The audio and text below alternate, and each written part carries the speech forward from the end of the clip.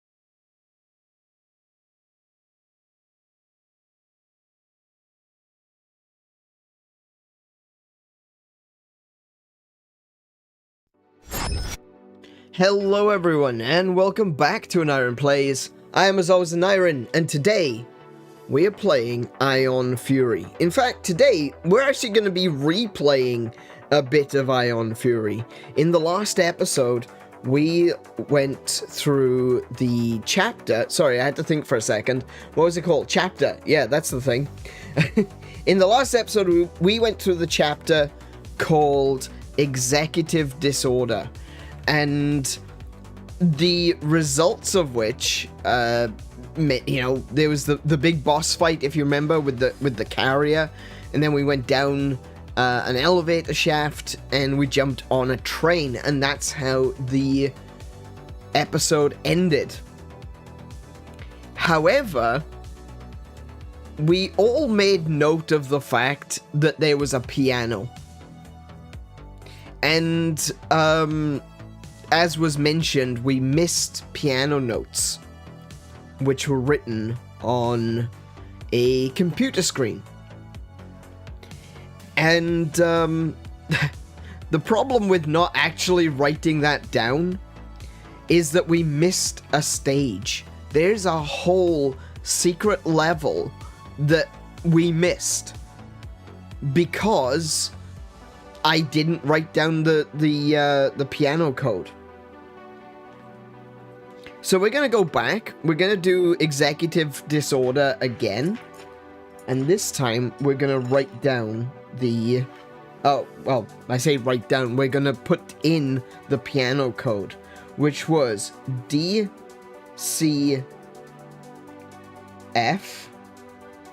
DCA,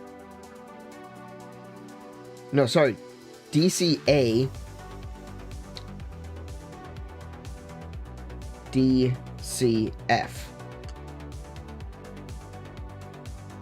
Yes, I think that's it. DCA, DCF. Yes, that's, I'm pretty sure that's where it was.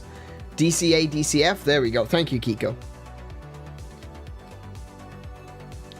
So, I don't want to go through the entirety of Subhuman Resources again, just to be able to get that code, so I looked it up. And so we're going to restart in Executive Disorder, right at the very beginning of Executive Disorder. Sadly, I didn't drop a save. I need to do that more often. I literally have 2 saves with my name on it.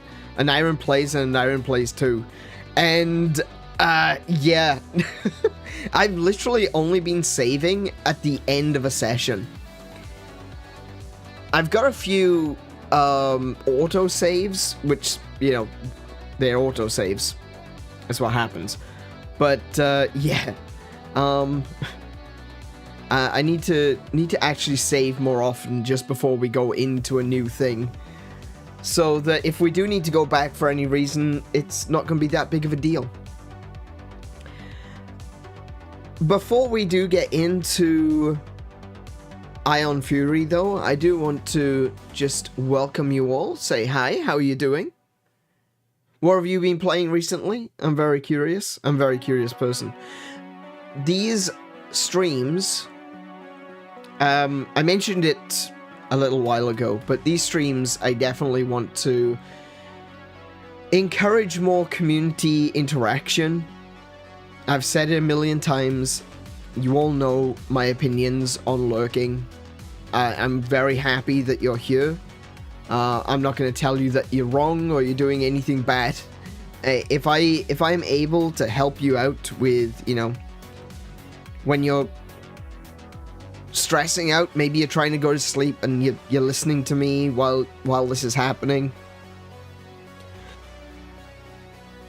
Or perhaps you just got me on in the background while you're cleaning or drawing or doing studies or whatever it might be. I'm just happy that I'm a part of your life and that I'm able to help you out in those situations. So I've got no problem with lurking. However, I do really want to encourage community interaction, community outreach as well. That's another thing. And just bringing people together to play games together. And that's one of the reasons that I've been really questioning what my part to play is on this platform. With this platform that is growing. And, I mean, we got a lot of followers yesterday, which I thought was incredible. And I'm looking forward to seeing that grow even further. But I think what we need to do in order to move forward, not just as my channel, but as a community, is to put more of a focus on multiplayer. And we've talked about this already, I know, but, you know, not everyone is here for every stream, so you gotta keep talking about it. Otherwise, people don't know what's happening necessarily. But yes, today I'm playing Ion Fury, which is a single player game. But in the future, we're going to be less focused on single player, more focused on multiplayer. And,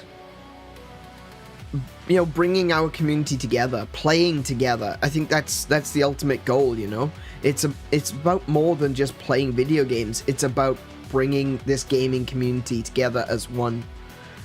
And so to that end, I want all of you to leave a like on this stream if you liked it.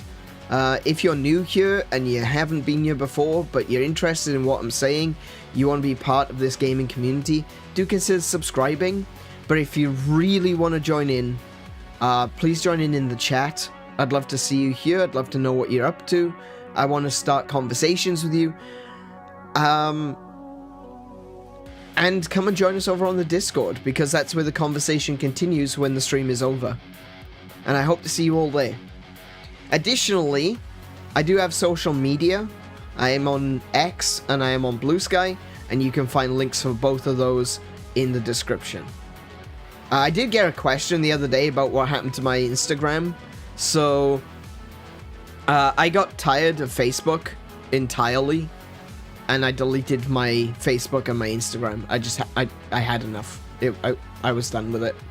So yeah, we don't have a Facebook and we don't have an Instagram anymore. I may be inclined to check out some of the other social media sites that have come up, but at the moment I think Blue Sky and X are probably the most active. So if you want to follow me on either of those, links are in the description. Link to our Discord is in the description. And of course, you can see on the top right hand of your screen there, you can see we've got the Virtual Fantastic Minecraft server. which you can access through the Discord. And we've got a community race day coming up on November 23rd. So that's not this Saturday, it's next Saturday.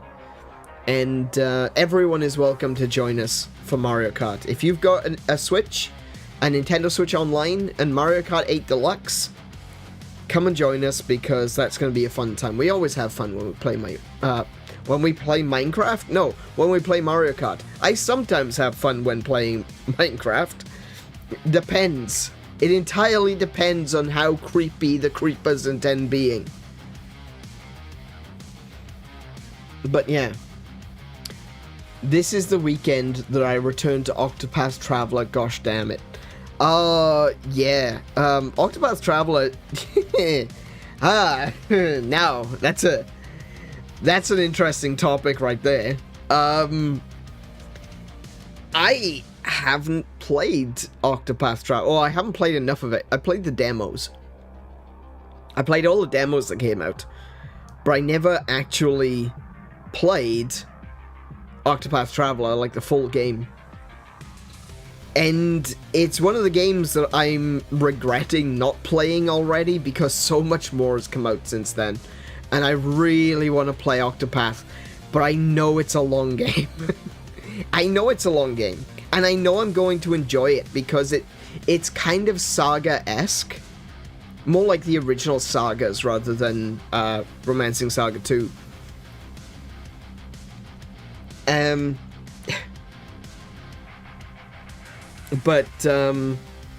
Yeah, that's another game that's just come out, Romancing Saga 2, the remake.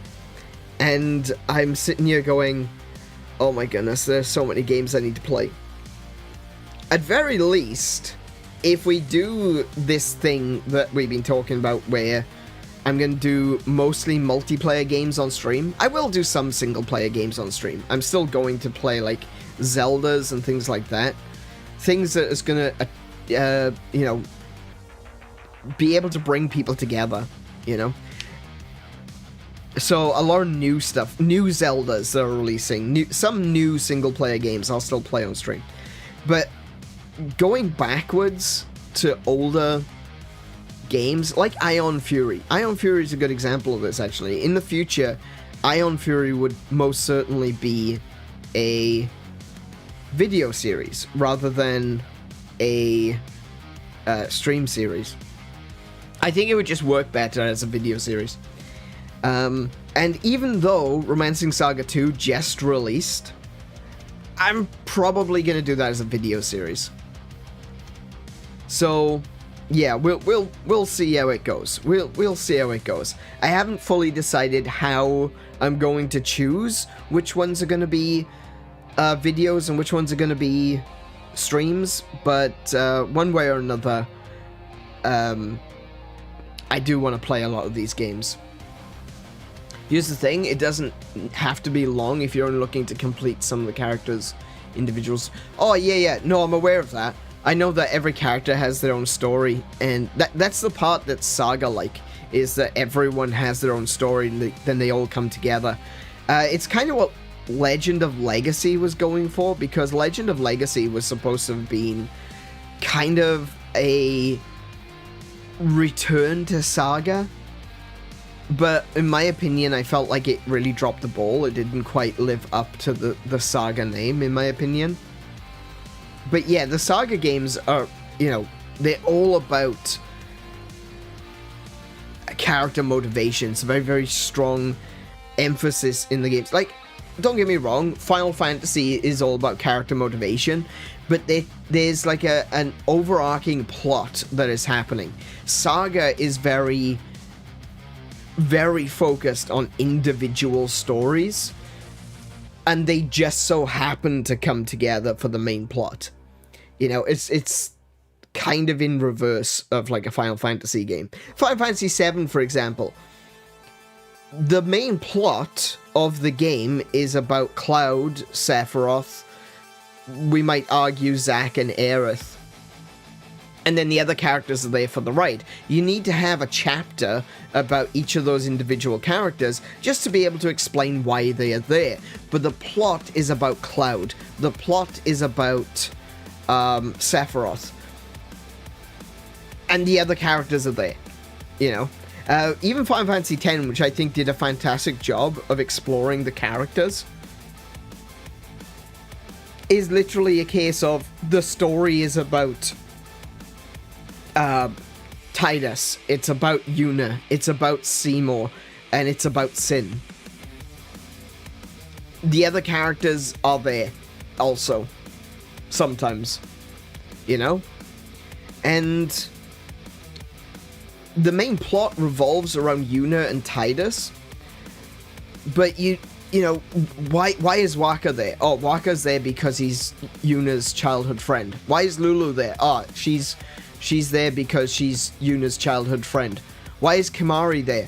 Ah, Kimahri's there because he's her first guardian and has known her since she was a child, technically a childhood friend. Why is Riku there? Oh, well, Riku encountered Tidus. She was the first person he met in that world. Also, she's Yuna's cousin, and they've known each other since childhood. Do you see where I'm going with this? Like, the motivation isn't really there. You know, it's all the same plot. But that's because the focus is on what is Yuna? Who is Yuna? And I love this about Final Fantasy X, is that Tidus, wherever you want to call him, he's the protagonist, but he's not the main character. Yuna is the main character, and I love that about Final Fantasy X. I think that's done in such a good way to be able to demonstrate that a protagonist doesn't have to be the main focus of the plot. In fact, Tidus is not really a huge plot point throughout most of the game, except for like key moments where he suddenly is like really important. And I love that. I think that's fantastic. 10 is easily one of my favorite Final Fantasies. When it comes to writing, at very least, 10 is the best. It just...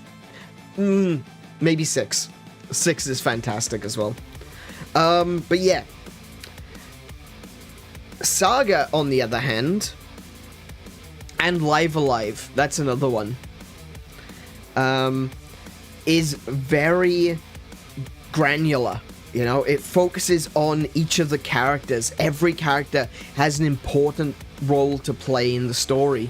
And then it all comes together to be able to say, and this is why they've joined forces. Everyone's got their own motivations. They're not just childhood friends. They all have their own individual plot that has brought them to such a point where their hearts and their motivations have aligned to reach this point. It is their saga. You know? That's where you get that from. Saga 2 did a fantastic job, Romancing Saga 2, where it was... It looked at legacy. It looked at dynasty. And I thought that was such a fantastic game. And it's probably the reason that when you've got a game called Legend of Legacy,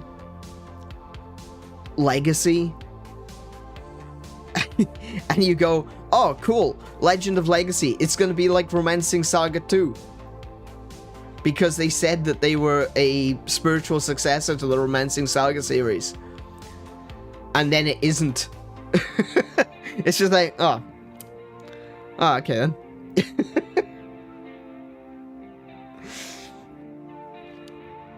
But yeah, if you want to talk about modern saga-like RPGs, it's Octopath. Unquestionably, it is Octopath. And I think I'm one of those people. I love Final Fantasy. I love Breath of Fire. But I honestly think that the writing in Saga is often better. I like Dragon Quest as well. Dragon Quest 11 is a game I really want to play at some point. but I know full well that's going to take me over a year to finish, so I need to kind of build up other videos first, so that I've got like a year's worth of content to post, and then start working on Dragon Quest XI. But yeah, it's gonna be interesting to have to go back and try to play those games. Yeah, Dragon Quest XI is gonna take me a while. I'll be honest with you guys, it's one of those games that I kind of go, do I even want to make content out of it?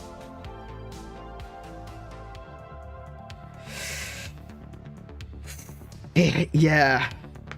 Like, I kind of want to... I love being able to stream. I love being able to make videos and things. And the reason for that is, like I've mentioned before, is that I know my memory sucks, right? My memory is already bad. And I think about where I'm gonna be in the future. I think to myself, I want to have these videos and these playlists not for posterity. You know, I don't even know if I'm gonna have kids at this point, you know? But I'm not doing this for my kids or my grandkids to watch me play video games, you know? I'm kind of doing this for myself. I'm doing it so that when I'm 70 or 80 and I'm sitting here thinking to myself, oh, what's my name again? You know, I can look back and go, oh yeah, I remember playing that. That was fun. That was such a good time. That's why I make content. It's like a digital memory. And, yeah. When I sit back and I think to myself, man, do I really want to make videos out of this? Then you know I'm serious. That's a serious consideration that I have to make there, because yes, I do. I would like to make videos or streams out of every game that I play. However, there are some games that I'm just going, that's an awful lot of game.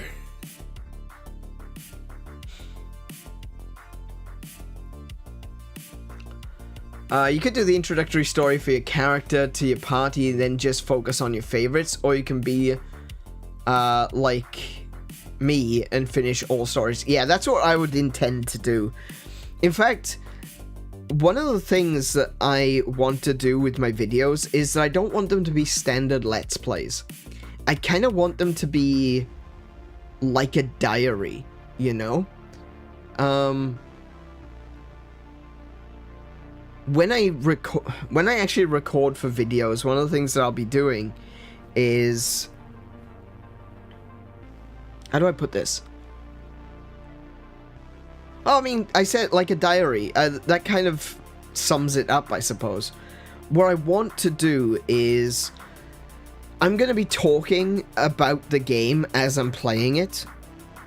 But that might not necessarily be the audio that you hear when it becomes a video, you know? What I'll probably end up doing is doing a secondary voiceover.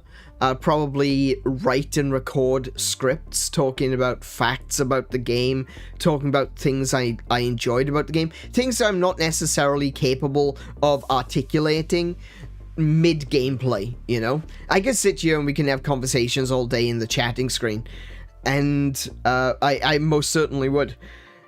But when I'm actually playing, I'm not going to be able to articulate those things necessarily as well as I would when I'm not thinking about what do I do next, you know? So I'm going to have a voiceover that's me talking about the game as I'm playing it, but then later I'm going to write a script, I'm going to record some things, whether it be facts about the game, tangential stories, something about the character, something that I learned through playing, because I feel like having a Let's Play series, it gives you opportunity to talk about things that you might not necessarily be able to talk about when you're discovering the game for the first time, but experiencing the game for the first time is also something that is important, you know? So, streams, I think, are fantastic for first-time discoveries. But sometimes you also, like, if you go back and you rewatch my Tears of the Kingdom streams, I made so many mistakes regarding Zelda lore. And it's not because I don't understand Zelda lore. Like I've mentioned before, if there's any game series in the world that I would consider myself an expert in, it is Zelda. The problem is that when you're playing a game, you're distracted by the game. And when you're trying to tell a story about something related to what you're doing in-game, you're distracted by trying to remember the history. So your gameplay suffers when you're talking about history, and your history suffers when you're trying to play the game. All in all, it's a mess.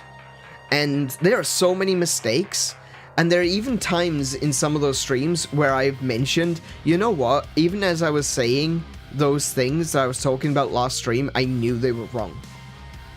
But there was like a disconnect. It was like another part of my brain was going, you're cocking this up. This isn't right. But it wasn't getting through to me, you know? And there's a few of them where I put Zelda games in the wrong order in the timeline. I've said that an event happened in one Zelda game when it was actually in a different Zelda game.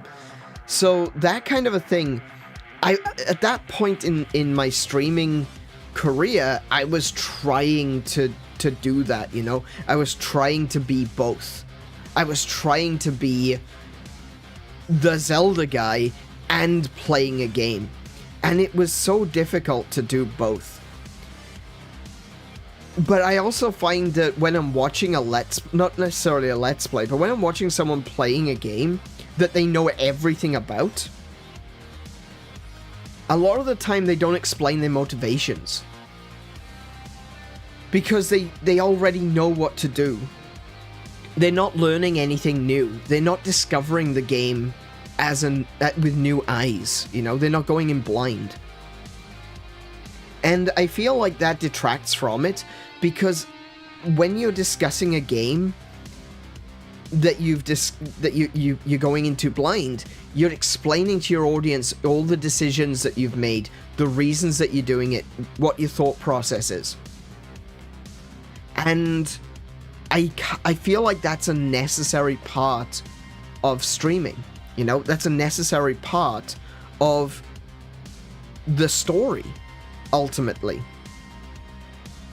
Of your story. Not necessarily the story of the game, but your story of discovery. That's important.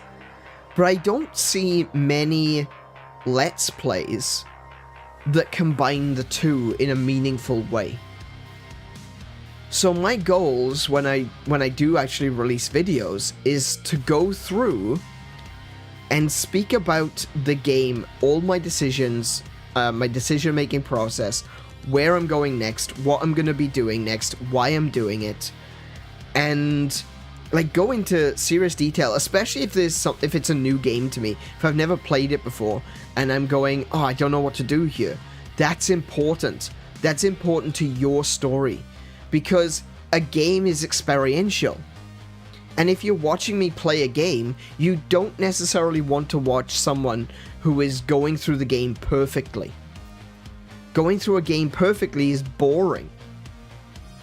Unless you're watching a speedrun. You know, that's something else entirely. I'm never going to be a speedrunner. I'm always more into high scores than speedruns. But that's the thing, is like the experience is a part of your story. And if you're not giving that part of the experience, you may as well be watching it without commentary. Because you're not learning anything from the player. You're just watching someone play. and talking about something unrelated, perhaps.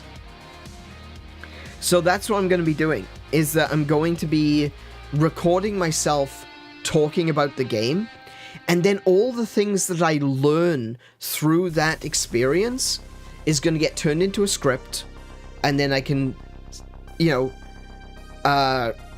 show you my experience going through step by step, but then I can interject and insert little segments like, oh, this part of the game was inspired by blah blah blah, and talk about the history of the game, talk about the development of the game, things like that. And I think that is, it kind of crosses the line between the sort of video essay that you would expect from someone who is going to, like theorist content, historical content, documentary content, people like Matt Pat when he was doing game theory, people like Loxton who does amazing Pokemon videos these days. I do kind of wish he would go back, but I know why he focuses on Pokemon, and I completely understand. But I still watch Loxton's content, even though I don't really do much Pokemon these days. But it's still really cool to see his theories. People like the video game historians, people like John Hancock, people like Metal Jesus, all of these people. I know that he says he doesn't understand why people like this content, but Square Pegs, man, the videos of his that I love the absolute most is when he's talking about games that he worked on, or when he's talking about his times working for EA back in the day. That's some of his, in my opinion, that's some of his best content, because it's so real. So I want to try to capture a little bit of all of these people that inspire me, and be able to insert that alongside gameplay. So if there's like a boring section, let's say for example we are playing Final Fantasy, and due to the fact that I've been a little bit too efficient, perhaps, that I'm a little bit under-leveled. I haven't fought enough monsters, I haven't done any side quests or something, or I haven't done the right ones, and I don't have enough experience. So, while I'm running around just fighting monsters, I can like blur that into the background and talk about stuff. I can silence my voice, my in-the-moment gameplay voice, and then talk about other stuff about the game. Talk about my personal experience of the game, like when I first played it, stuff like that. And I think that's gonna be... a little bit unique. Because I don't see a lot of that, and I'd love... I think that there's... I don't remember who said it, but it's kind of like, the old saying, be the change you want to see in the world. It's similar to that. Create the content that you wish you could watch. And I think... because ultimately... and I think it was Angry Joe that said this, or at very least it's his version of it that I seem to recall, because he did a video many years ago, many years ago, when Blistered Thumbs was still a thing.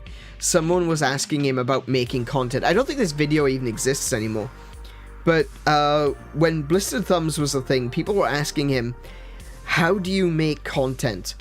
I don't know if what I have to say is going to be good enough. And he said,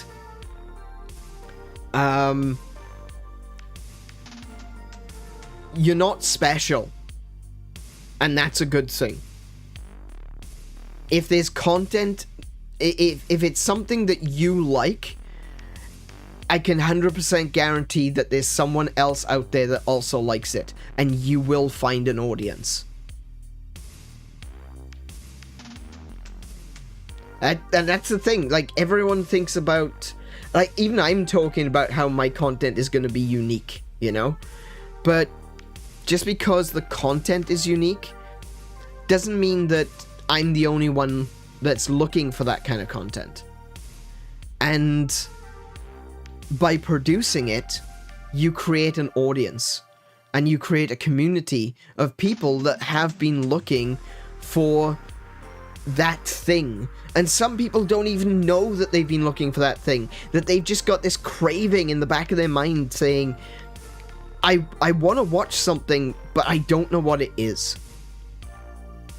And then suddenly someone comes along, or they stumble upon, because they're constantly searching, and anyone who is searching, anyone who is truly searching will find what they are looking for. And these people will eventually encounter your content, because that's what they're looking for. And they'll go, oh, this is what I've been looking for this entire time. And that's why it's important to not try to be someone else. When you had character... I feel like this may have actually been the death of the character-driven YouTube content, or the character-driven critique content, is that we had people like Angry Video Game Nerd, we had people like Nostalgia Critic, and everyone was trying to be Angry Video Game Nerd and Nostalgia Critic. And when you've got, when everyone is Angry Video Game Nerd and everyone is Nostalgia Critic, then no one is Angry Video Game Nerd or Nostalgia Critic. You know? You've got to find your own way of doing things and be that, you know, be what you are looking for. If you are making, I know this is this isn't necessarily 100% accurate, okay? So I'm not saying that this is the only way to go about doing things, but there's a very good chance that if you feel like, I want to create stuff, I want to be a YouTube reviewer, I want to be a critic or a streamer or what have you, if you want to do that, then it's quite possible that the reason that you have that desire to do it is because you can't find what you are looking for in those that exist. That's not 100% going to be true. Some people are just inspired by others.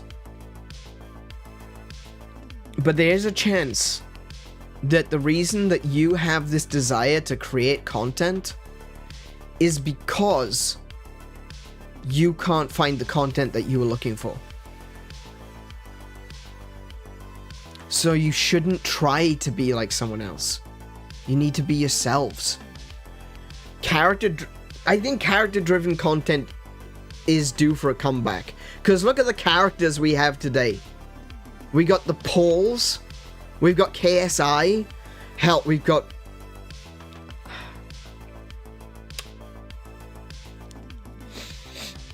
That's sad enough just to begin with. But we've also got,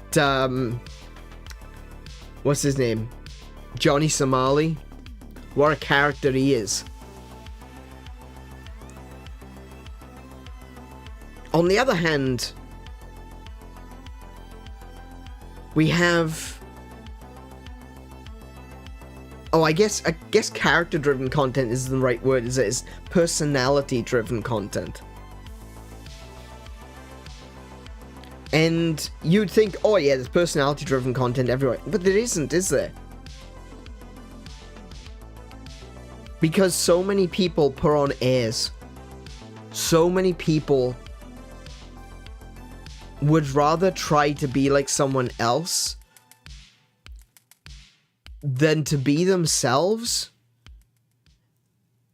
and be outed for that, you know? It's like, if you are yourself and you fail, that's because you suck, you know? I think that's the mentality that people have. But there's an even worse crime there. If you pretend to be someone else and you're successful, it wasn't you. And I think that's infinitely worse.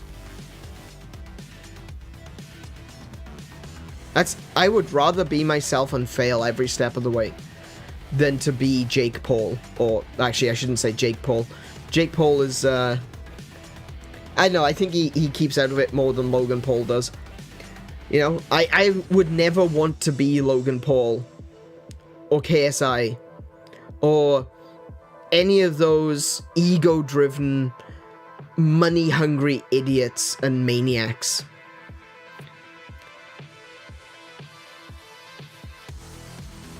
Instead, I would rather be myself and fail.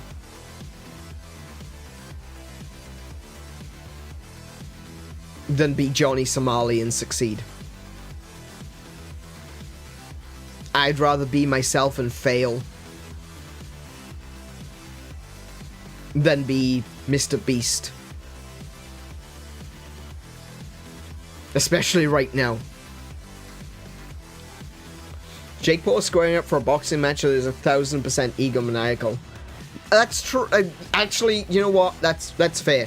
I do have opinions on that boxing match. I don't know if I necessarily want to talk about it, but my opinions on that boxing match is that congratulations, Jake Paul, you've decided to square up against a 60-year-old man.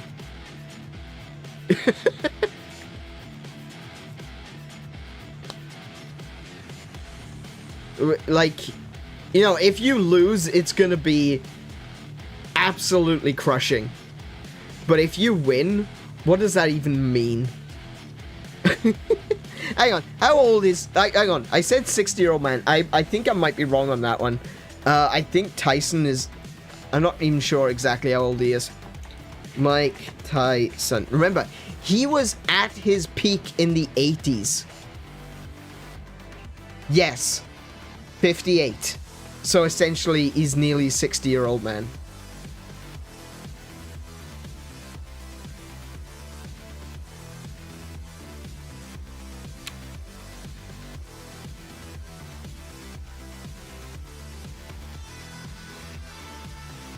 How old is Jake Paul? I didn't even think of that one. Jake Paul.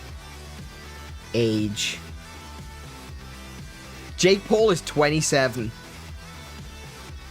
So, Jake Paul is how old Mike Tyson was when Mike Tyson was advertising Punch-Out.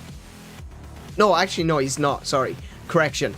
Jake Paul is how old Tyson was in the early 90s.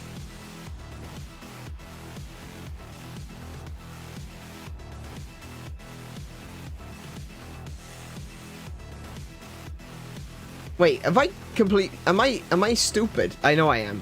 Don't answer that question. Calculator.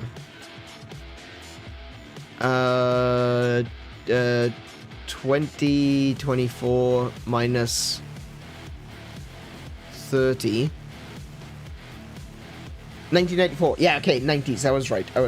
Okay, so, yeah. In 1993... No. In 1991, Mike Tyson is as old as Jake Paul is now. In 1991. A lot of you weren't born then. I know my audience. I know the demographics of my audience. I've got analytics, right? Most of the people who watch my channel weren't even born then.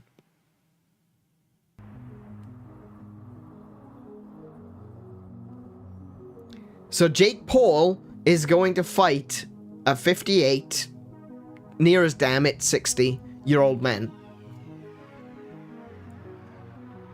If he gets his ass handed to him, that's going to be hilarious.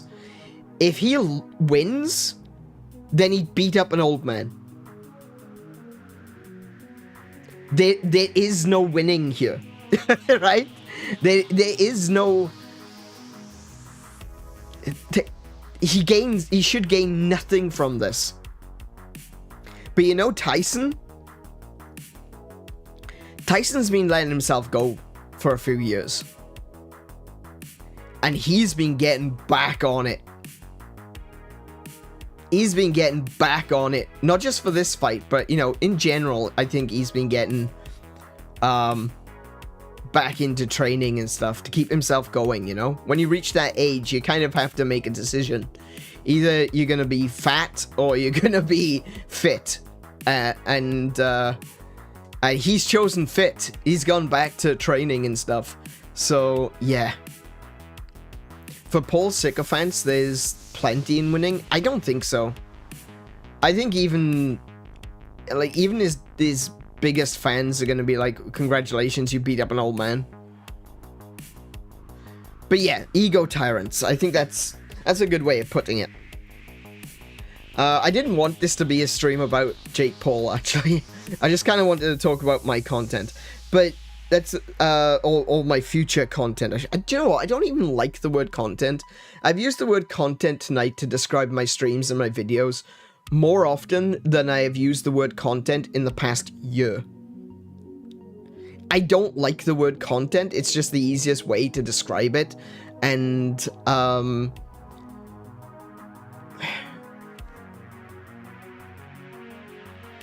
I guess creations, my creative output, my creative media. Oh, that brings back memories. Wow. I used to have a website called Creative Media. Long ago, when I was young. When I was young, foolish, and idealistic, I had a website called Creative Media. I was, of course, very young, very idealistic, and those two things together means that you lack experience and you lack wisdom. And, yeah, it didn't go well. It didn't go as well as I'd hoped. But, yeah. No, there really isn't a better word for it. I think content really does sum it up. I just don't like how antithetical to art it sounds. Like it's a product. I guess it is a product. Like everything is a product. If you produce something, the result is a product. But, I don't know, it just seems so antithetical to the creative standpoint. And I kind of would rather be... I guess I would rather be seen as a creator rather than a content creator, a production line, you know? And I think that's what drives my thought process to want to do more, you know? To not just do streams and play video games and make Let's Play videos. And don't get me wrong, I have a lot of respect for people who do make streams and Let's Play videos. If they've got a personality to back it up, you know? Or if they're introducing people to new games and new ideas. Which is definitely something that I want to do, you know? The whole point of why I started streaming originally was I wanted to explore games that people didn't necessarily play very often. That people don't necessarily know about. But I honestly think that I need to change that philosophy. Especially after playing Somerville. So if any of you... I said I was going to address this, but I never ended up doing so. If anyone was here for the Somerville stream, I ended it on kind of a rough patch.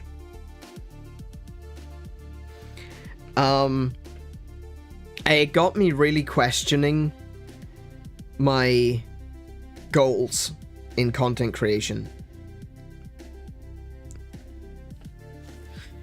Because I have always been an advocate for people playing video games, not watching them.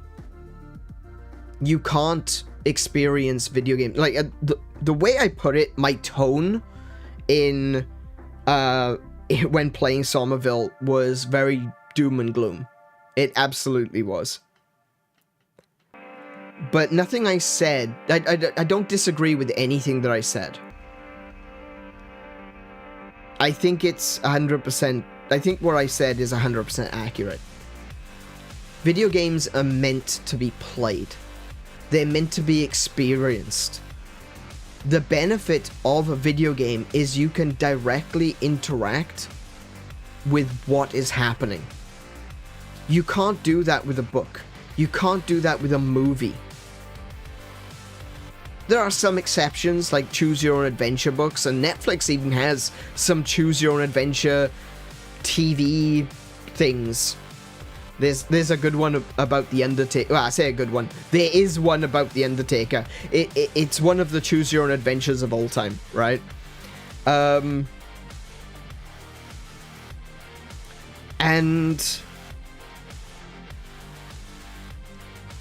you know, it's one of those things, but you're still passive. You're still watching things happen on a screen. You're just occasionally making some decisions. There's no skill involved. You're not fighting to defend, to defend a country. You're not trying to save a princess. You're not exploring and discovering things for yourself. That is unique to video games. That is 100% unique to video games, where you go into a world and you are discovering it for yourself.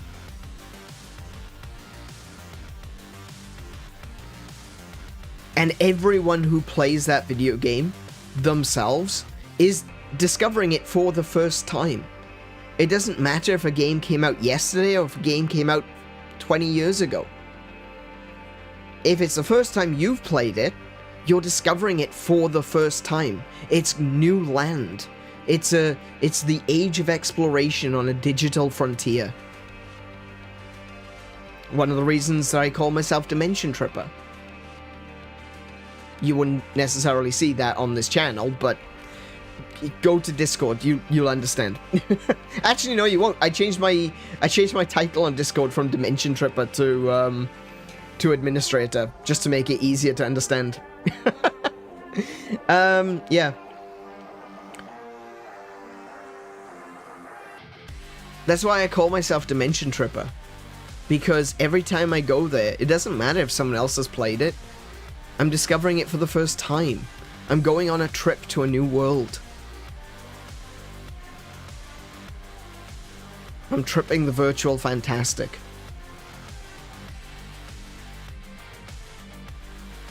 And you can't do that if you watch someone else playing. And I started to get worried at the end. I was really questioning myself at the end of Somerville because I thought to myself, what am I doing? How can I preach a story, a tale, or a mindset of experiencing games when I'm robbing you of that ability to experience them for the first time? It really got me thinking. It really made me question, should I even be streaming?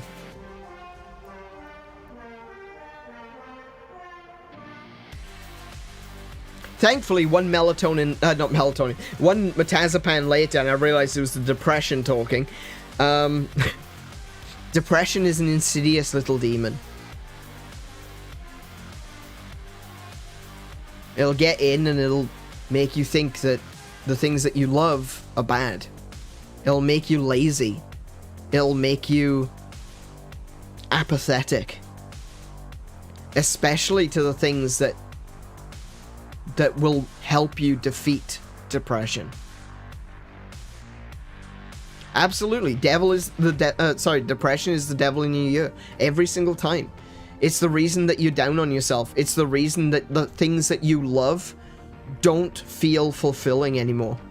But you know what? If you keep plugging away and you say to yourself, you know what? No, damn it. I'm gonna play some damn video games. It helps. Because the video game might not be real, but the sense of achievement and victory that you get at the end, that's real.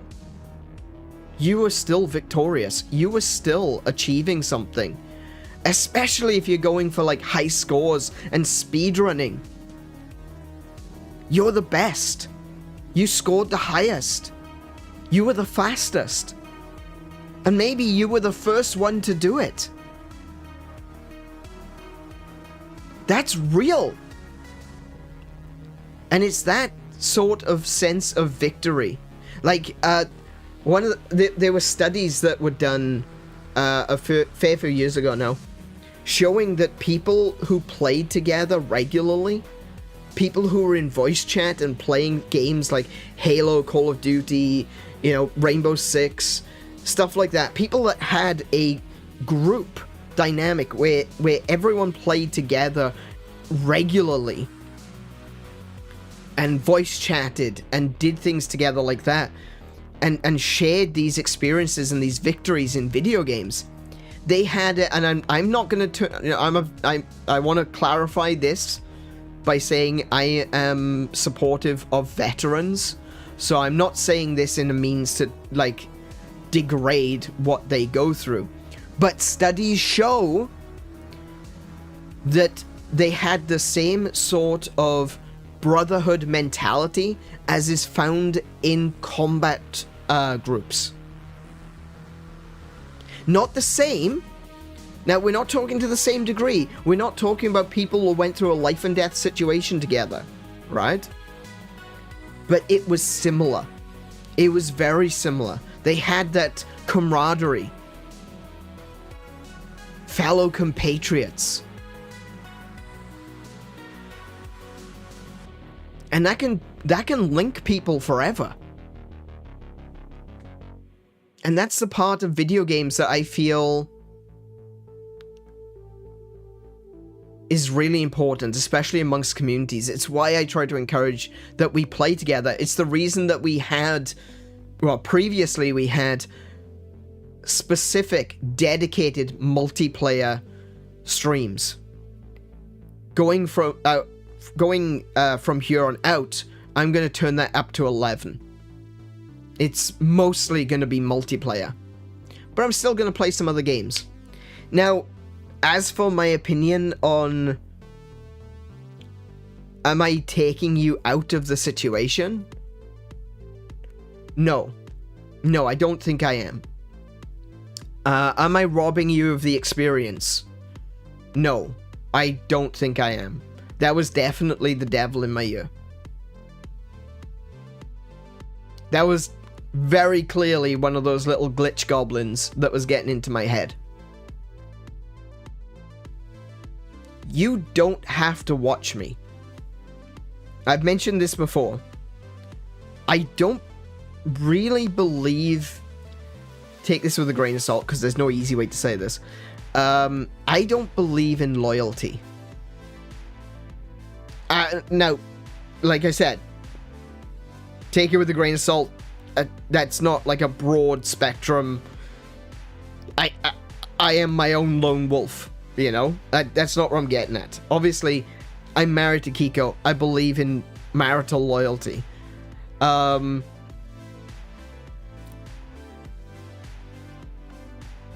But brand loyalty. I don't believe in brand loyalty.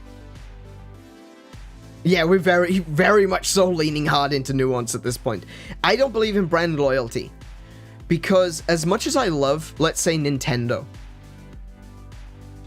they can screw up. And they have done. Their recent warpath against emulation is a little disconcerting, to say the least. Previously, I was very much dead against PlayStation. During the PlayStation 3 era, I was very opposed to Sony. Later on, I bought a PS4. Now, I'm very much opposed to Sony again. Not because I dislike the console or any of the games that they produce. I have a problem with the company. I am not brand loyal. I will never be brand loyal. The closest, absolutely closest you can get to saying that I am brand loyal would be Nintendo. But even then, I buy Nintendo consoles so I can play Nintendo games. It's that simple. It is that simple. I enjoy Nintendo games. I like Mario. I love Mario Kart. The new Mario Party is phenomenal. Ask me how many Mario Party games I've bought in my lifetime.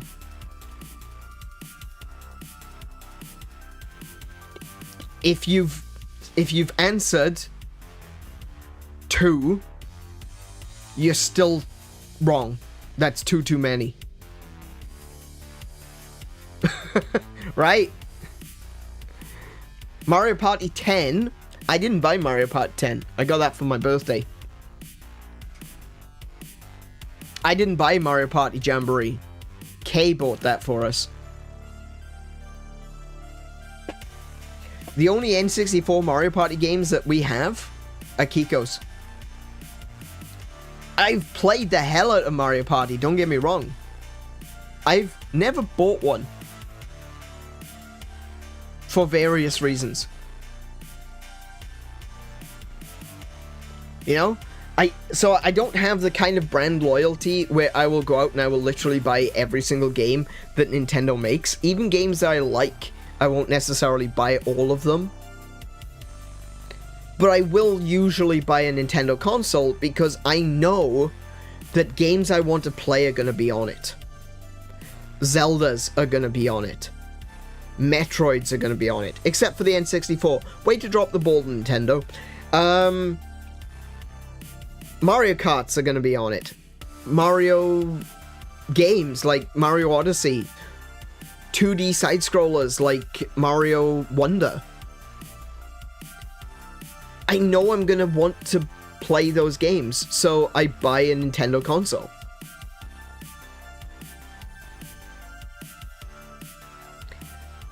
This generation is the first time I've ever bought an Xbox. Oh, that's not strictly true. I do have an original Xbox limited edition, but I've never played it. I bought it because I was going to mod it, and I decided in the end not to. The first Xbox that I've actually bought to actually play was this generation, and I bought a Series S because I didn't want to spend all the money on a Series X.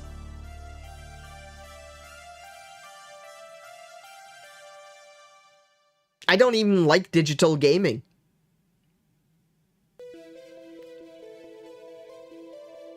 I prefer buying physicals. But I bought an S. Because I was slightly interested. Yeah, I was slightly interested. The OH doesn't really count. What, OH? Oh, original hardware? I don't know, what are you saying? What is OH, Kiko?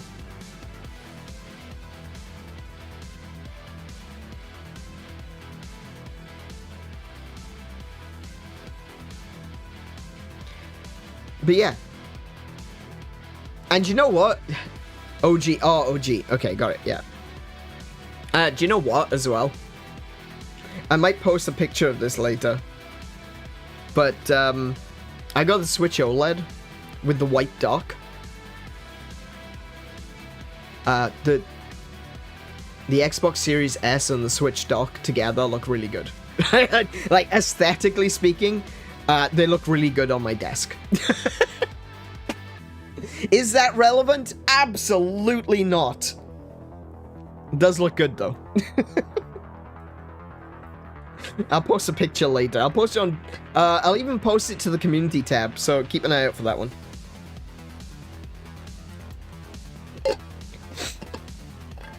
Now, do you know what? There was a little bit of an error at the beginning of this stream. I accidentally hit the chat window and we went into the chat and I was like, oh, pretend you didn't see that, and then it disappeared again. The reason is that I was setting up a button to tell me when 2 hours had passed so that I could take a break. You know, I finally have a break button. I forgot to press it, so it hasn't been counting down. Yeah. We've been going for an hour and 12 minutes, so I've been chatting for that long. Oh, actually, we've been going for an hour. I've been chatting for about an hour. I think that's enough. But yeah, know that there are changes coming. There are changes to what I'm going to be doing, the sort of content, quote unquote, that I'll be producing.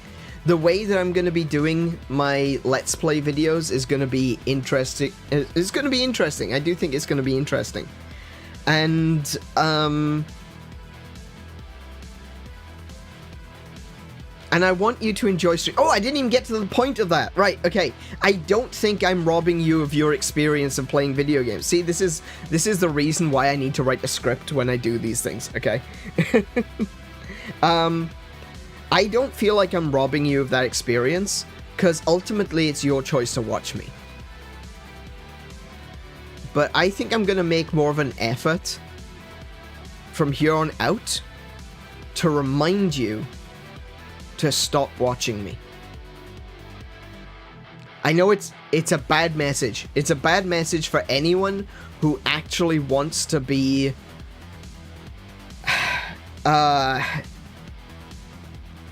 for anyone who wants to be a content creator, you know?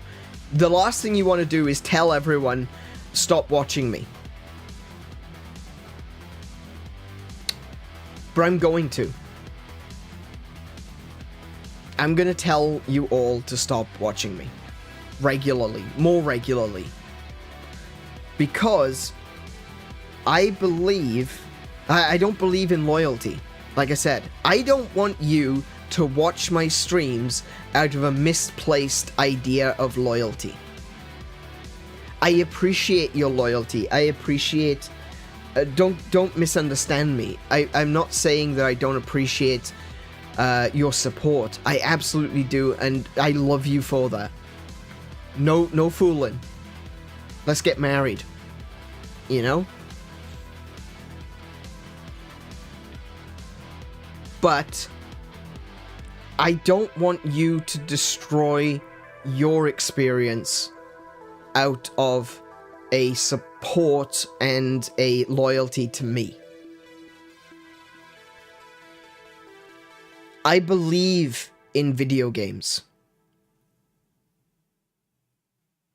I know I wasn't given the title, but I used to be called the Priest of Gamers, for goodness sake, right? I believe in video games. I believe in the healing power of video games. I believe in the escapist ability of video games. And yes, healing does come from escapism. Because sometimes it's just the endorphin rush you need to survive another day. I've been there. I've experienced it for myself. It's real. It's real. I believe in the benefit to humanity that video games can be. And you might be thinking to yourself, benefit to humanity, you're overselling it now. No. Seriously. Go look it up. Surgeons play video games before going into surgery. Because they find that it makes them more accurate. People with hand-eye coordination problems, like myself. I've talked a lot about my dyslexia. Actually, that's another thing I'll bring up. I've talked a lot about my dyslexia, but I don't really talk about dyspraxia very often. Dyspraxia is a disorder that affects hand-eye coordination. It's the reason that I'm not very good at first-person shooters. I still enjoy them, I'm just not good at them. I'm especially not good when it comes to control sticks. That's why Resident Evil was such a shit show. But I am way better than I should be. Doctors always said, we agree that he's got dyspraxia. He's got all of the symptoms that would suggest he's got dyspraxia. And then they would say to me things like, but you'll never play, you'll never draw, you'll never catch a ball, you'll never ride a bike, and you'll never play video games.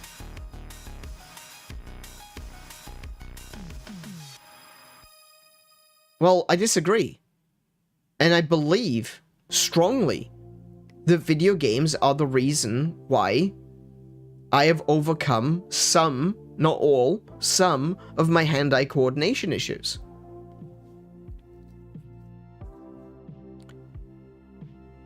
I can ride a bike. I haven't ridden a bike in a long time. I've actually been thinking about buying a bike recently. Just something to do, you know, go for a ride. Get me some exercise in. It'll also give me access to, you know, go places that, without actually needing to drive everywhere. Yeah, so anyway, yeah, that's a tangent, my goodness. Hand-eye coordination. I believe my hand-eye coordination has improved because of video games. As for not being able to draw, I know plenty of people who would argue otherwise, but I don't consider myself the best manual artist. I like sculpture. I haven't done sculpture in a long time, but I do like sculpture. And I can draw. I can. I just have difficulty. But I can sprite. I can make sprites. In fact, let me show you what I've been working on. If this, maybe this will encourage you to come join our Discord. Let me show you what I've been working on.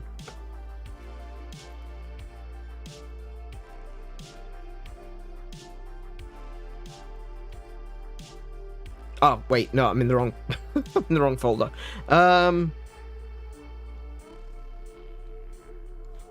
I started a project recently where I was going to do an hour of spriting every single day. And my goal is to create an artwork that I'm calling For You. Because it's going to be sprite art of members of our community. And this is what I've done so far. Sorry about the grid lines. I am actually doing it, taking these screenshots in Photoshop. So there are grid lines when you zoom in this far. But I'm working on sprite art, and I'm basing the sprite art on the Neo Geo Pocket version of King of Fighters. I really love that art style. And actually, here is what my character is based on. Is this going to be a big one? That's huge. That's massive. This is what my character is based on. So you can see the similarities, like the direction of the head is facing, you know, the kind of way the foot is. It's heavily referenced, you know. Obviously, I made my character look like he's got bulky boots on, because I do. But this is what he's based on, and I love this art style. The King of Fighters, the SNK Neo Geo Pocket art style, I love it. And so that's what I want to focus on. And so I've got myself here, I've got Kiko, and I'm working on making more of these. I'm going to be doing this continuously, doing an hour of sprite work every day until I have a lot of our community as sprites in this artwork. And I may not be able to draw. Like I said, some people will say I can. Kiko would say that I can. I know Plague Doc would, you know, I sometimes wonder that Plague Doc's going to take a swing at me if I keep saying that I can't draw. So, so for the sake of Plague Doc, we'll say that I can, right? But honestly, my preference is in sprite work. It's because of my love of video games as well, you know? That plays into it. So, yeah, this is what I'm currently working on. I'll get rid of those. But I find it easier. Not because I don't have the skill to draw. I probably could draw. But I know it's gonna if I was to do an hour of drawing every day, today would be day 4. I still wouldn't have finished my first sprite if I was drawing. I'm already finished on 2. And Kiko's sprite took me a day. It took me it took me about an hour, 20 minutes. I ended up spending more than an hour on it. But, yeah. I feel like I've overcome, to a certain extent, not entirely, not completely, but I feel like I have overcome some of the hurdles in dyspraxia. As for dyslexia, I attribute my ability to read better than where I used to. It was kind of strange. Like, I used to be able to read, but then it kind of plateaued at a certain point, and it dipped off. Like, I read Lord of the Rings, I read the Iliad, I read the Odyssey, I read The Hobbit, I read a load of Star Wars novels. And then it kind of just stopped.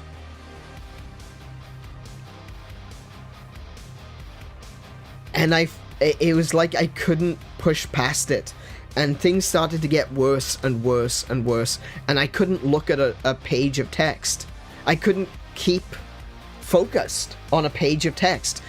The text just jumbles. And I get to the end of a page and I go, what the hell was I reading? And I have to go back and read it again. I sometimes had to read, because I was in the process of reading all of the Terry Pratchett novels at the time.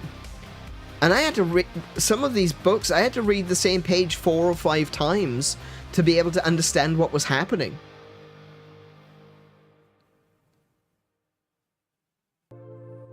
But video games, they pushed me forward to start reading again. I would definitely also put it on anime, because I prefer listening to it in Japanese. So reading subtitles, I had to overcome my dyslexia to read the subtitles. Same goes for video games. I have to overcome my dyslexia to be able to read subtitles.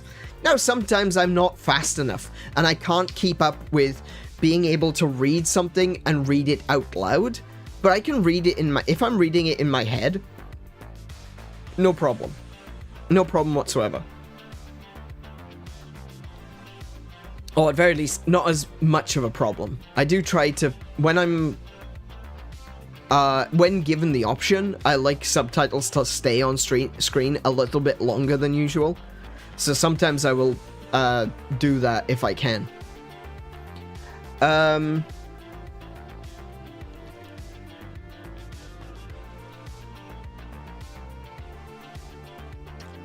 So that's just me. That's just me personally. You know, like I said, I can catch a ball. I can ride a bike. I can draw. I understand perspective. I can look at things and go, oh yeah, I know that works in a 3D environment. You know, like I've got spatial awareness in 3D.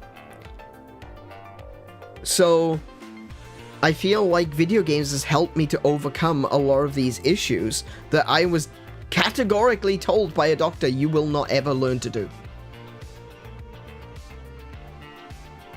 And video games has been the one thing that separates me from a lot of people who just accept that, I think. Now, today video games are definitely more common. When I was a kid, let me tell you something. When I was a kid, I knew a grand total of 5 people that had a Super Nintendo. I was in a class of 28. In my class alone, there were like 3 people that had a Super Nintendo. And in the year above me, there were 2.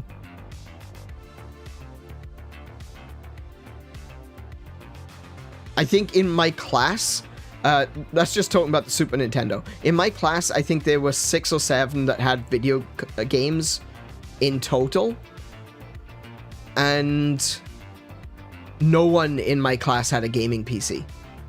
In fact, there was one guy in a year, actually one of my best friends at the time, and he had an Amiga. I think he also had a Commodore, but I don't recall. I know he had an Amiga. And someone else that I knew in the same year as him had an Amiga as well.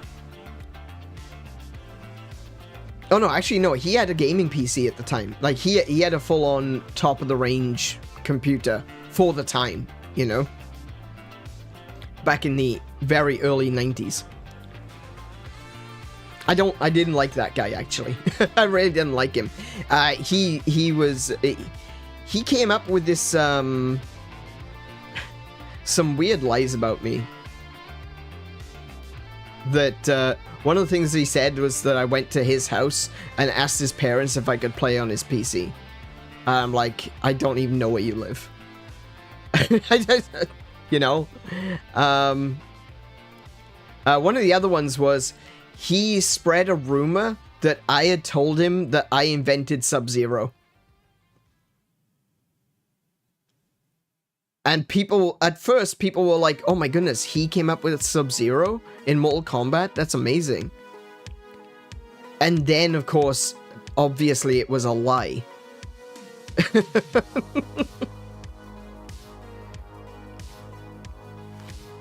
But the thing was, it didn't go back to him. It wasn't like, oh, you lied. You told us he invented Sub-Zero. It was, I was the liar for telling him that I invented Sub-Zero. He was very manipulative. Very manipulative. He was a dick, right? Anyway, that's a different tangent for another day. But, like, Tetris. People being prescribed Tetris for Alzheimer's. They try to encourage... When you've got old people living in hospitals and homes, they're doing trials and tests, and they're discovering that Tetris can help people with Alzheimer's.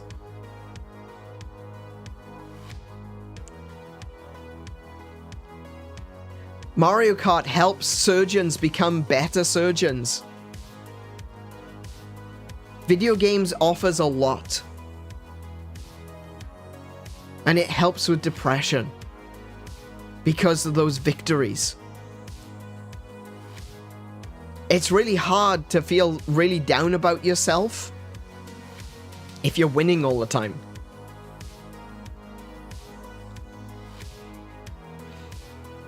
If you're constantly putting yourself up to the challenge and overcoming the challenge, it's really hard to feel down on yourself.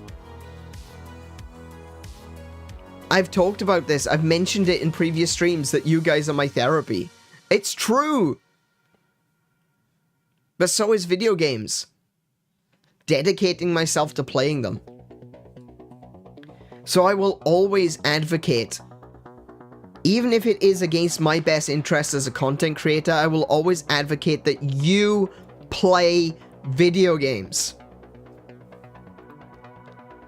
Even if it means switching my streams off and going and doing it for yourselves. Please do. I would rather that. Come back and watch them later. My streams are going to be here. I'm not going to be taking them down. And even if YouTube does decide to eventually say, actually we don't like this guy, he's talking too much sense, and kick me off, I'll find somewhere else to upload them. Don't worry about that. Don't you worry about that. I will find somewhere else to upload them.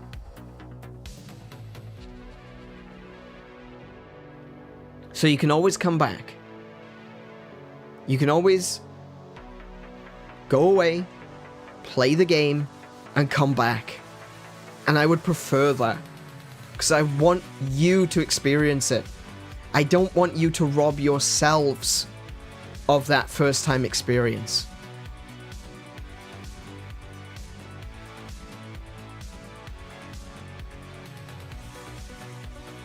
Yeah, a lot of people do. That's the thing, Kiko, is like, I also like watching other people play games that I've already played. And if it's a game that I've not played, I'll still watch sometimes. if it's something that I don't think I'm going to be playing, as much as I love horror games, there's a lot of horror games out there that I'm not interested in. And so I watch Markiplier. I want to empower and I want to encourage people to make their own video games, but there's a lot of ROM hacks and things out there that I'm probably never going to play. So I like to watch Pro Jared. He does a fantastic job of highlighting ROM hacks and fan-made games. I'm glad that he does that. I'm probably not going to play all of them. I definitely am not. I'll be real with you. But I'm going to play some of them, and I'm going to play some of them thanks to his recommendation. And so if there's a game that I'm watching someone play, and I say to myself, man, I actually really like this game, I'll turn off the stream. I'll turn off the video, and I'll go play it for myself, and then I'll come back and watch it later. Even, oh, this was a good one. I started watching Cecilia, the new one of the new Hollow Yen members. I started watching her playing Dishonored. And I got about 3 streams in when I thought to myself, I actually don't remember what happens next. So instead of watching it, I stopped. I immediately was like, I don't know what happens next. I can't remember. So I'm going to play it again. I'm sure when I do play it, I'll remember. But I didn't want to take that experience away from myself. I also like watching you play some games I'm interested in, but don't have the skill ability for. That's also understandable, yeah, definitely. And that's where I'm at. There's some games which I just look at and I think, I'm probably never going to play that. So, you know, obviously, but I don't want people to immediately assume I'm never going to play it, you know? Do what I say, not as I do, right? I don't want you to immediately assume I'm not going to play that because XYZ. You should try. There are a lot of games out there right now that have demos, and you should at very least try. And if you play the demo and you're like, actually it's not for me, then that's fine too. You don't have to buy a game just because I'm playing it. But if there's a game that you see me playing and you think to yourself, man, that looks really good. That looks really interesting. That looks fun. Please stop watching. Go try it for yourself. Especially if it's a retro game. Like, if it's a game that you can get on emulation, or you can get it on Nintendo Switch Online, or Game Pass, or whatever it is that you've got, it doesn't hurt to try.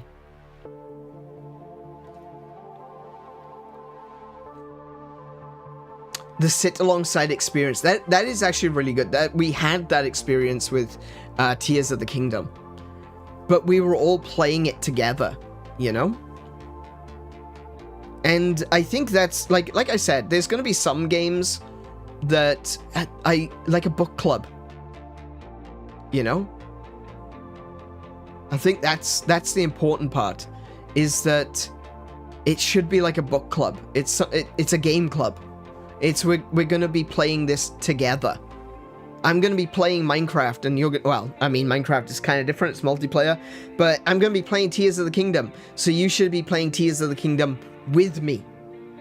And we explore things together for the first time, and we discover new things together for the first time. That's the kind of experience that I want, and that's the experience that we had while playing Tears of the Kingdom. And so many people joined us for that. But folks should be buying Mario Kart 8 Deluxe and Mario Party Jamboree. 100%. Definitely. These are fantastic games. They are incredibly fun. And you can join us to play. Like November 23rd. You can see it top right there. Oh, it just changed. Mario Kart Deluxe Community Race Day, November 23rd. That's when it's going to be. I'm going to jump on into Ion Fury. I know I've only got like half an hour. You don't need to remind me, Kiko. It's all good. Once I finish this stage, I'm going to take a quick break. And then... Actually, do you know what? No, we're going to do it the other way around. I'm going to take a quick break right now.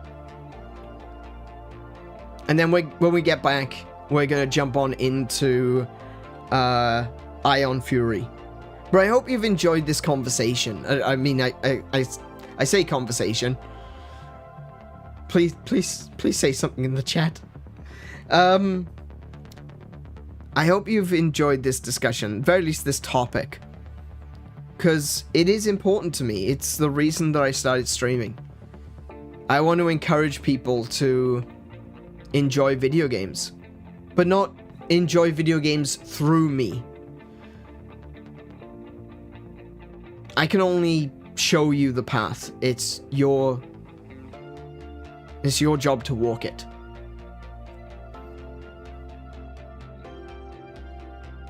So, if you want that experience, if you want to, maybe there's something you want to overcome, you can find that. I know it sounds hokey. I completely understand. But video games can help you feel so much better about yourself. And that's the first step on a road to recovery. I don't want to use the term lost the faith. Maybe apostate is more accurate, actually. I went away from gaming for a while. I heavily focused on anime and comic books.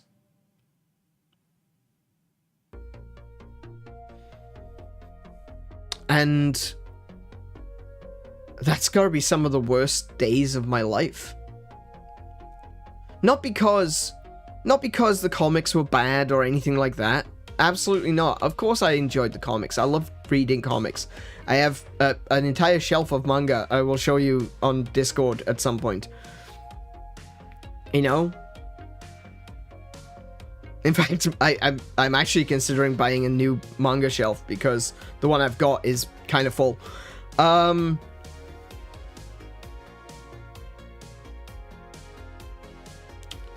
It's not that I stopped in reading comics. Stopped playing video games. As such, I still played video games occasionally, but my focus was on comic books. It was on superheroes. It was on watching anime. I was just getting back into anime at the time.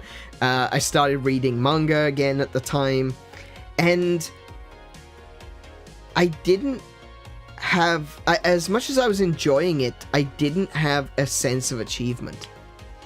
There's no real, I mean, for some people it is, you know, if you're going to read War and Peace, and you get to the end, you're going to close the back cover and go, oh my goodness, finally! You know, there's a sense of achievement in reading through War and Peace. Same kind of goes for Lord of the Rings, so that is more evenly paced because you can buy it in 3 books, or you can actually buy it in 6 books. It's very difficult to find, but you can actually buy Lord of the Rings in 6 books. But there's no achievement. You don't feel at the end like you've done something, like you've overcome some great challenge. And I suffer from depression. And I suffer from insomnia.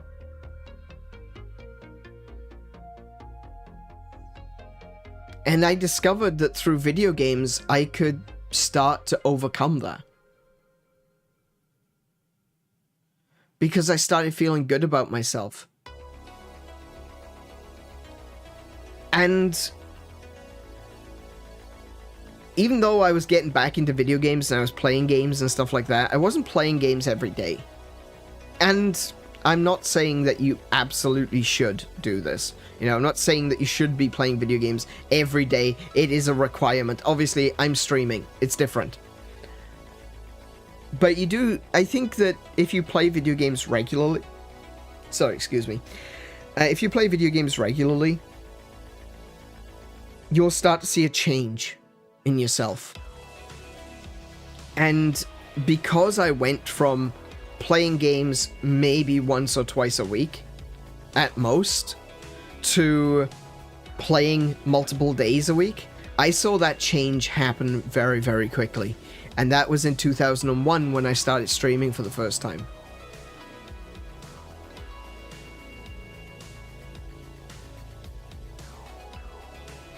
When I stopped streaming in 2002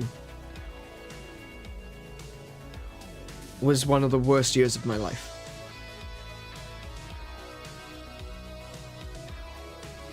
I felt like I wasn't achieving anything. Not just because of video games, but because the one thing that I thought that I had control over, you know, the CUF and all that, getting a job during 2020 was near impossible. 2021, I started streaming. 2022, things were still not great here in Australia in 2022. They were still very much so lockdown. Not so much lockdowns, but, you know, public distancing. A lot of places were closed. A lot of places didn't have jobs to offer because they were down to a skeleton crew.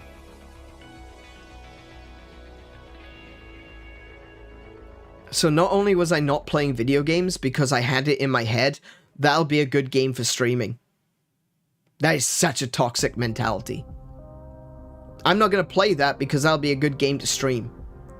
And so I kept it in my pocket, waiting till I could stream again.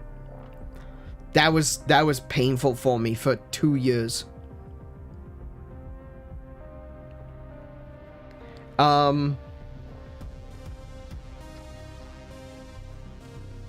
Oh, sorry, a year and a half, not 2 years. Year and a half.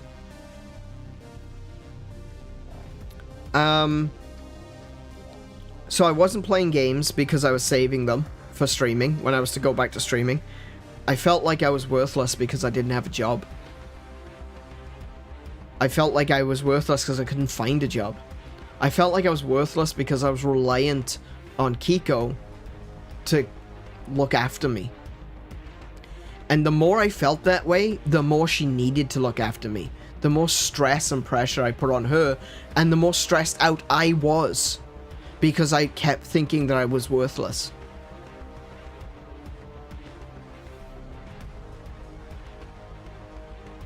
I've been streaming on YouTube now for over a year. I'm not making any money. But I don't feel worthless. I was actually making money on Twitch. I still, despite the fact that I was making money on Twitch and I'm not making money here, I do still think that my move from Twitch to YouTube was a positive one, because I feel like YouTube really suits the way that I want to play video games, and it gives me opportunity to play other kinds of games that I wasn't going to be able to play on Twitch. Games that don't really suit the stream, you know? Like I said, I'm going to be going to streaming multiplayer games, and I'm going to be playing single player games as videos. If I was streaming on Twitch, I don't feel like I would be able to do that. So I'd feel locked into a certain mentality of what I want to, you know, I want to play Legend of Zelda because there's a new Zelda coming out. Oh, I can't do that because I need to play multiplayer games, you know? So I think that Twitch would have been a net negative on my mentality. But moving to YouTube, I feel like I don't feel worthless anymore. And that's because I'm achieving things. Because I can see my subscriber count going up. Yeah, sure, it's entirely external. Almost. But it's got to start somewhere.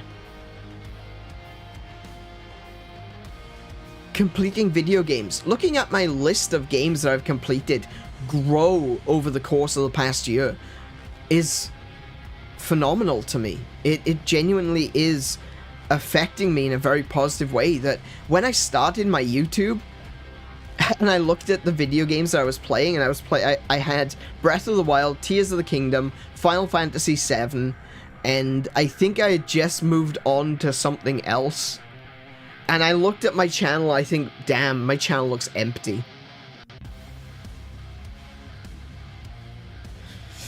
Oh, I don't know about this. Maybe this isn't the best thing for me. Maybe I should go back to Twitch.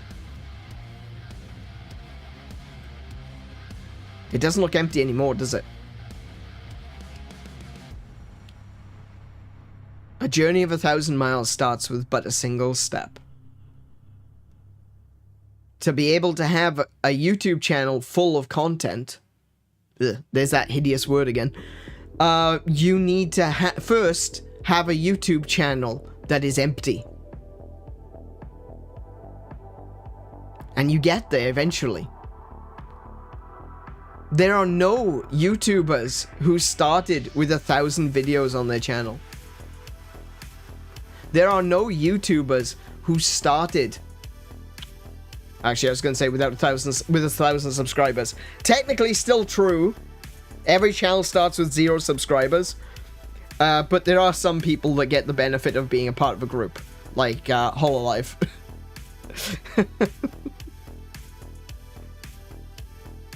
Everyone starts with an empty channel. No matter who you are. But it only takes one video and it's not empty anymore. It only takes one subscriber and you're not on 0 anymore.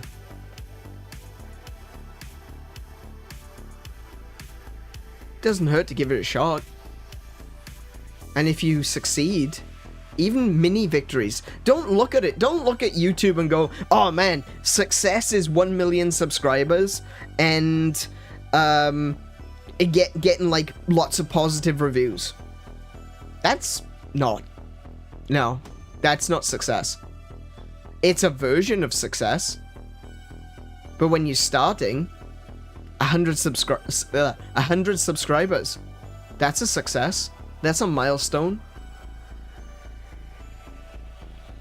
Posting your first video, that's a milestone. Reaching your 100th video, that's a milestone. Reaching 1,000 views. I reached 30,000 views last week. Oh, this week. This past week. I reached 30,000 views on my channel.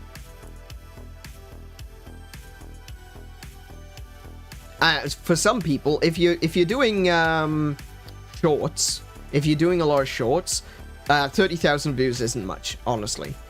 But seeing as I only stream, that's a lot. That's really good. It's all about nuance. It's about context. It's about understanding where you are and what you're doing. But it's all a little victory. Finishing your first video game on your channel, that's a victory. Mine wasn't, because I barely finished it. It was Breath of the Wild. But finishing Tears of the Kingdom, that was a victory. Finishing Final Fantasy VII, that was a victory. Everything else since then, except for Gleamlight and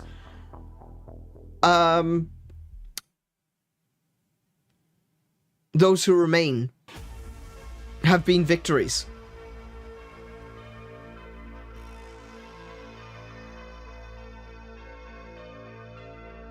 So, play video games.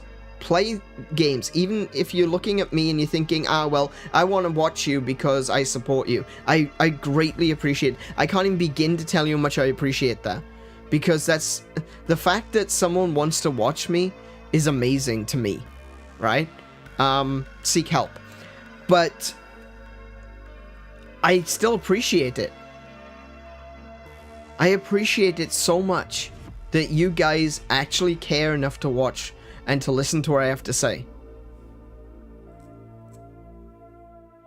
Whether it be chatting like this, or whether it be playing video games. It means a lot to me. It means more than I can describe. But more than that, I feel a sense of achievement when someone says, I really like the look of that game and I went and got it myself. Not because I've made a sale. Yeah, I don't get any kickback. Nintendo really ought to call me on that one. I don't get any kickback for selling a game. But I feel good about introducing someone to the next game that could be their favorite game.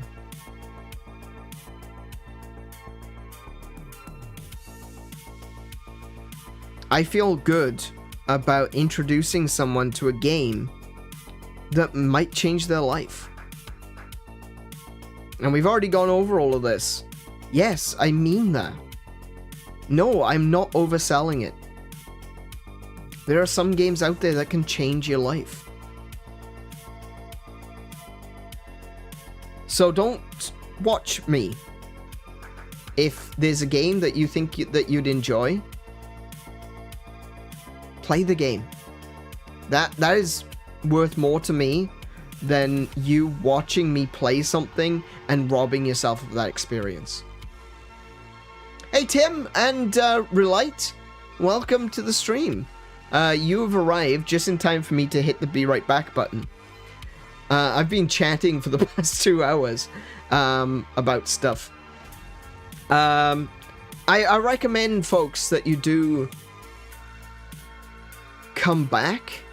You know, if you haven't been here, if you haven't been able to listen, if you're new here, do consider go back and listen to this, because I think this is important. I think this is a really important aspect of what I want my channel to be. I may even separate this off as its own video later, because it means a lot to me. And I want people to understand my goals here.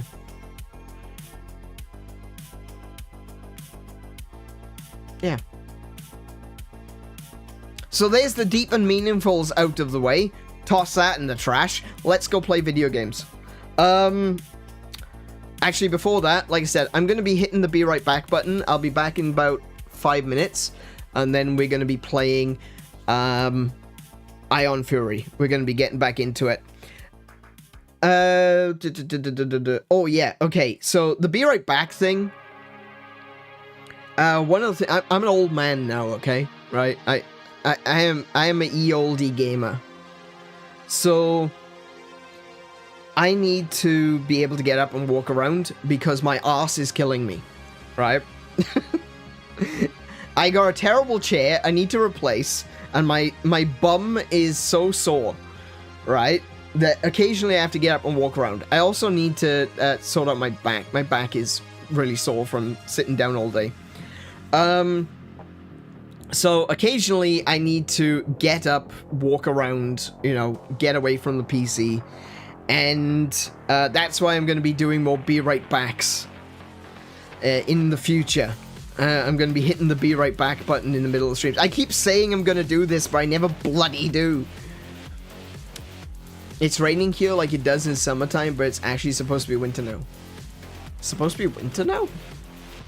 Oh, yeah, of course. Yeah, Hong Kong is in Northern Hemisphere. I thought for a second, but you're more equatorial, so it can go either way. Greetings to your Royal Majesty, Kiko. I was the one talking about insomnia today. Yeah. No, don't worry, really. we recognize you. It's all good. How are you doing? Welcome back.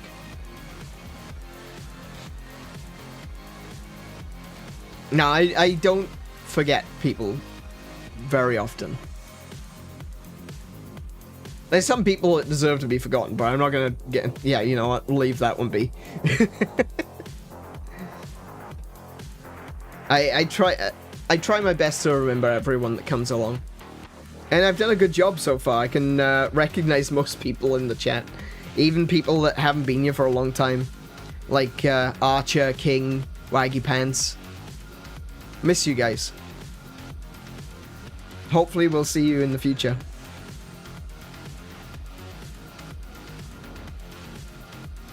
But yeah, I'm going to take a quick break. I'm just going to go wander off.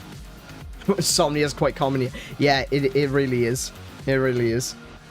But yeah, I'm going to wander off for a moment. I will be right back. Please don't go away, because I certainly won't be. I will see you in just a moment. I need to go stretch my legs and my bum. Okay, catch you later.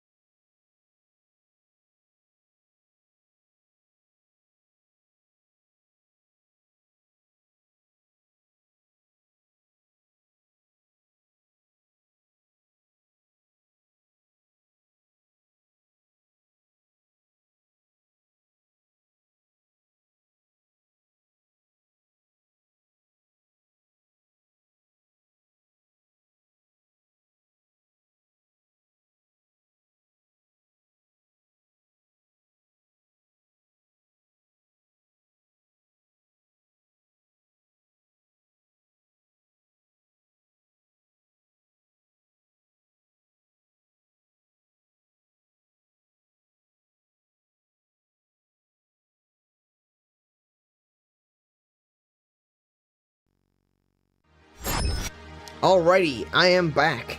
Like I said I would be. Back. I was gonna say back in black, but not really. You know, back in black! No, I'm not even gonna do that. Anyway, yeah, talking about Minecraft, I'm gonna be probably jumping into Minecraft tomorrow. I probably won't play tonight. When this stream is over, I'm gonna be doing my 1 hour of sprite work. Then I'm gonna go to bed. I've got stuff that I need to do tomorrow, so I'm hoping to sleep at a relatively normal hour. And then I want to go out. I'm gonna be buying some new hard drives. So I'm kind of looking into what I want to do with that. I'm kind of thinking that what I want to do is, I talked about this, we kind of talked about it on the Discord.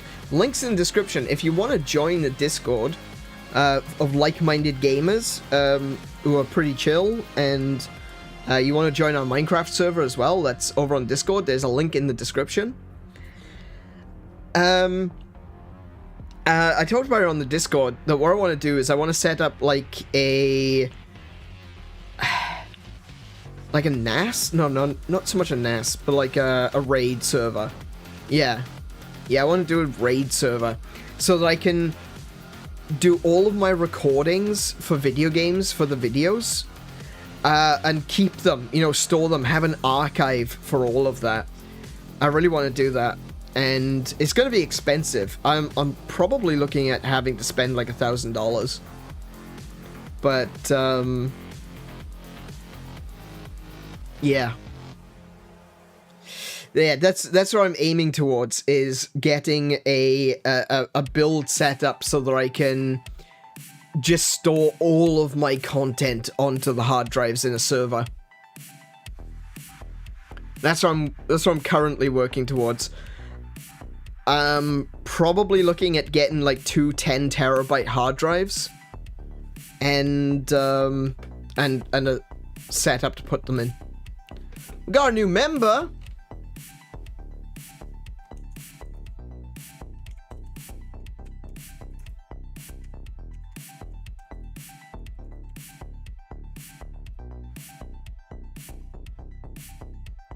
Hey, there you are.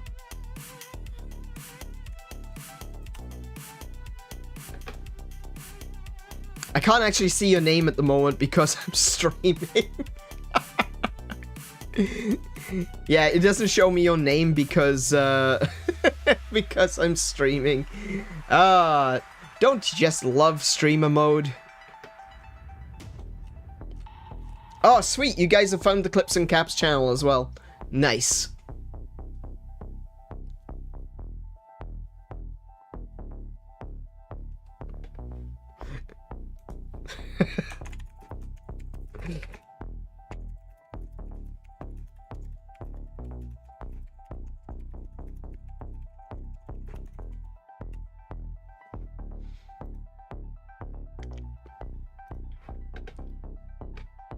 Yes, you're very welcome. You're very welcome. Good to see some new people. Some new blood in the water. That's the way I described it the other night. Some new blood in the water. What was I thinking? We're not sharks, honestly. That sounds like something a shark would say.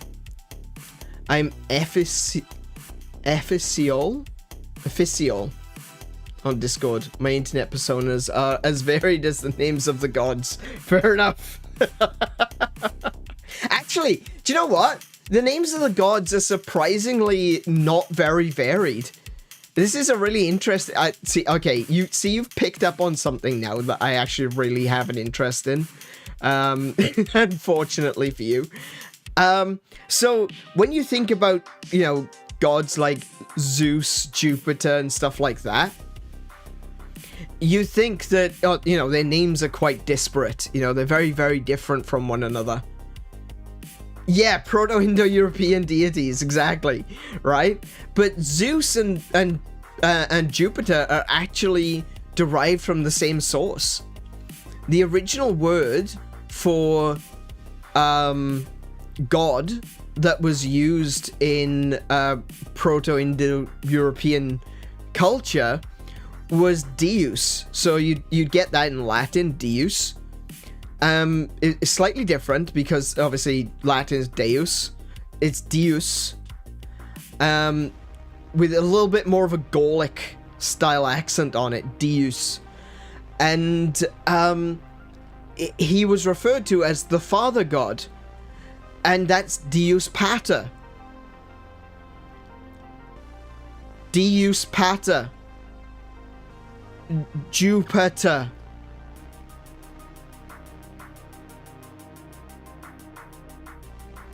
So Deus Pater became Jupiter, and Deus, God, became Zeus. Elohim Elohim is different because it comes from Canaanite origins, and Elohim, like the concept of Elohim, is very varied because it comes from a lot of different minor gods at the time, really.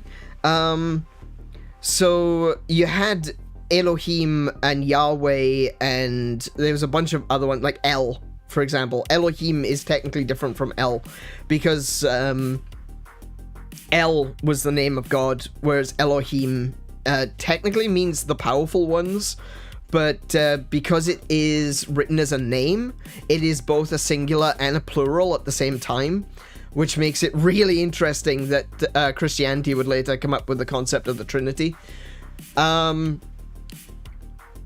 Yeah. They may be tied in, like, their positions, but they're not really tied in terms of, like, they're not the same gods, obviously. Like, you wouldn't compare Elohim to Zeus, necessarily. I gotta make sure I get this correct. I think El was the father god. Yeah, so Elohim was the father god, whereas Yahweh was the war god. And he was the god of war and storms. And those kind of came together to become God as what we understand God to be. And we're not talking regular storms either. We're talking about desert storms, which is ridiculous. But this is where my education lies. This is why I can't find a job, because the only thing I know about is ancient gods. Like, one of the other things as well is, like, I know people, there are some people that are definitely not going to like me saying this, but Allah and El are not the same god. Not even close. You could say that the name is derived, you know, El, Allah, they're the same. Or they got the similar names, they're derived from similar cultures. You got a mixture of Canaanite, Mesopotamian, Sumerian, sorry, I almost said Sumerian.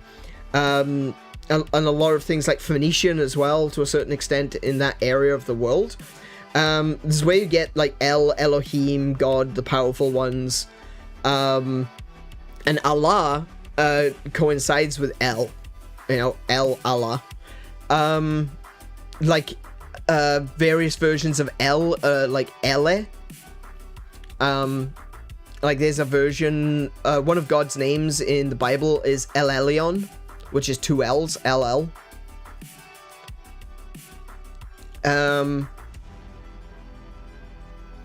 Actually, El Elyon is one of my favorite names, honestly. But the way that they are worshipped and their practices, and, you know, who the gods are, like what the way that the god presents themselves, Allah is completely different from El. When you look at Jupiter and Zeus, they are very similar, but they also present differently to a certain extent, but they derive from the same original Proto-Indo-European god, Deus Pater. So yeah, I suppose the role of the father, the old man in the sky motif. Yeah, definitely, I agree. Yeah, it's a similar motif. Everyone has, like, an original Sky Father, because it's kind of interesting that throughout culture, the Earth is almost always compared to female. So the Sky Father and the Earth Mother, those are the main two. Even Judaism, like ancient Judaism and Kabbalah, has an Earth Mother. Even in Revelation to a certain extent, and it is completely different. I want to clarify that one. In the Book of Revelation in Christianity, it talks about the bride of Christ, which is the people of the earth, and it talks about how the earth is dressed as a bride for Christ, and so Christ, who is a part of the Godhead, along with the Father, he is one of the Sky Fathers. And the Earth is presented as a bride. So it's the Earth Mother. It's really interesting how a lot of these comparative motif is a fantastic word, thank you so much for that one, really are shared across all modern and ancient religions. It's really cool. That's one of the things I really love about it. But yeah, this is the reason why I can't get a job. Because this is where my education is.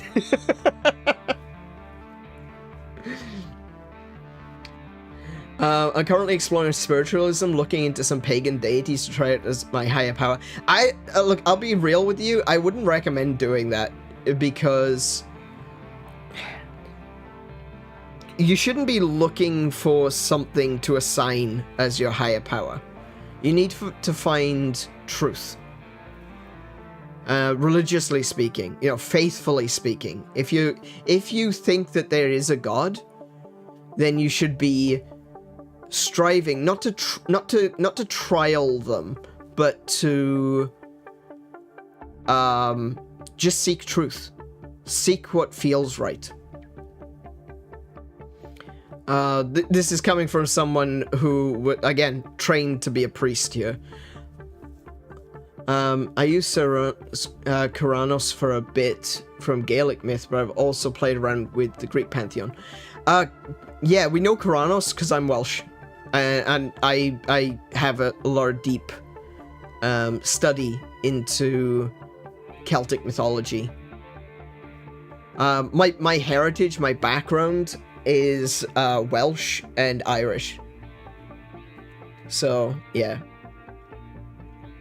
I haven't met anyone who's heard of him outside of niche forums. I had some weird experience in the DSA visions. Yeah, I mean, you're gonna get some strangeness from that. It is an interesting thing. But the reason that I say you don't necessarily want to test, trial gods in that sort of sense, is because when you leave yourself completely open, it's very easy for darker things to come in.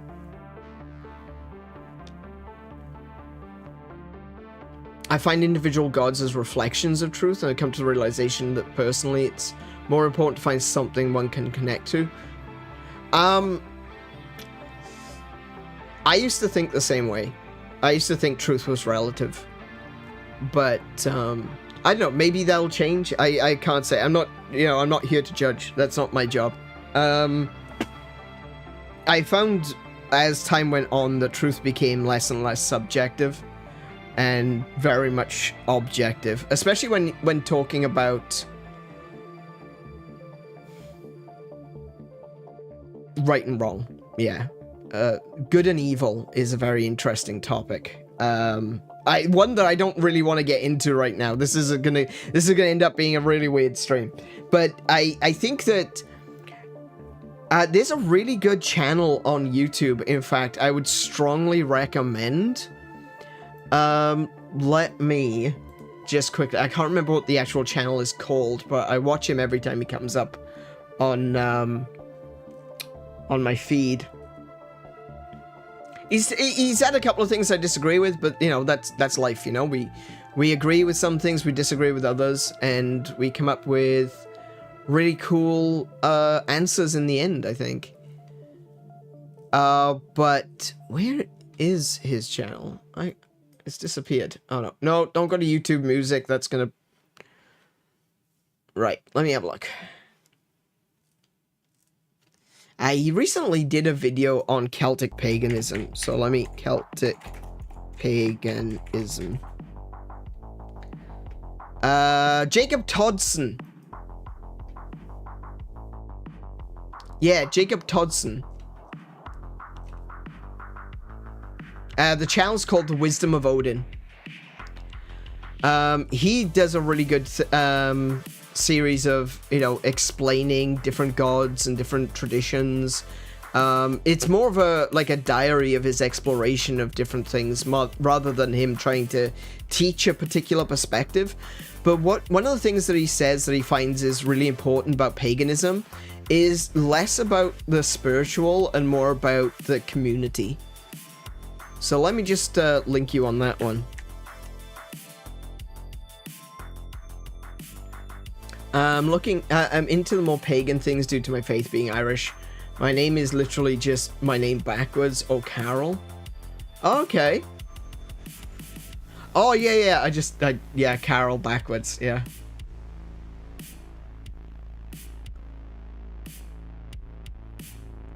Huh. I didn't notice that. I was like, oh, your name's Relight. You know, like, relight my fire. Your love's my only desire. Relight my fire. Sorry. Hang on. No, I'll stop doing it. I won't do that again. Won't do that again. I shouldn't have done that. Should not have done that. Yeah, I saw the double L and you were talking about Kuranos, and I'm like, is that Lorak or Chlorak? Because it looked Welsh, and I'm like, Chlorak. It's not a name I recognize, but Chlorak, interesting. Yeah, now you're saying Carol. It's like, oh, bugger. Yeah, that's obvious. Now I look at it, I can see your name. Tyler Carroll. Yeah, the Welsh double L is fun. It's surprising how many people can't do it. Sorry, I'm actually eating as well. I got a little bit hungry, so I have a muesli bar.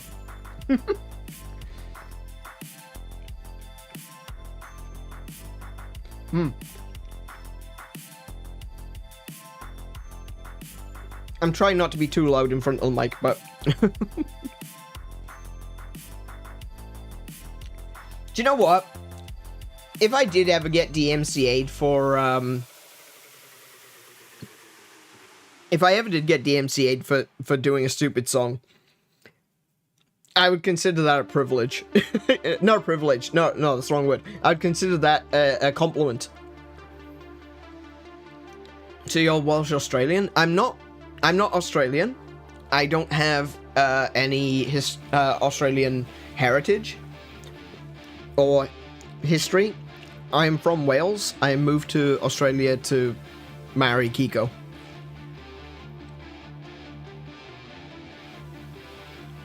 I'm Welsh Irish, Welsh and Irish Gypsy.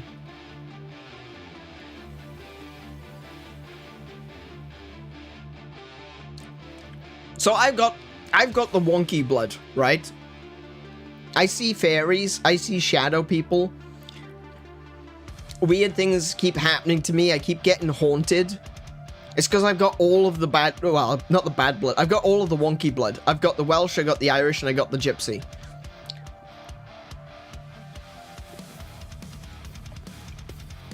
So, yeah. People talk about taking DMT and seeing the Clockwork Elves. I wish I needed DMT to see the Clockwork Elves.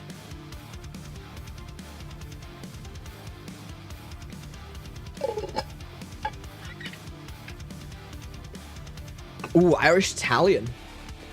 All the religious guilt. Absolutely. That's so well said.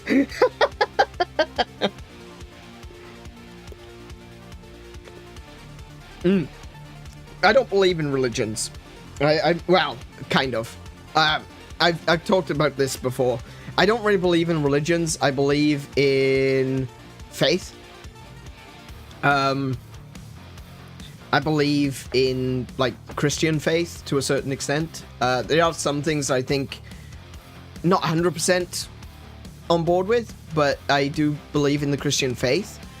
And when it comes to religion, as I've mentioned, I think either in the last stream or 2 streams ago, my religion is gaming.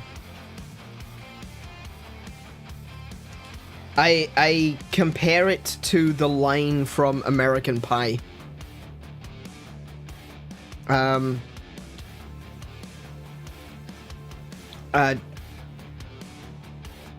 on, I for some reason I can't ever remember the actual line. If I sung American Pie from beginning to end, I would be able to tell you, but trying to pick a single lyric in the middle of a song, my brain completely goes blank.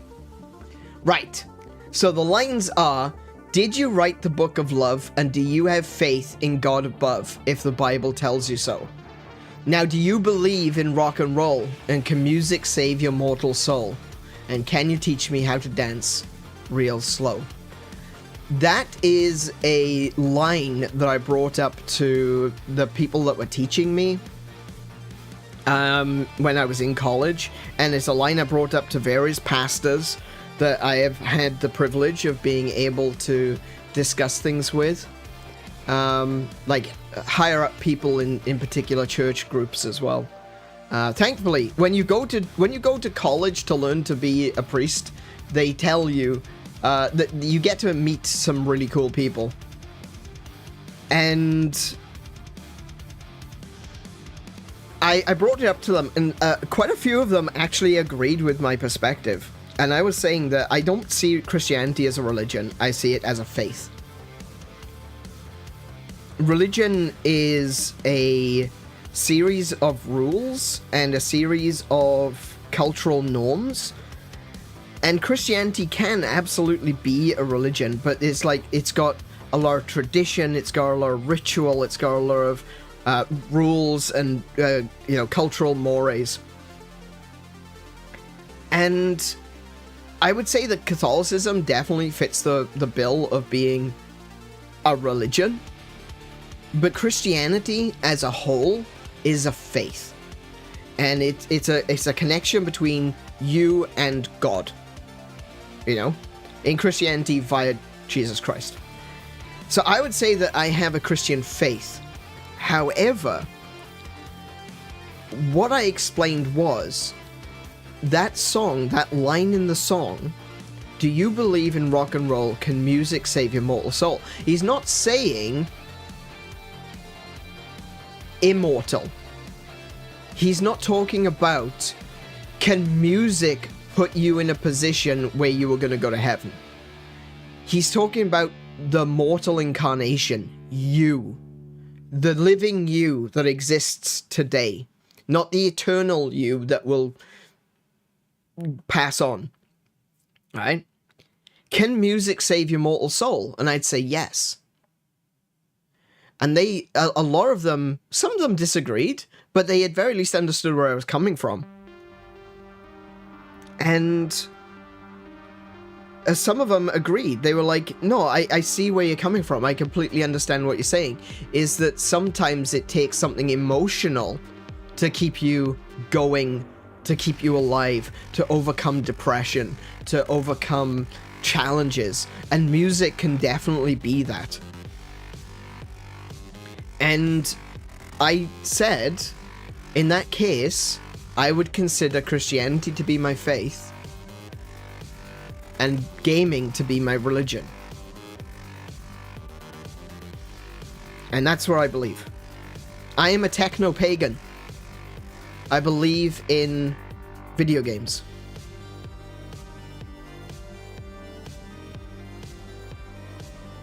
Oh, I could say I'm a techno-pagan, I guess. I'm more into... And that's another thing. Like, the reason that I was really... I found Jacob Todson really appealing was because he does talk about more of the community side of things rather than the spiritual side of things. Ultimately... Sorry, excuse me. I believe that the spirituality side of things is up to every individual. Is their personal walk with God or whatever they have their God to be. For me personally, I do believe in the Christian faith. But on this earth, while I'm alive, the religion that keeps me going is video games. And the community that I want to create here on this channel is video games. And it's really funny, we talked about this a little bit earlier, Relight. I used to have a nickname. I used to be called this on Twitter, back when it was still Twitter. And I didn't choose this name for myself. This name was chosen for me. People started calling me the Priest of Gaming.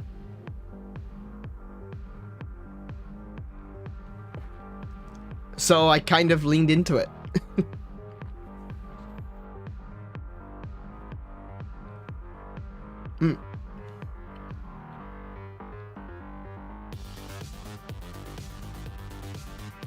And I think that that's for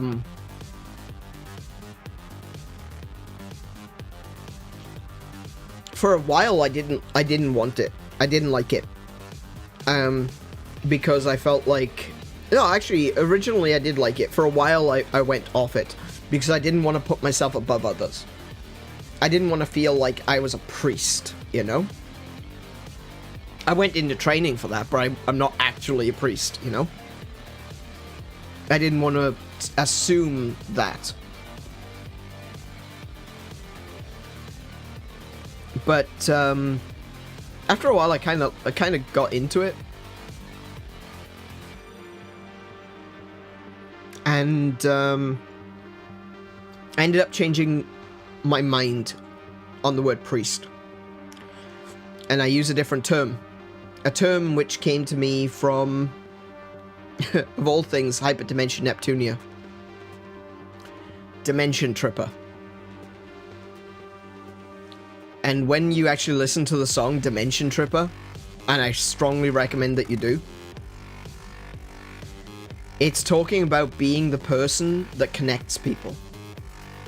It's talking about being the person that bridges the gap between video games and people. It talks about bridging the gap between gamers. It talks about being brave in the face of uncertainty and encouraging others to do the same.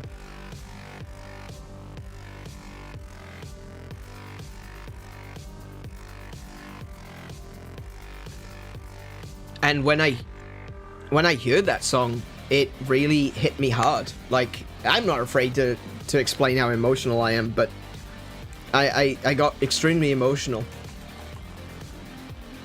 And it was an experience. Dare say, a religious experience.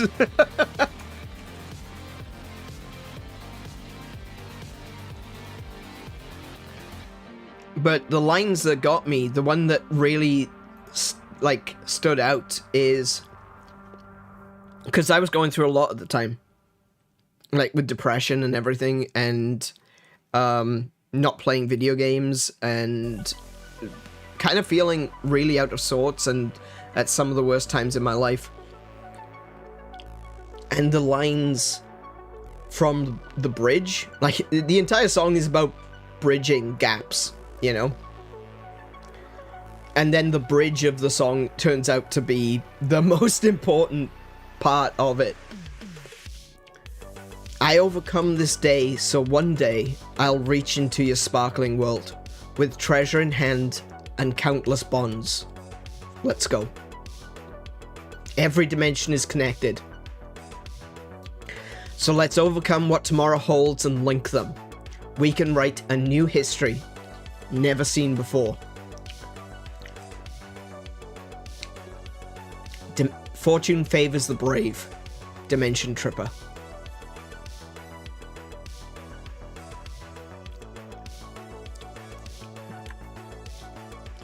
It's everything I wish I could be.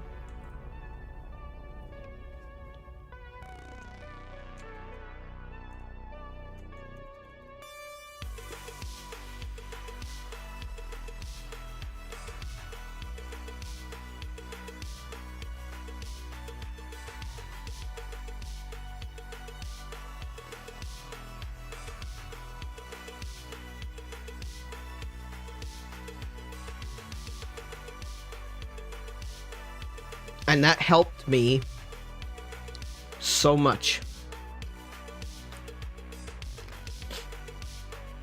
Because video games has helped me so much.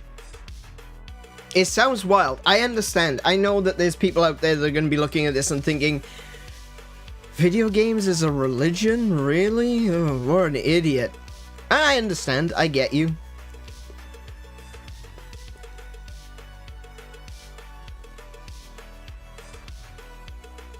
But, like I said, it's everything that I want to be.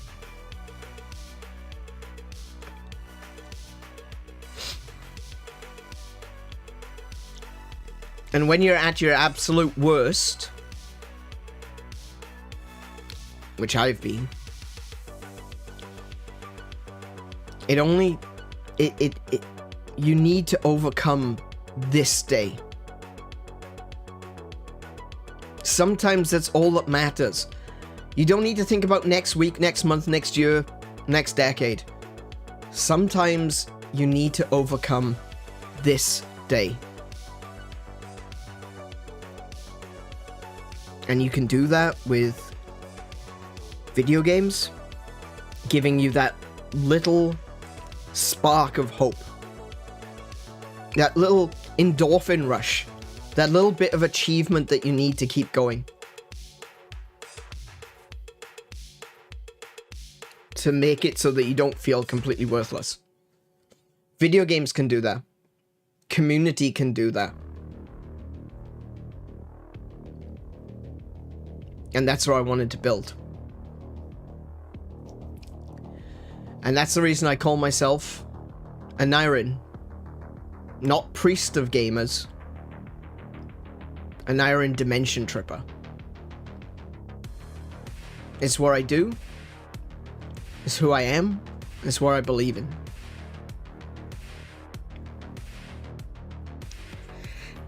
So I just need to go out there and do it. Fortune favors the brave, Dimension Tripper.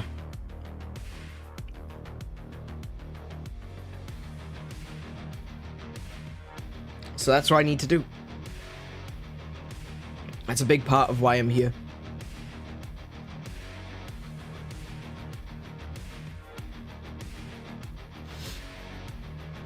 One of the reasons I'm going into software engineering is to provide others with spaces to grow up. I grew up with.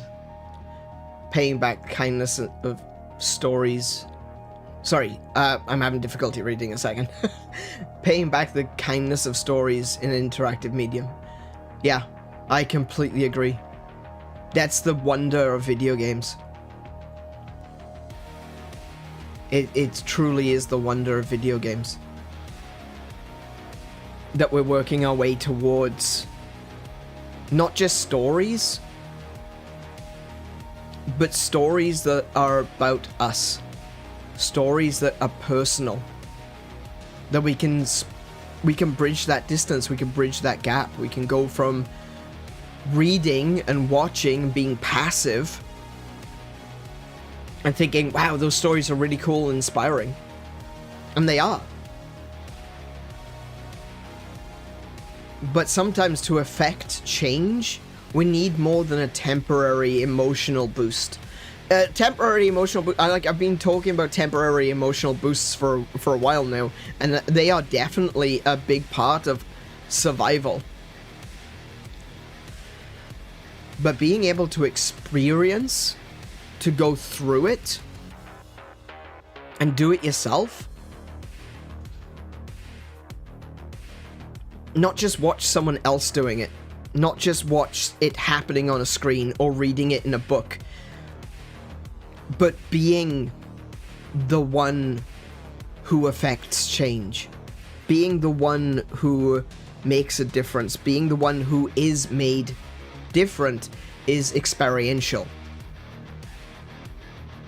It needs interaction.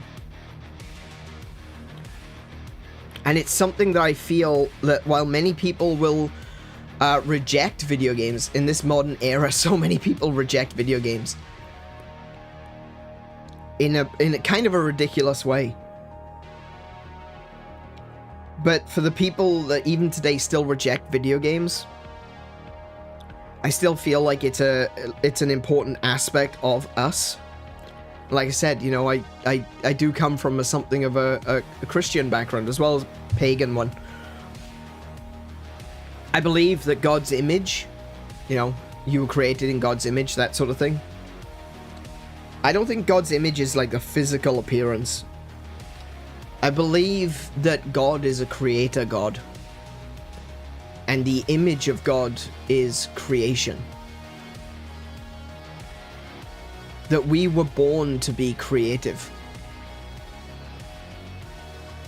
We were born to be artists and poets and musicians. And that desire to create worlds, storytelling. The very first things that we did, whether you believe in the Christian history or any other religious history, or whether you believe, or whether you do conform to standard historical understanding of the progression of the peoples, which of course, you know, can't really deny that. People, the very first things that we know is that people told stories. Whether they be cave paintings, whether they be carvings, people told stories. And we know, like, it's only logical that before we had cave paintings and carvings, people would tell stories around campfires. It's only logical. Before the technology existed that allowed us to write those things down, before words, before text, before writing and paper and ink and pen, we would tell stories. Oral traditions passed down. From the very beginning of humanity, human created culture. Human created culture. Caveman create culture. Humanity created culture. And through telling stories. And it started off as, you know, stories of things that they could see. Then it became fiction. Then we started creating our own worlds. Then we started drawing them on walls. Then we started writing them down. We told stories of gods. We told stories of beings from another world, perhaps. We told stories of fairies, of spirits, of jinn, of all kinds of monstrous creatures. And we wrote them down. We invented writing because it was so important to us to write these stories down. And then years, thousands of years later, someone came up with this idea of plays, or I'd say probably around the same time, actually. We started doing plays and theater, and we know this all through Greek tragedy, the Roman culture. And then we had someone came up with the idea of a camera. Not just any sort of camera, but a camera that can take multiple photographs in quick succession. And we turned it into a movie. We may not have taken... Oh, wait. After movies, we got video games, obviously. And right now, we're on the cusp of virtual reality revolution. And who knows, in the future we might have full dive systems. I know Sword Art Online has told me I should fear full dive systems. But I don't. I welcome it. I'm looking forward to it. It may not have taken us 7 days to create worlds. It's taken us many thousands of years. But we aren't God. And what was our goal all along? To follow in the image in which we were created. To create worlds.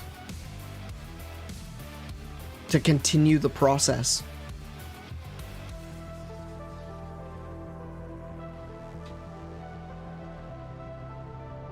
That's where I believe the image of God is.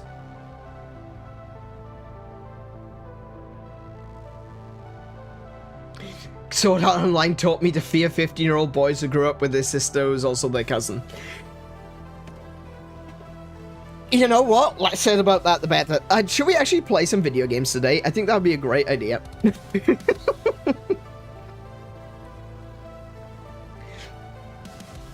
Thank you for the motivation to move on. Thank you everyone for watching. This, like I said, I've talked about this before. Sometimes in more detail, sometimes in less detail, but I've talked about this before. And I think that it's important. Obviously, it's important to me. That kind of goes without saying, you know?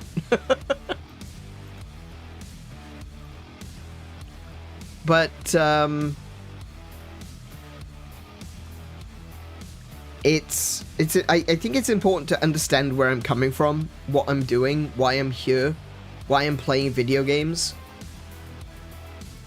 why I'm playing on stream, why I want to build a community, why I feel that it's so important to build this gaming community. It's important to know, you know, what you're getting yourself in for. It's also important to know why I am off-center horizontally, but there we go, fix that one. That was an easy fix. Okay.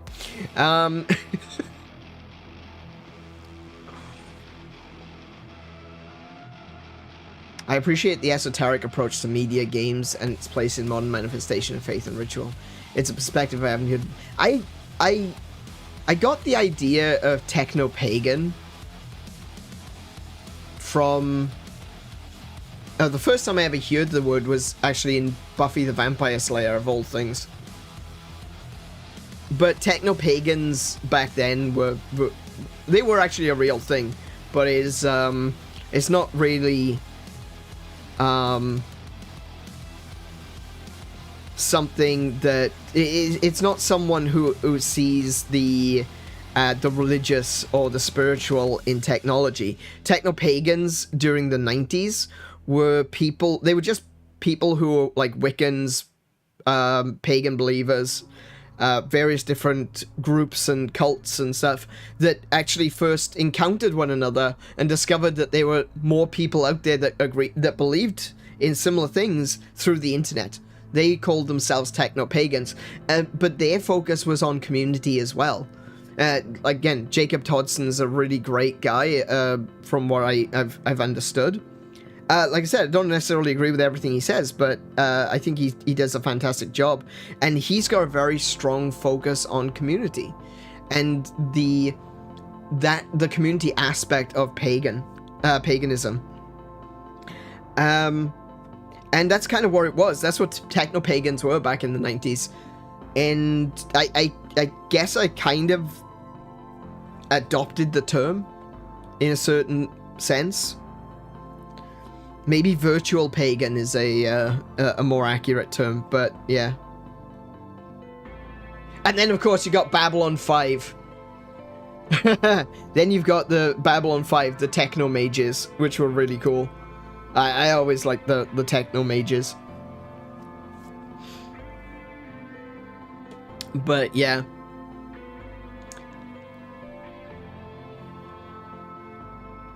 No, it's not. Please have a little bit of respect. If you have just walked in on this, Lainey, you don't know what we've been talking about, so please don't start throwing names around.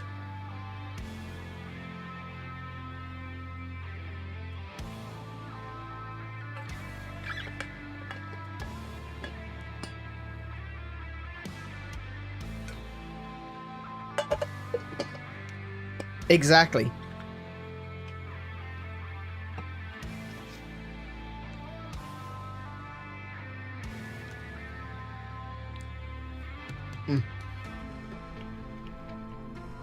Sorry, I'm still eating my muesli bar.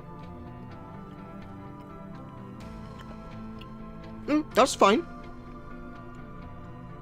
That's fine. Hey, I'm not gonna hold it against you. Just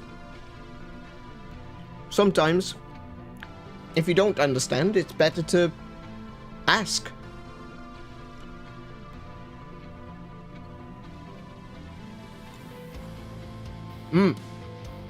Oh, we're doing really good at the moment, actually. We've been having a very deep conversation about paganism, spiritualism, faith, religion, techno-paganism, why I'm called Dimension Tripper. I do have a rule. I do have a rule. It's very easily simplified as no gods, no kings. Because I try not to talk about religion or politics on this channel, but I guess we've talking about like techno-paganism, Dimension Tripper, stuff like that. That is talking about things that are directly related to this channel and gaming.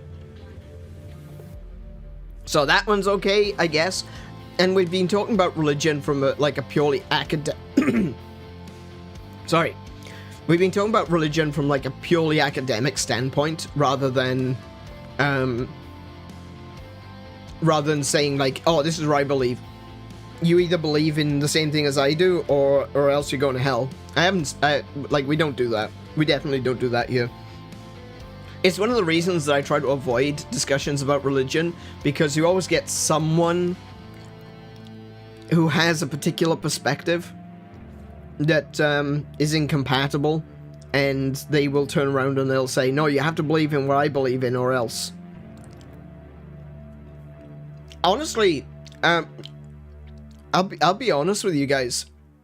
I know that Christianity gets a bad rap for that, but I honestly find I personally have never had that from a Christian. We had one person come in here and they said, they started talking about Christianity, and they were like talking conversion and stuff like that in the chat, and I was like, no, we don't do that here. But that was about it. I think that was like the one and only time.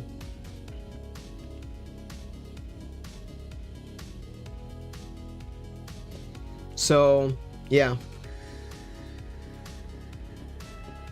But, yeah, we try not to talk religion or politics, because I feel like religion, generally speaking, is a very divisive thing, and I'm all about creating community here. I'm not talking... I don't want to divide people. I guess that's kind of another reason why I think about like techno-paganism and Dimension Tripper and gaming as a religion.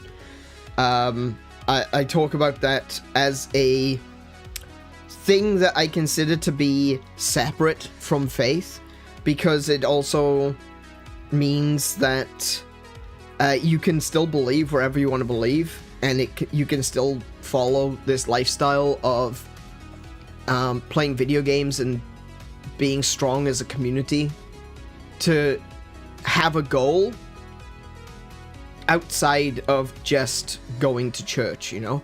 And don't get me wrong, if going to church is your thing, I am not going to disparage that in any way. I think that's important for you as an individual, and I respect that. I respect whatever your beliefs might be, and I respect them because they're yours.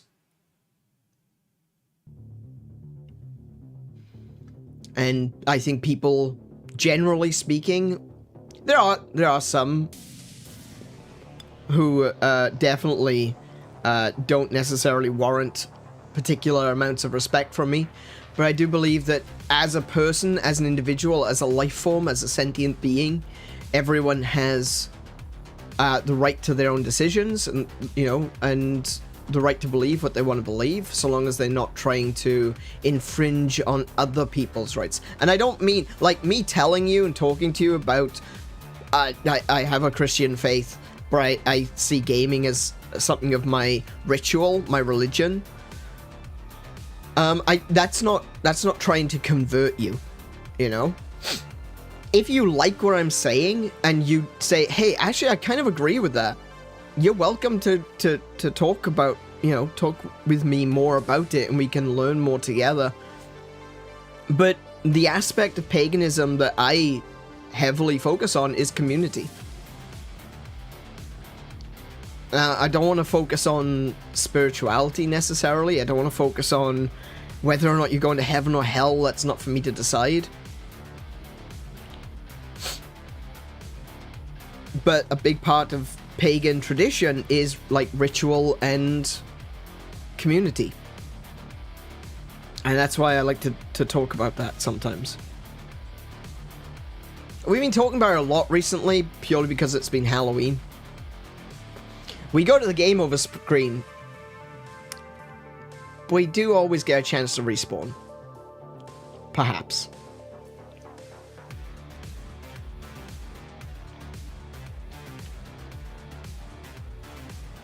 It's a really good song. It's a song by a friend of mine, Moonrunner83.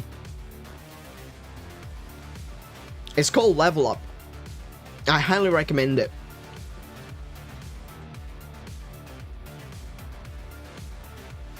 Highly recommend it.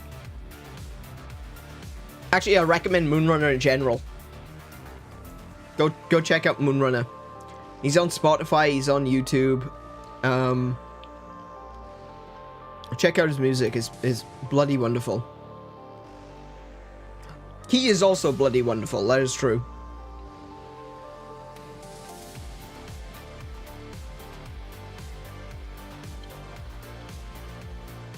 Anyway, sorry. I did say that when we were going to get back from the break that we'd jump on into the game. And I haven't done that. So, before we do, I'm just gonna put it out there. If you're still watching this, if you've been listening to the things that we've been talking about, and maybe you're nodding along, maybe you... I'd not say you necessarily agree with everything that I said. I definitely don't think that everyone is going to agree with everything that I say. Oh. Are you kidding me? Right now,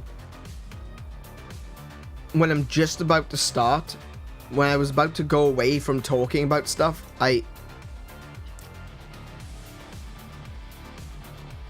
Ion Fury crashed.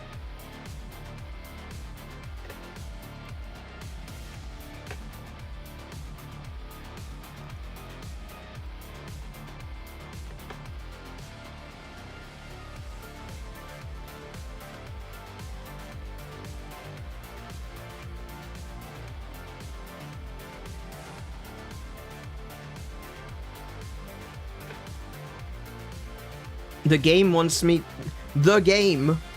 to keep talking, apparently. Except I'm not going to.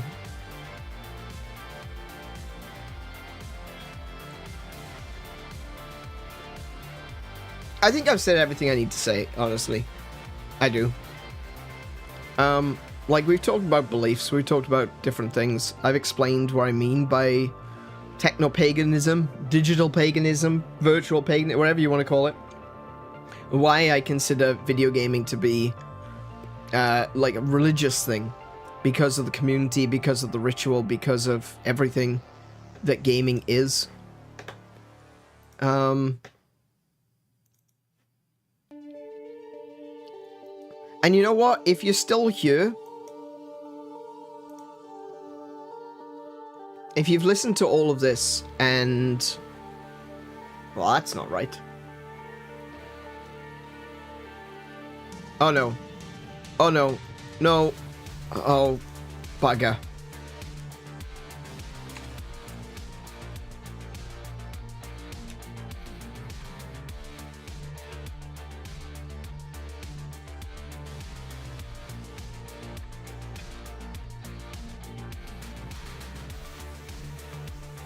Everything's gone Pete Tong.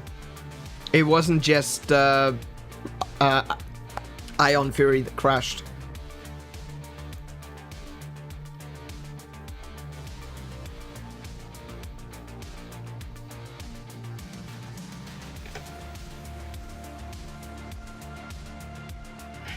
Hold on.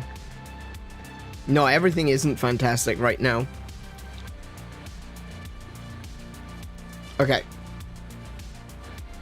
Okay, that's better. There, working. Brilliant.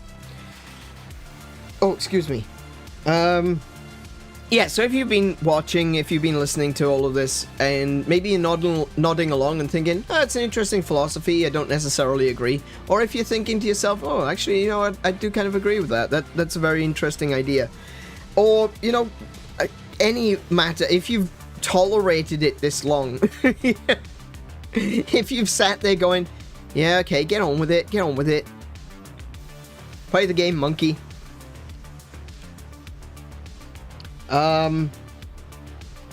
Do consider subscribing. Because now you know more about me than I know about myself. Probably. I'm sure you have opinions, at least. So, consider subscribing, because we might not be getting into the deep and meaningfuls every day of the week. I don't mean to alarm you, but I have a sneaking suspicion that you may be Welsh. Oh no. Valleys have come for me.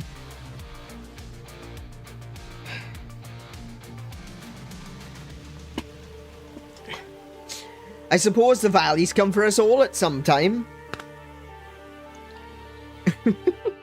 Anyway, yeah. Do consider subscribing. We don't get into the deep and meaningfuls very often, but when we do, I like to think there's meaningful. I regret to say I was fully convinced you were Australian when listening yesterday. My simple American... Oh, that's fine. That's fine. I've had to limit my accent so that people can understand me. No, noise. That's English, Laney. That's English. Welsh don't say noise. Nice. Nice place to live, Cardiff. It's not though. It's horrible. It's a horrible place to live, Cardiff is. I'd rather live in Swansea. And I did live in Swansea for a while. But that's kind of, not great either.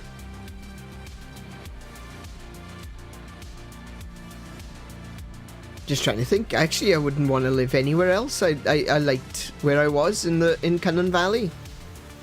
I liked Aberdare. Not the biggest place in the world, but I liked Aberdare.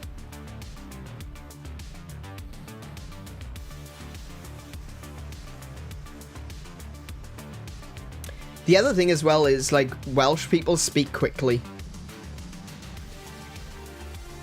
And, we can have a conversation in roughly half the time of normal people. That's why I live at Pembroke. That's where they got the corgis from. Ah, yes, one of them. Hard to get, so corgi is, it's a Welsh word. Cor, or corg, which means dwarf. And gi, which means dog. The actual word is key, but Welsh language has mutations. So corgi means little dog. But it's not the same little as bach, because bach also means little. But it's a different kind of little.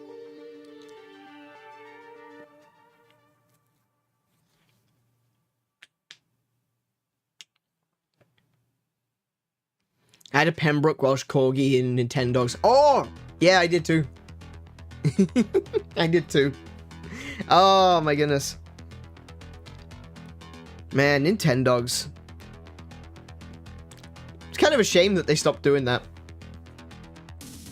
I actually did like Nintendogs. I used to, like, when it comes to virtual pets, like Tamagotchis. I used to have Tamagotchis back in the day. But, when it comes to actual virtual pets, Nintendogs was, like, amazing. I would love to have seen some more Nintendogs. That would have been great. Named him Heen after the dog from Howl's Moving Castle. And, as we talked about before, Howl's Moving Castle is Welsh. I starting to sound like my father. Everything's bloody Welsh to him. But no, Howl's Moving Castle. Howl, in the original book was Howl. Howell. Howl. Howl's Moving Castle.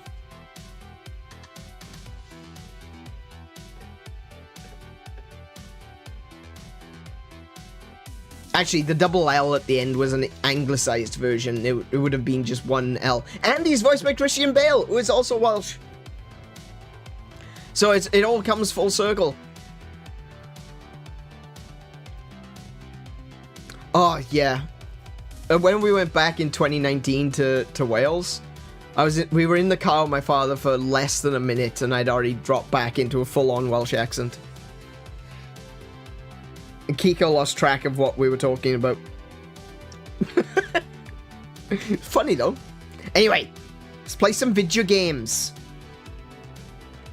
Before we run out of time. It's bad enough. I actually have to go backwards on this because we missed something. We missed something important.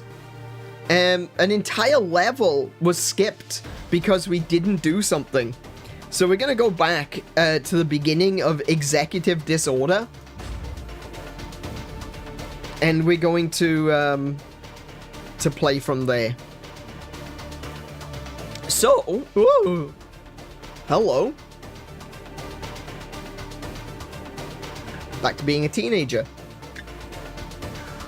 Yeah, the only thing about me that's still a teenager is my voice.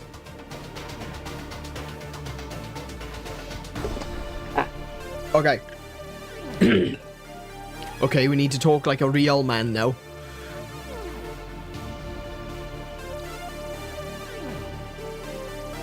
Oh, the whole whistling conversation. Yeah, okay. So, okay, my father and I, we can speak a unique language, a very unique language. Actually, people from the UK might recognize it. It's called clanger. My father and I can speak clanger.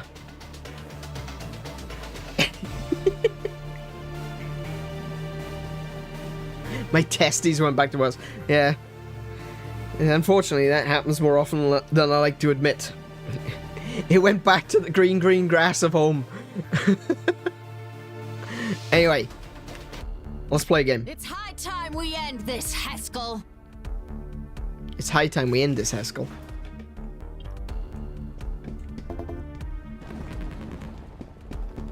Ah, our guest of honor. The boys have been waiting for you, Ms. Harrison. I'm sure they'll show you a good time.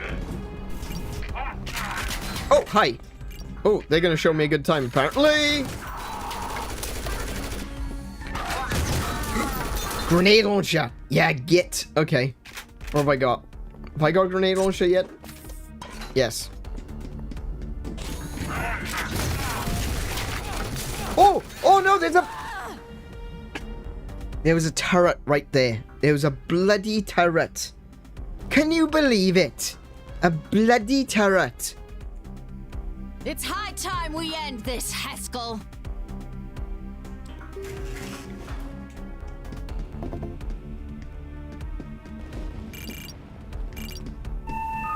Ah, our guest of honor. The boys Shut up. have been waiting for you, Ms. Harrison. I'm sure they'll show you a good time. Did I miss him? Oh no, grenade launcher's in you. Get. He got me. He got me. He got me, partner. Oh, turret. Yeah, turret. Yeah. Okay.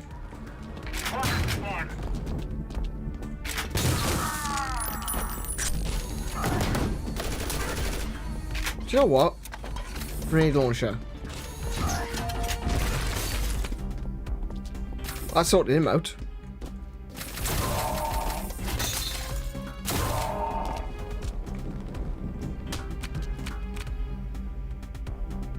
Ooh, pucks. Take those. Well, this didn't go very well, did it? I ended up getting my ass handed to me. Very, very quickly. Health.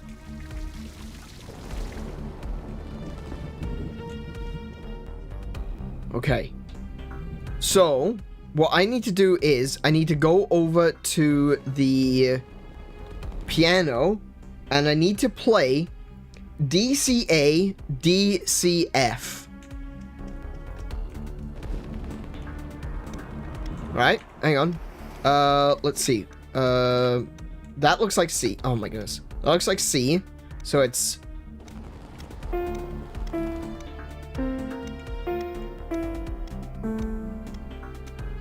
Was that wrong? Oh, wait, no.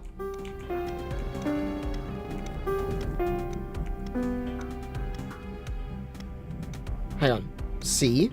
Or is this C?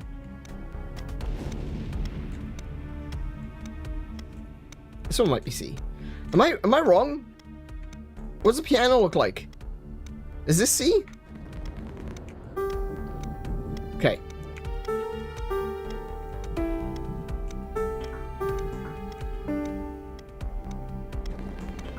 Which one's C? I'm not musically inclined.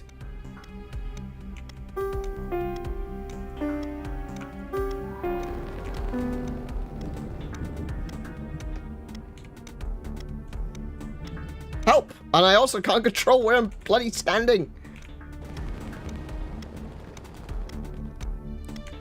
Ah, no, no, no, no. Okay, right.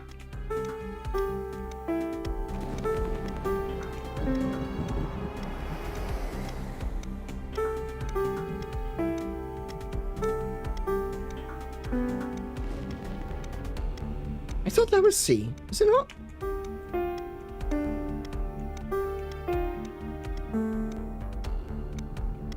Hang on. If this is C, D, C, A, that one would be F.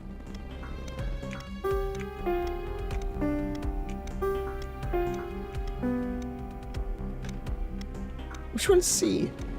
Is anyone musical? It's to the left of the two black keys. So this one or that one? Let's assume it's this one. So it's D, C, A, D, C, F. Oh, I got it! Okay. We've got the purple key card.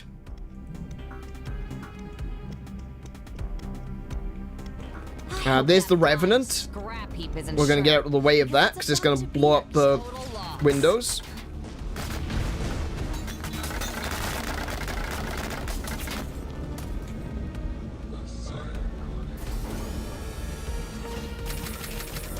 Oh, watch out. Oh my goodness, why are you here? Ow! I fell out the bloody window. I fell out the bloody window.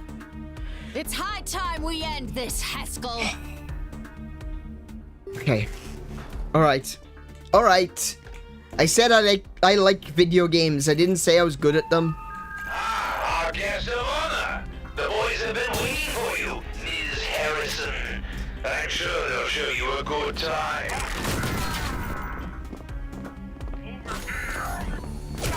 Come on. In you come. I'm keeping an eye on that grenade guy.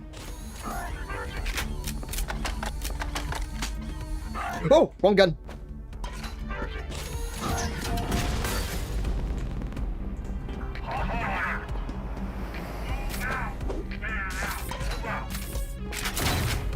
Missed.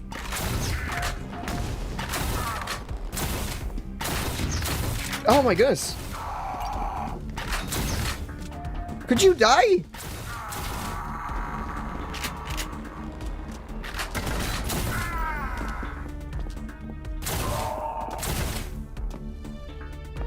There's another one around that corner. I know there is.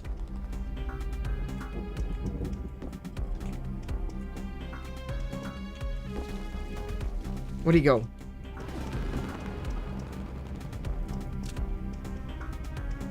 Okay, I'll grab the pucks.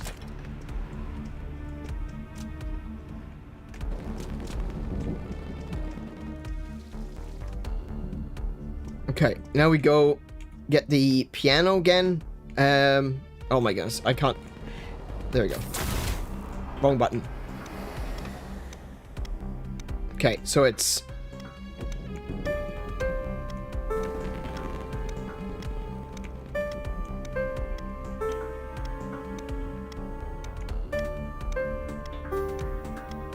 Wait.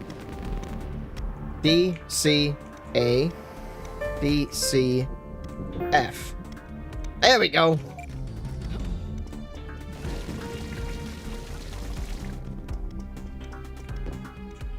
Here comes the Revenant. That flying scrap heap is insured because it's about to be a total loss.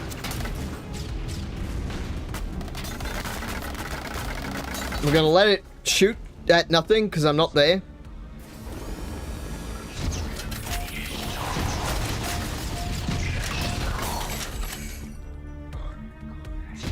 Oh, that, nice, got it.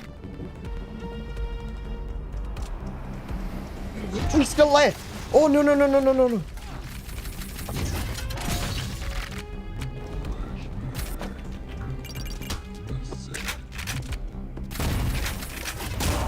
Ow, ooh. That did a lot of damage. That did way more damage. I didn't expect it to do that much damage on me. Oh dear. Why is the frame rate lagging?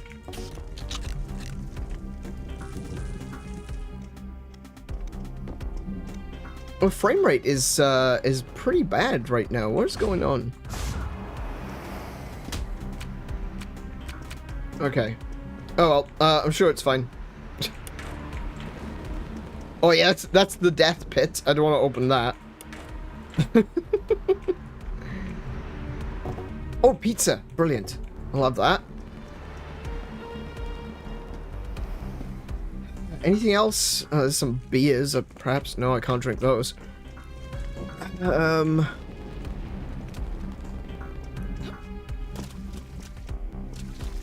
I don't think there's any more heals around here.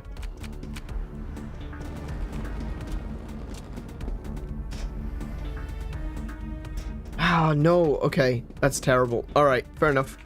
Alright, I'm gonna have to go in with 57 HP, apparently. We're only gonna be using this gun. Oh, that one. Did I just do the dog thing? Did I just run into the wrong piece of glass?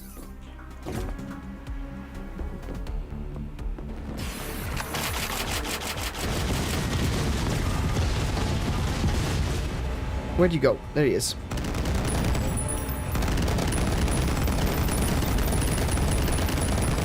Oh, I forgot the rockets. I forgot all about the rockets. Oh my goodness. I can't believe that. Okay.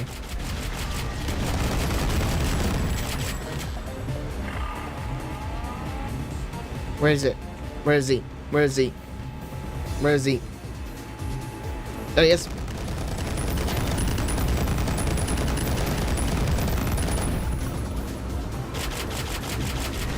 I'm already on 19 HP. Okay, I need to utilize this sooner than I would have liked.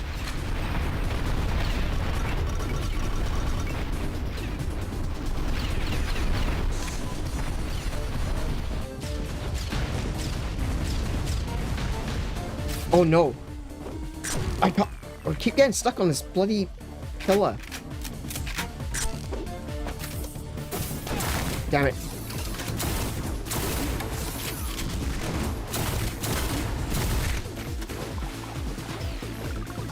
Here comes the little annoyances.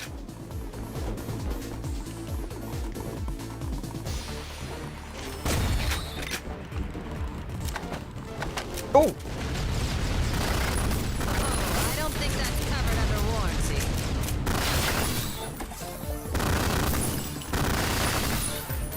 Okay. Where is it? There. Top shit gets shot.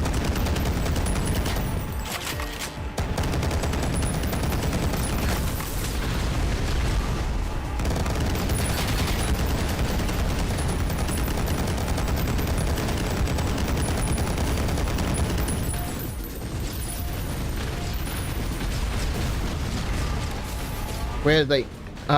He released a couple of drones. I didn't see where they went though. Oh, there's one. Oh, it's right above me.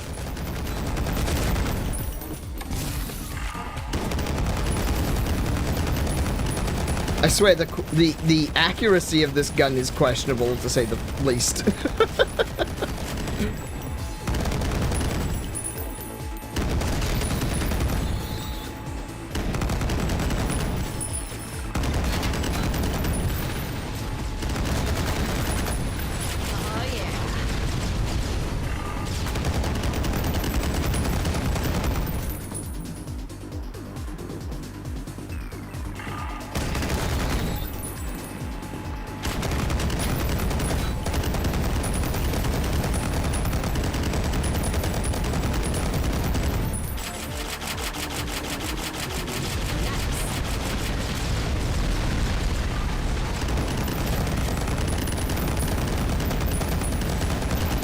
Whoa, whoa, whoa, what's got me?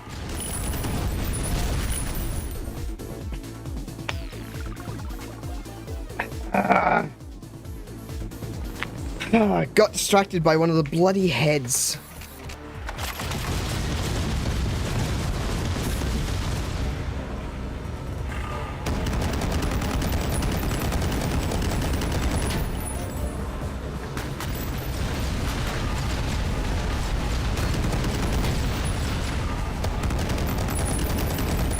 Could you please acknowledge that I'm hitting you?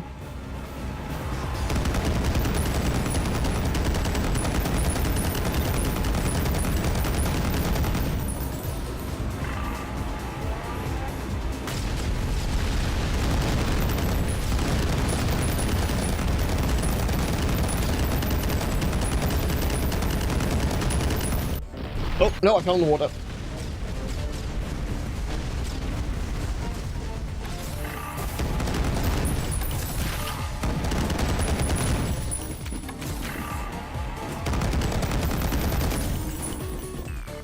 Oh, damn it! I keep falling into the pool. Oh, mud bullets! Oh no.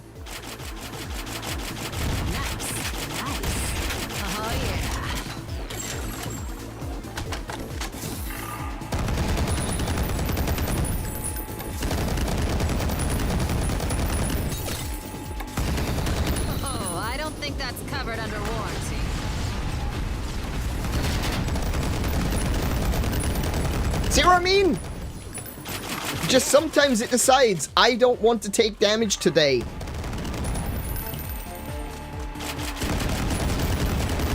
I wish I could do that. I'd go, like, skydiving without a parachute. And I just decide I don't want to take damage today.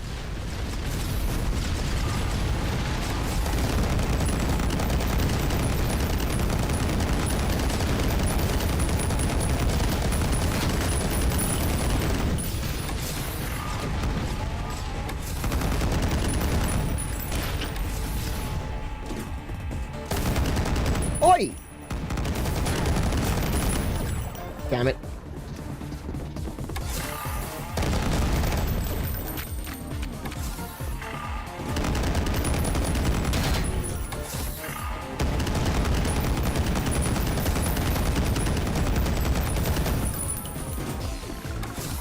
And I'm out of ammo again.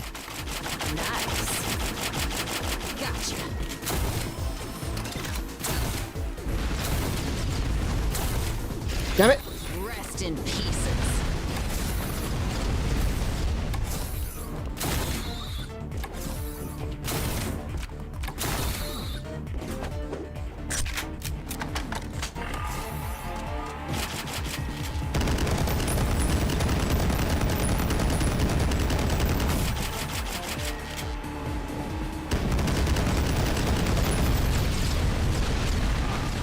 Oh, wait. Oh, no. Those bloody heads! I hate them so much!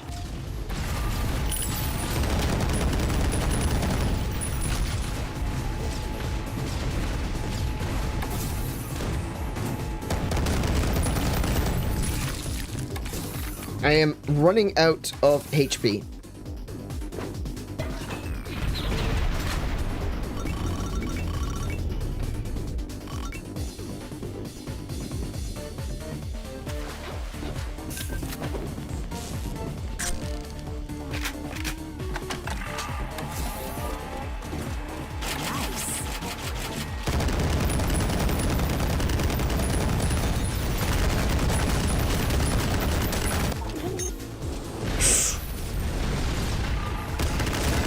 Okay.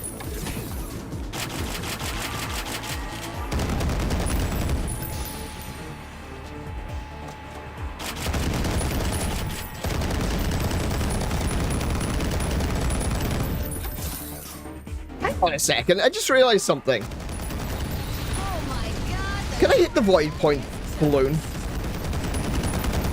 No, apparently not. Oh, those are grenades! Oh, those are grenades! I thought they were... All this time, I've been thinking those were missiles. And I've been wondering, how the hell has it been hitting me when I'm undercover? It's because they're grenades.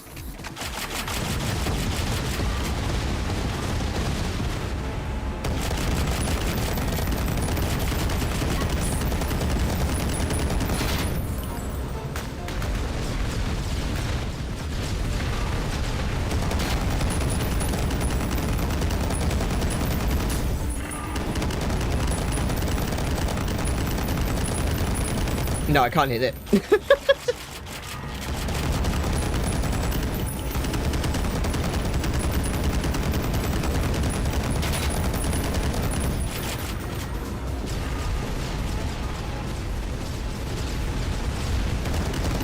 I think this stage we're already done with having a,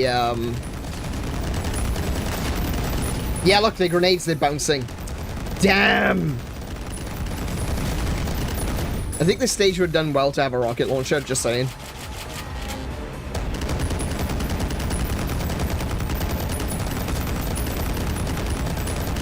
There you go. Wait, where's my HP gone? I didn't say you could take that. Oh my god, the quarterback is toast.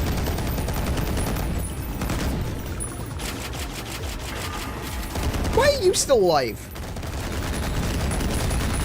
I didn't give you permission to live.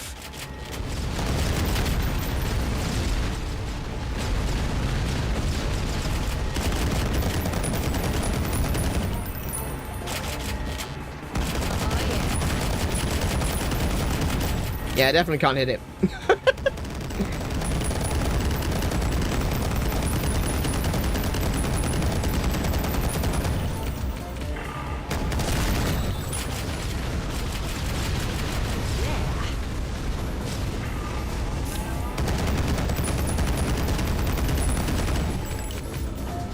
Okay, rather than just taking grenades to the face, I'm gonna get out of the way. Could you stop? Thank you.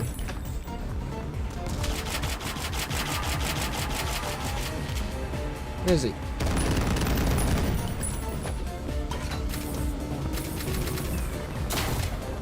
What?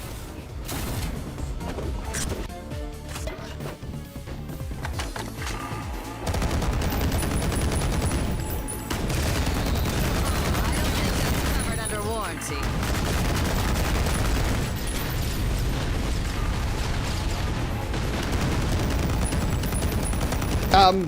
I swear the aim on this thing is awful. Nice.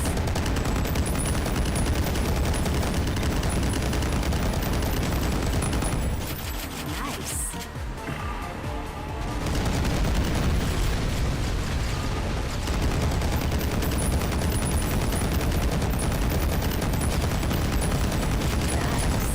Oh, up, up, up, up, up. Don't want that, don't want that, don't want that, don't want that, don't want that.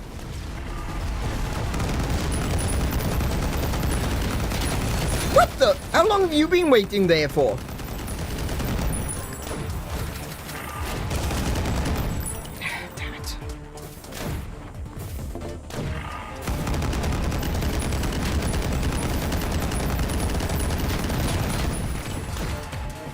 What have I got? 68 ammo left.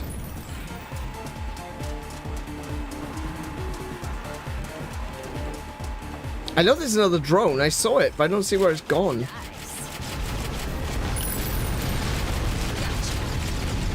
Ah, there it is.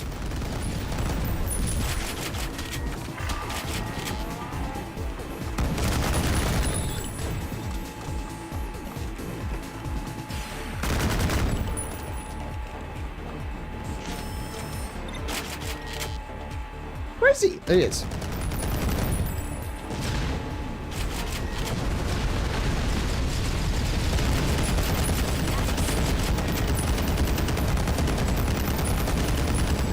Move.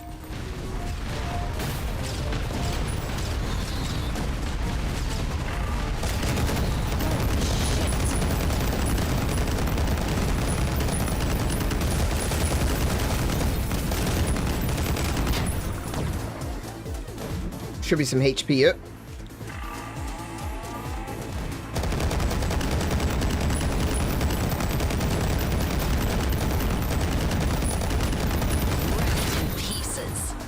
Oh, hi.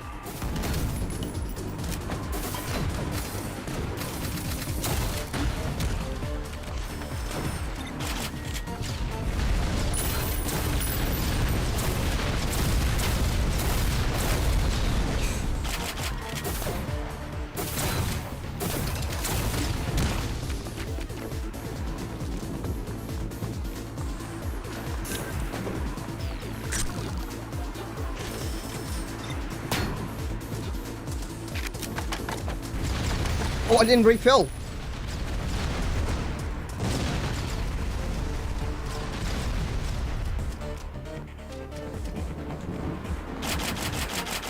Oh, yeah. Oh, whoa, whoa, whoa, whoa, whoa.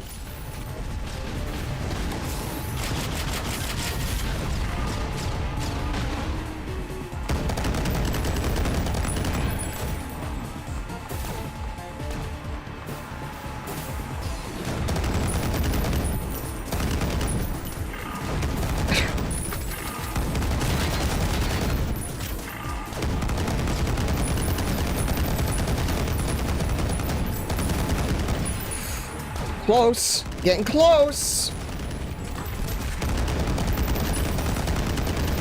Yes, there he goes.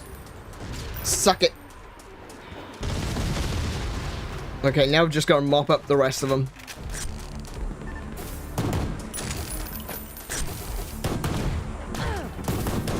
I swear, if I die to this, I'm going to be so mad.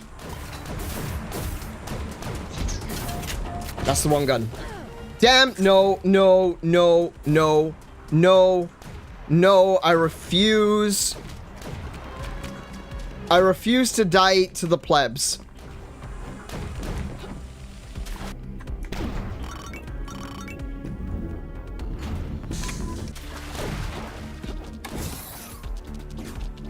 Where are you? I know you're in there. Swallow this.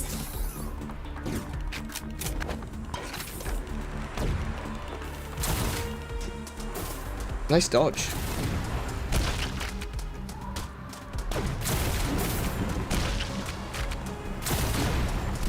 Got him. Okay. Could be some heads. There's one. Oh, I don't think that's covered under warranty. Right. We good? We good. We done? Everyone's dead. Except me. Which is, you know, the ideal situation. Oh, hello. Oh.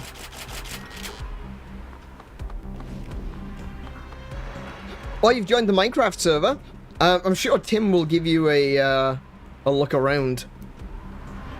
You get to see what we're doing. We're currently working on some like group projects.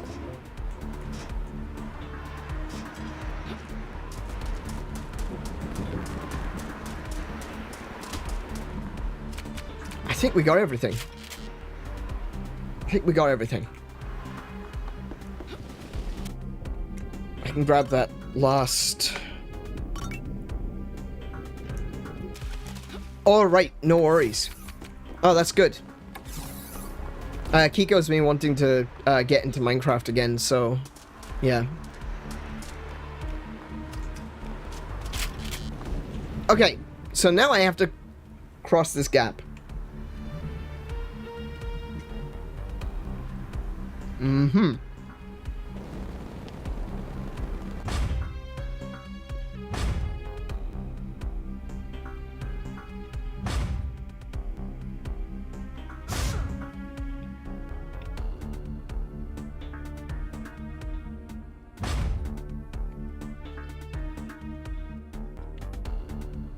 There we go.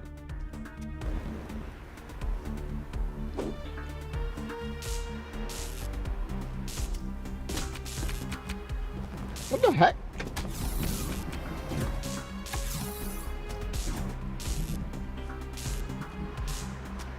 Damn it. And that is why I saved.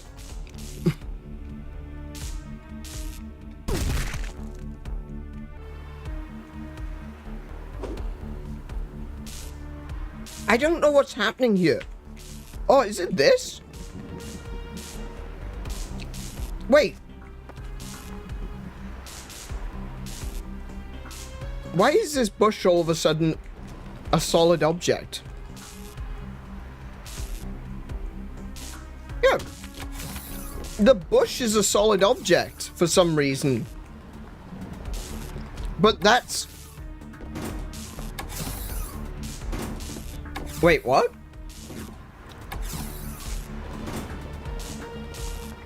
Something funky is happening.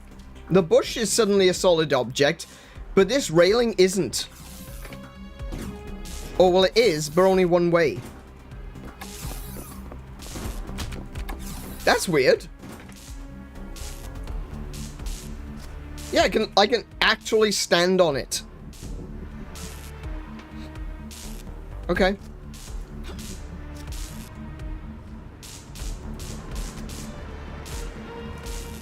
Yeah, in we go. Right.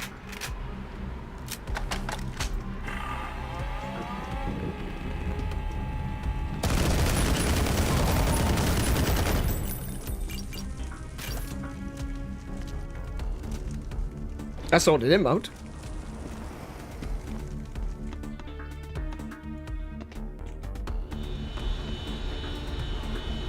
Alright, so there's some extra ammo for the crossbow in there, but I'm good for ammo. I'm not gonna risk it.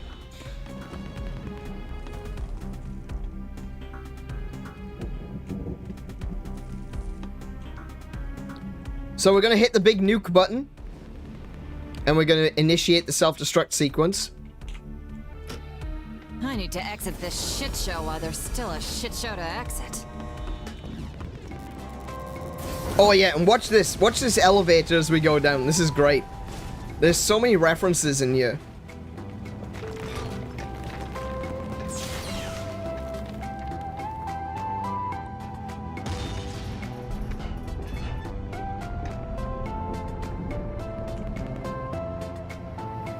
Wolfenstein?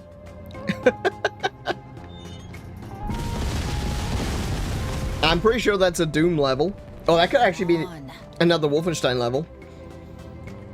I think that one was Blood. That one looks like Doom.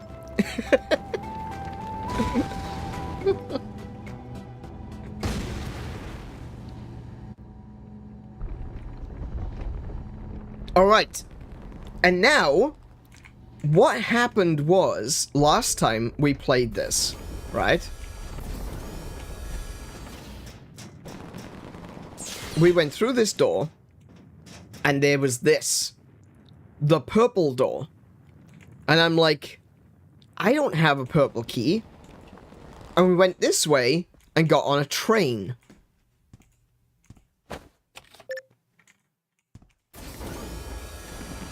I have the purple key. The Zone Mega Secret. And we are in a whole new stage. A brand new stage.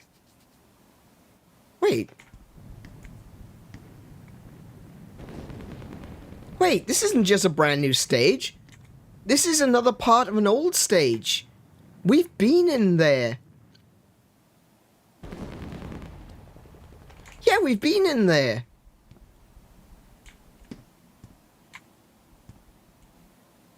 That's like, that's very early on. I think that was in our first stream.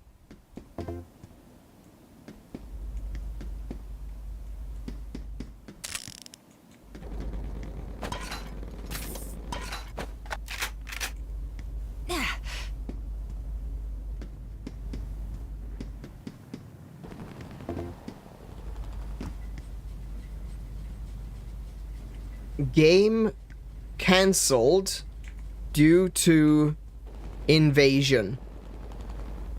That's a problem.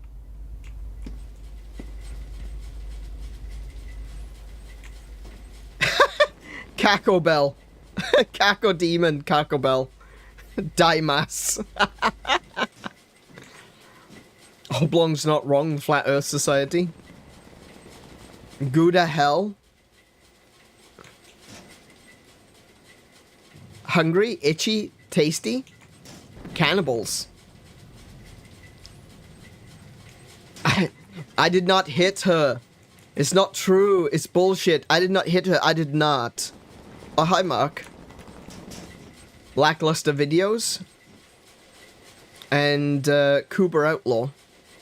Willy Wanker's Sugar Tits.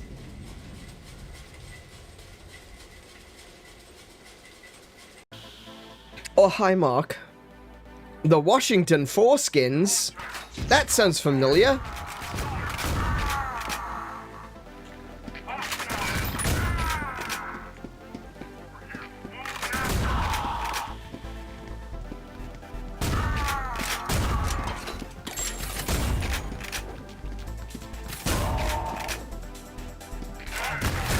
Oh, there's more of them than I thought.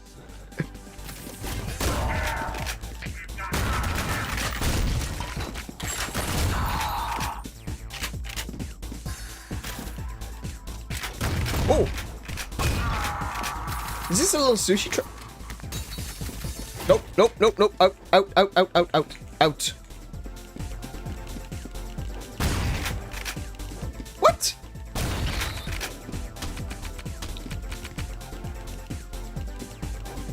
Oh, hi.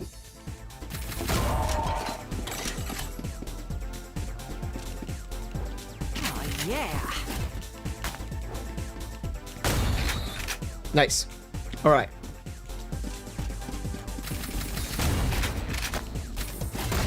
Domo arigato, Mr. Roboto.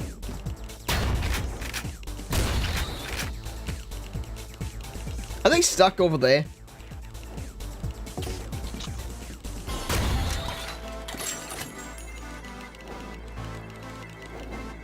Oh, it's two of them.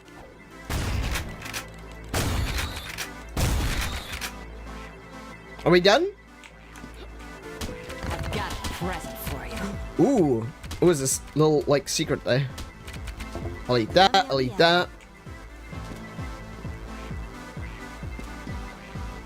I don't know about the hygiene here, but I'll eat these burgers. Yum, yum. Yeah, it looks like, oh, it's a coffee place. It's a little cafe, look, with a pot of coffee. Oh, I am twitchy now.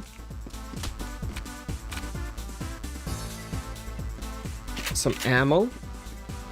I'm good on HPs.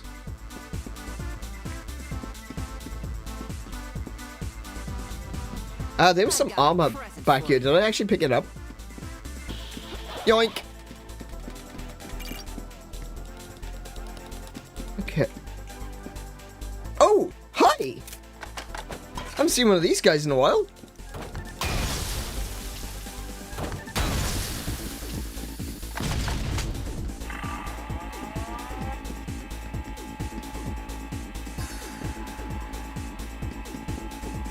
Right, that needs a blue access code. Do I have the blue? I don't have the blue. Do baseball!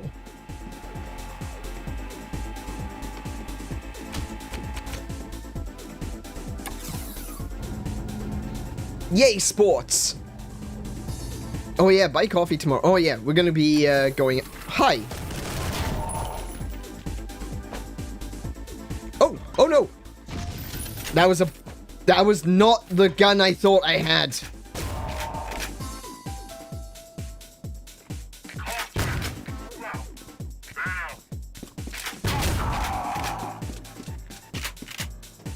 I used a grenade launcher at point blank range.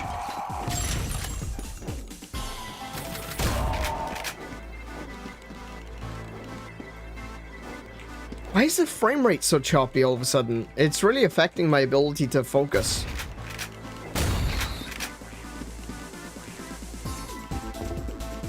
Oh, better armor. Can't go in there. Thy flesh consumed.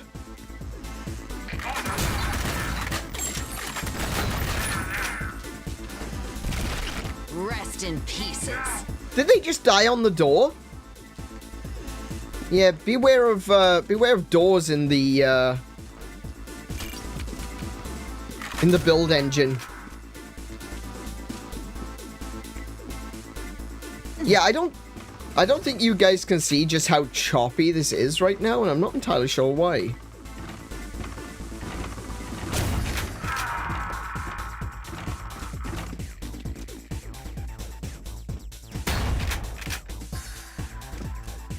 Oh.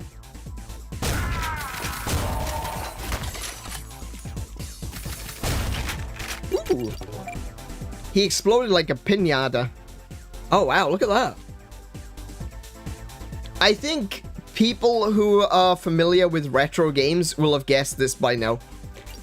But this is a level from Duke Nukem 3D.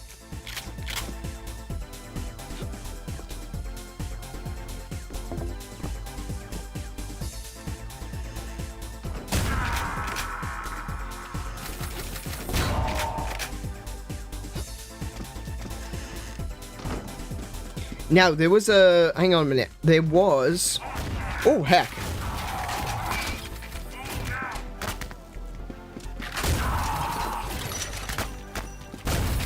Oh, that was a miss.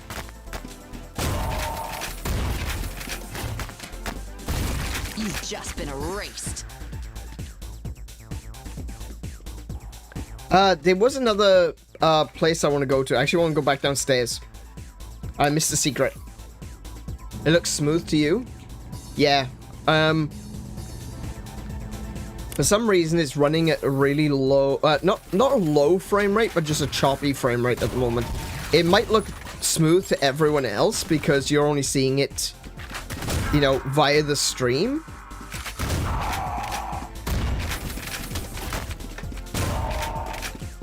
But to me, it's actually, like, really bad right now.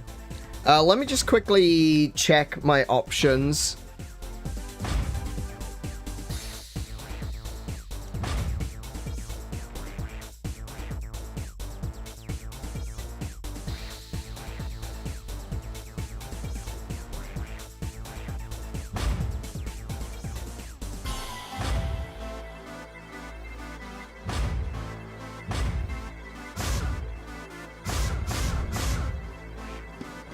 That's way better. Cool.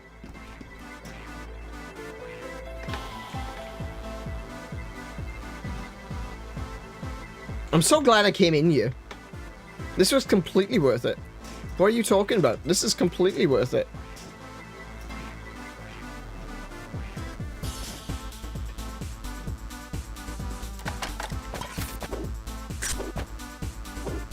That one.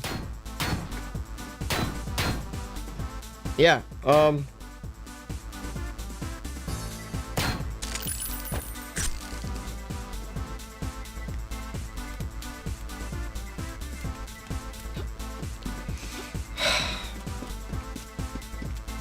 yeah, I thought I was onto something. Turns out, wasn't.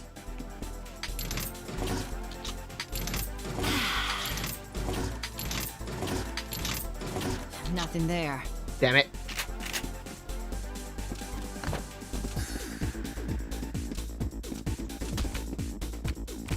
Hang on, let's see if there's something over this side. Oh, it's just the blue door, that's right.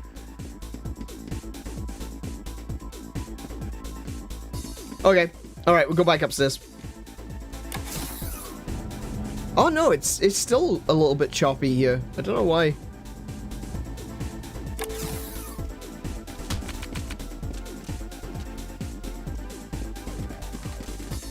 What's that? That's locked. I'm not gonna be able to go through there.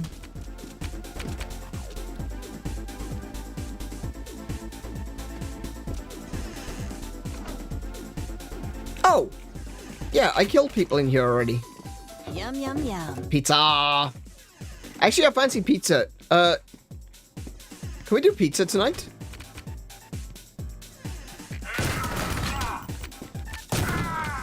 Oh, oh, look out. Oh, he died on the door! Beware of doors in build engine games. They're deadly.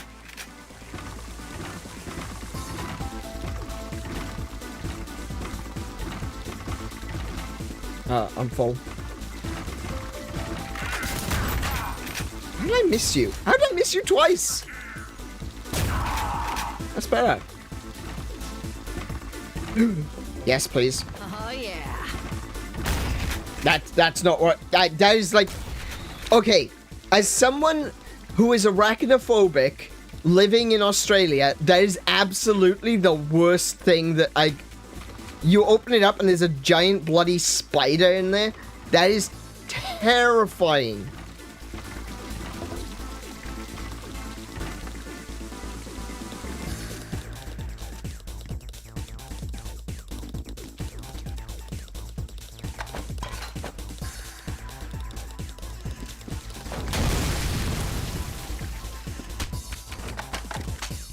Oh. Curious. Where is that? Oh. It's ammo. Okay. I can't break that. Can I break this? Nope. Okay.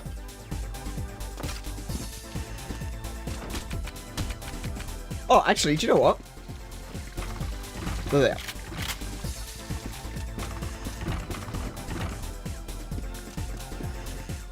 Oh man, the music in this game is such a bop.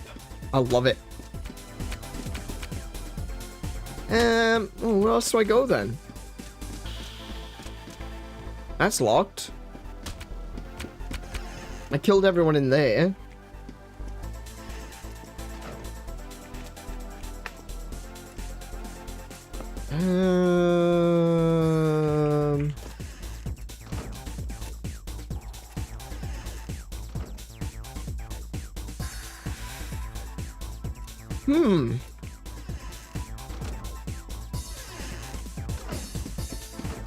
I guess we go back down. Oh, wait. Ooh, ooh, ooh, ooh. How do I get in? Bombs. I can has bombs?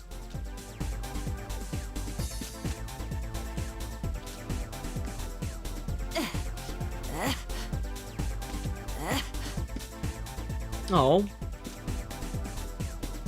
I can't have bombs.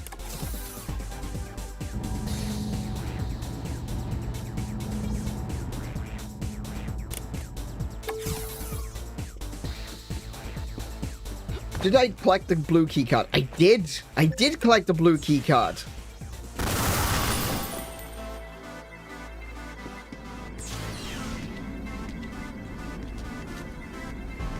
Yep. That one.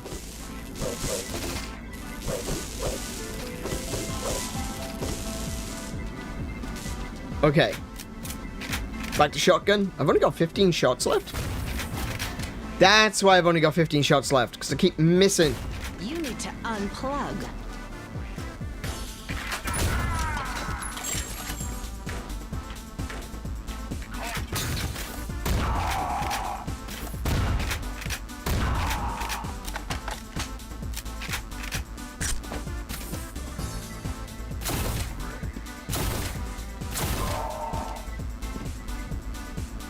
Oh, I see you. Say my name.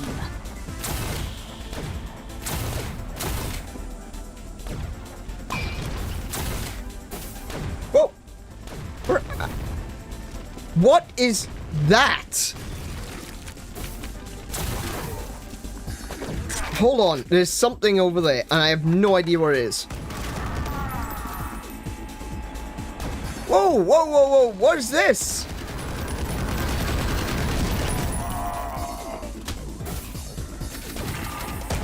It was some cyborg battle robot with a flamethrower. I don't know about that. That was a bit much.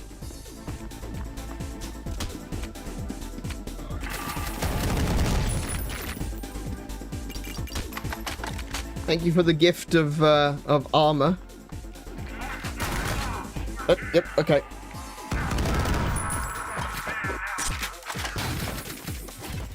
Oh, hi.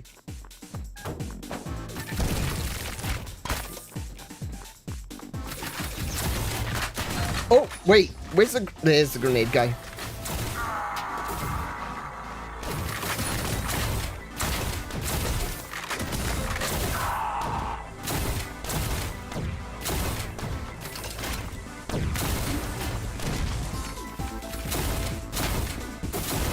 Ow.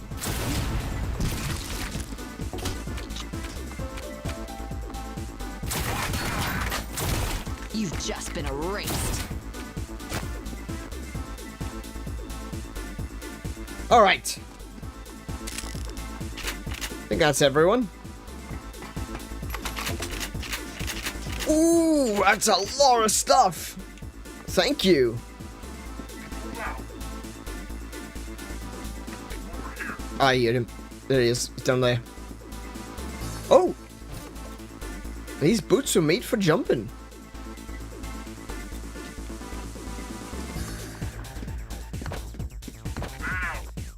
More double jumping. I'm okay with more double jumping. I'm not gonna lie. That sounds amazing. So there's lots of armor down there. Oh my goodness, I just realized something. Hold on. Wait. Am I gonna have to fight the boss that was...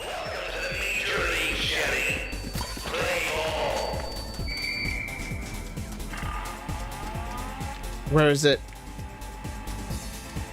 Did they actually include the boss from... No, maybe they didn't. I think they've just turned this into a big arena. I thought they included the baseball field boss from... Oh no, it was a football field, wasn't it? Maybe this isn't the stage from Duke Nukem.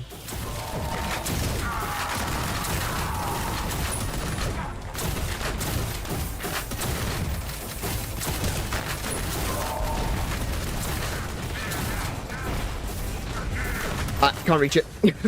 Oh, that's what the double jump is for. Oh, here comes the rocket launcher dudes. Got him.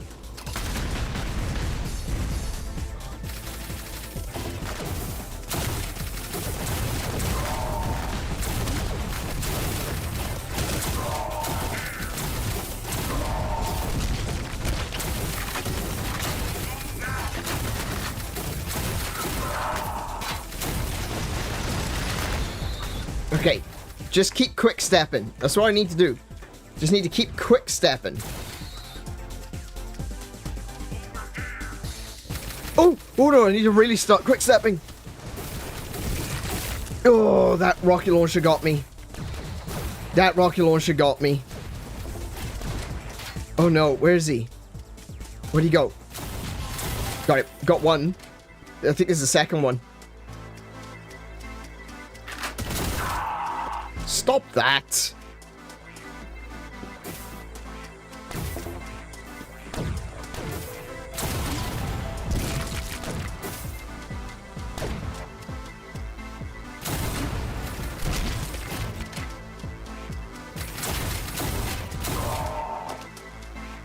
I hate these things. That's better.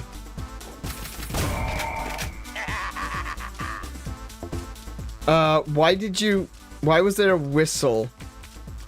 Why is he laughing? Oh, more. Okay.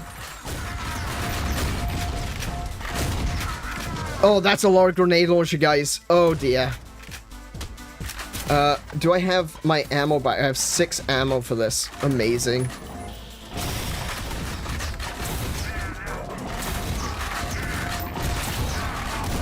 Oh, hunters! Hunters!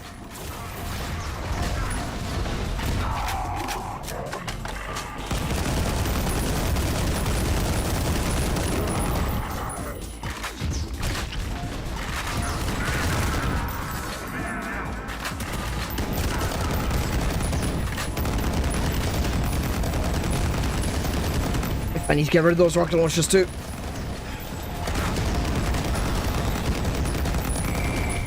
No, don't whistle again. I'm not ready yet.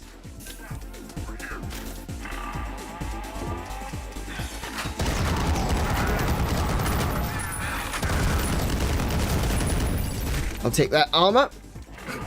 Good, I thought I killed you. Oh. Stop, grenade launcher. Bad.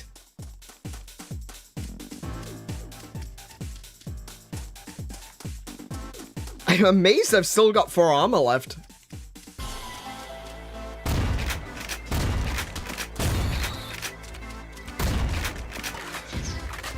There's another one there. Where is he? There he is. Can you die? Why? There we go. Oh, okay. That was kind of rough. Oh,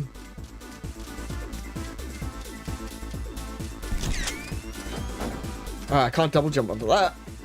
No, I can't double jump onto that.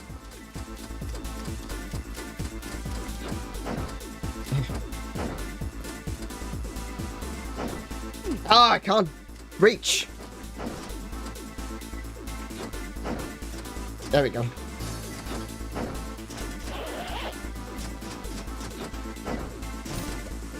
I don't even know what that is, but I've got one. Oh, criminy. That was, that was an arena. Alright, I want to collect as much ammo as possible.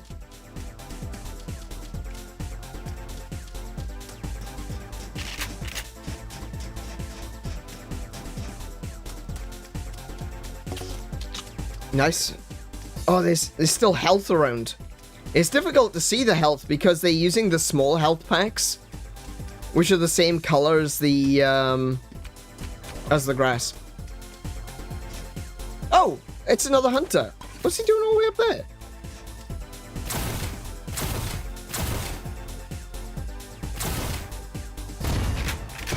Whoa! Oh no! Oh no no no no no no no no no no no no!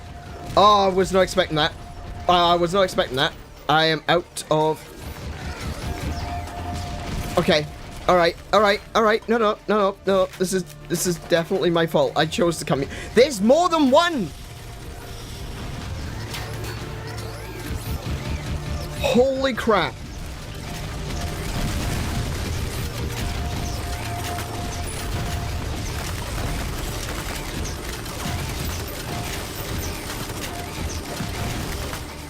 Hide.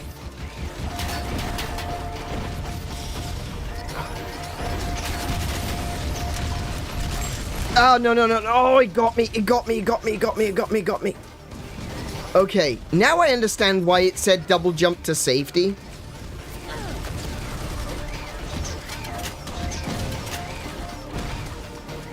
Let me... Oh, there's another one there, too. Oh, my goodness. There's so many of them. So, being far away from this guy, from these warmechs is a bad idea because they do so much damage at distance. I mean, they do a lot of damage close up as well, but holy crap. I was not expecting to have to fight a warmech. I especially wasn't expecting to fight No.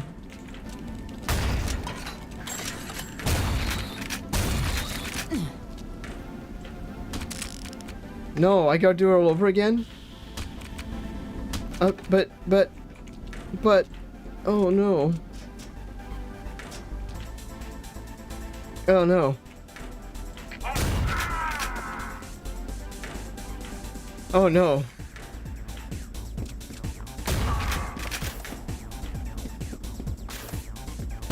Sorry about the mess. Missed. Could you... I'm trying to shoot you.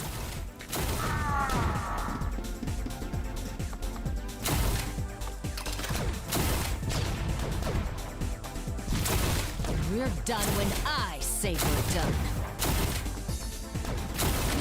Could you have said we're done when the warmech showed up? That would have been really convenient, just saying.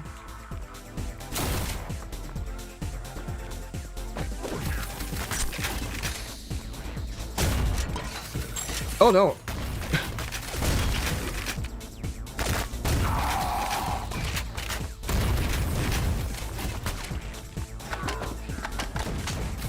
Where'd he go?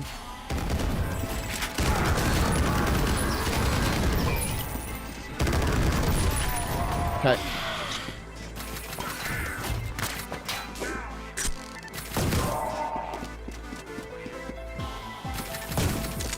Oh! That was cheeky. He should have died from that. Okay.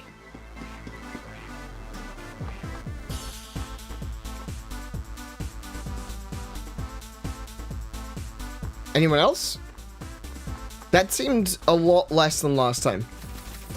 There he is.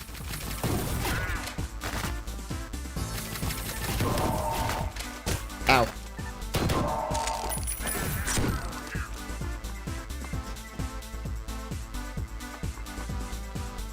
There you go. I'll take the floor fries.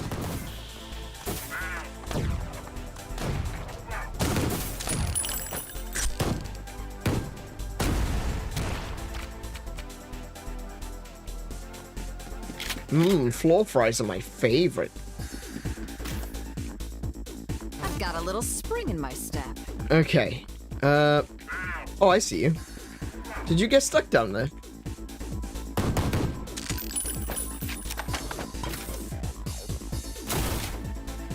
Could you...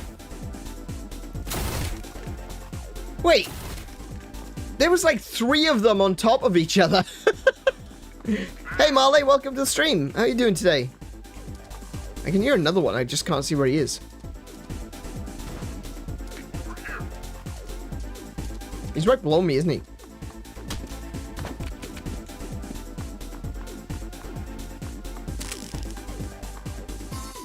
Yeah, there they are. 1.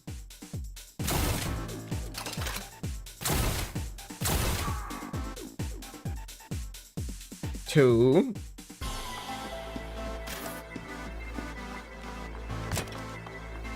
Well, I know I'm gonna need the pucks now.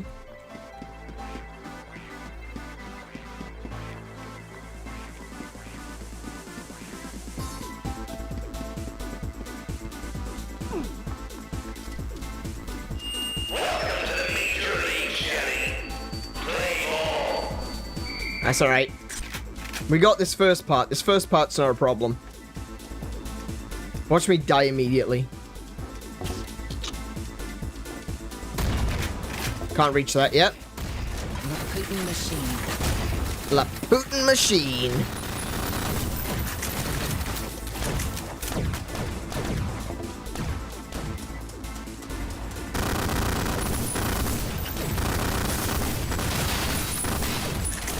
You know what? These guns suck. I don't like those one bit. I do love a good shotgun and minigun. And that crossbow is quite nice too.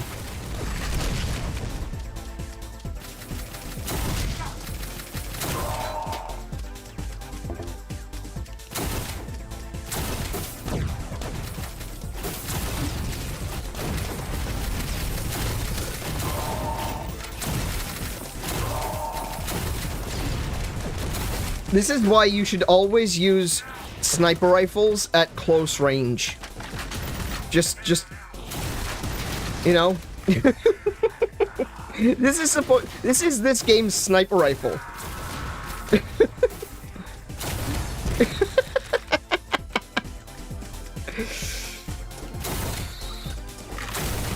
I too enjoy turning first-person shooters into point-and-click adventures. How about you?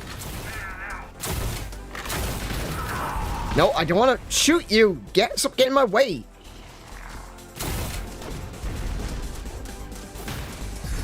There he is.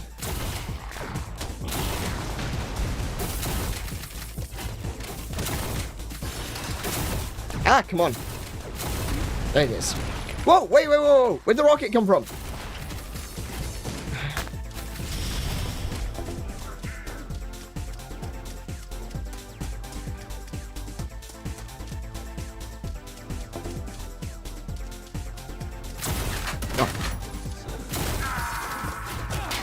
Oi!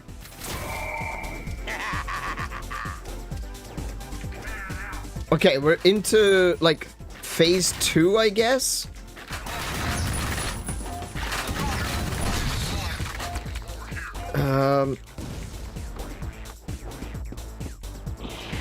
Ah, there's hunters. I forgot about the hunters. Okay.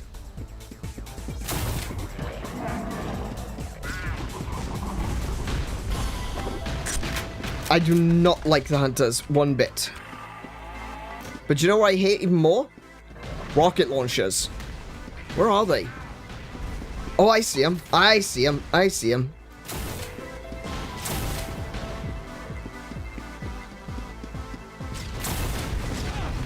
Oh, he got me, he got me, he got me, he got me, he got me.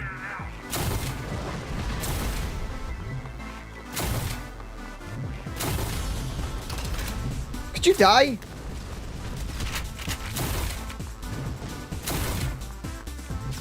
Alright, got one. Got two. Brilliant. Now, where's that hunter gone? Ooh, I'm not looking too good. Gotcha.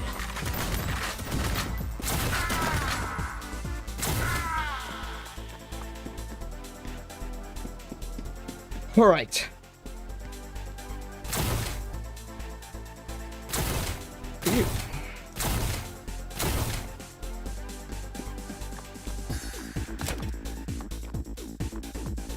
Actually, I'll use that. Take that. All right.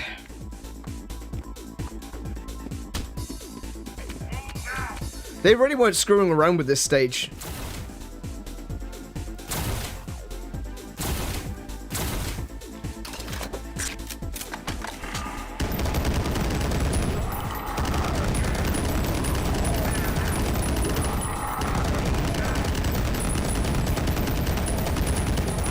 Good, good, good. We've got 221 left.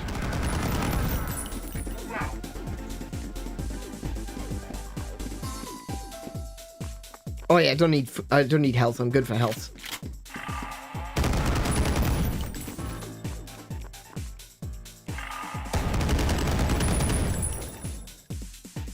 I need to get onto those buses. I would rather not use my double jump just yet, but I might have to.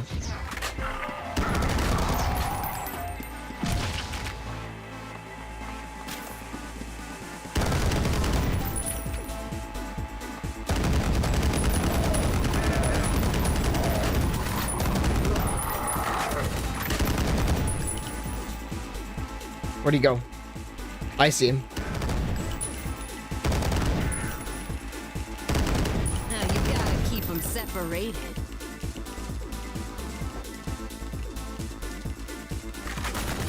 I was gonna say, I can hear the click-clack of scuttering.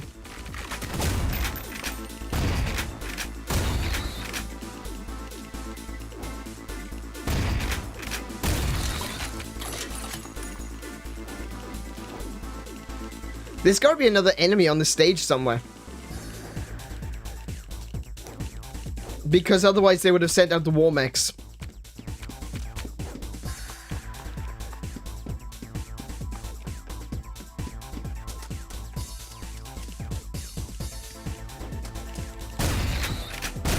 Oh Wow, you throw quite a party.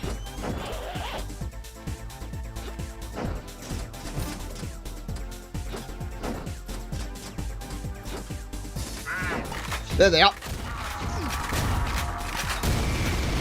There's the warmechs. I'm gonna kick your shiny metal. Ah, I'm out of minigun again. Wait, am I out of? Oh, I'm out of. No, oh no, I'm not. Okay, I thought I was out of this.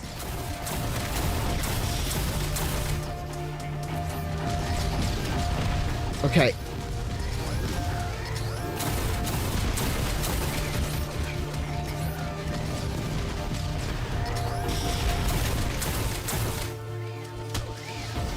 Oh, crap.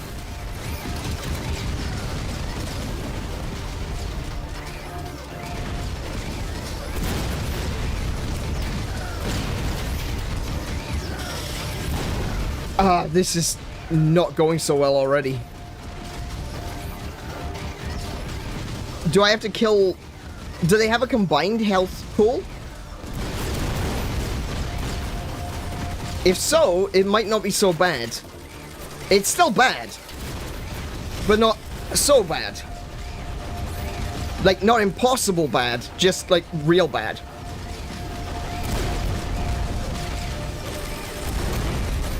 Okay, I'm out of those.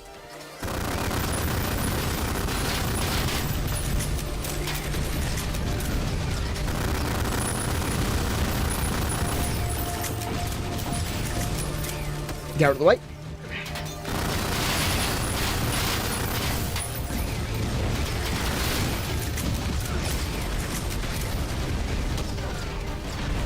I'm doing alright. Doing alright. Doing alright. Still alive-ish.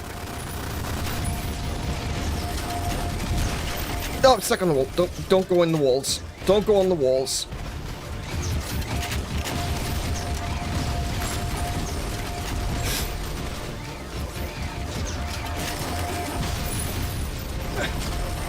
It does appear to be a combined health pool. So good news. Is this like quad damage? No. I think it's invulnerability, actually.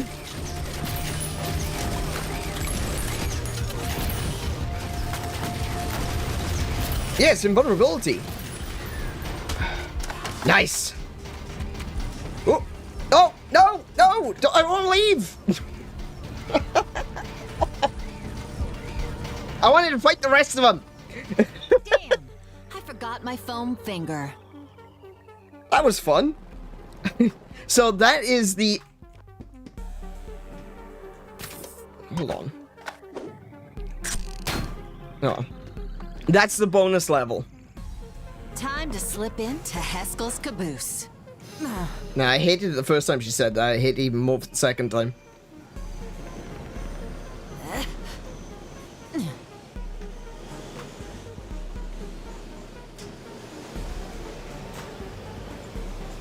But yeah, that was the stage that we skipped because I didn't find the purple keycard last time. I am really glad that we ended up going back though, because that was fun. That was fun. I liked that.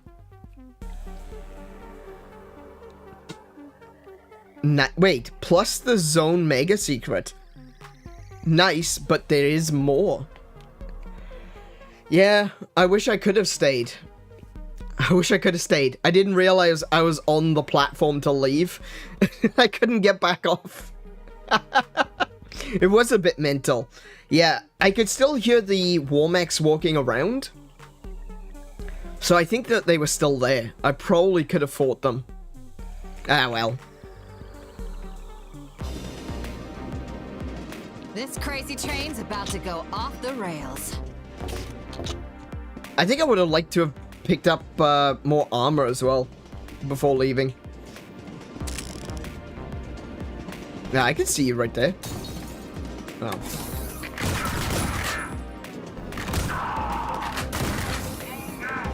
Could you? Thank you. Lots of grenades. submachine guns. Yeah, this seems like the average Brisbane train. Okay. I knew there was going to be something in there. Why did it have to be the heads?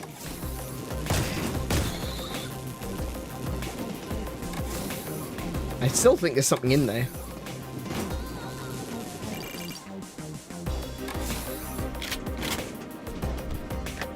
Oh!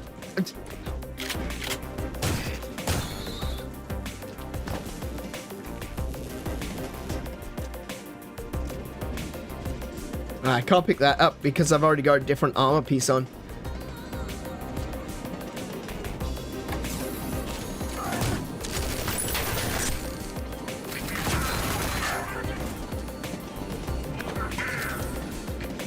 You're not going to enjoy this. You realize that, right?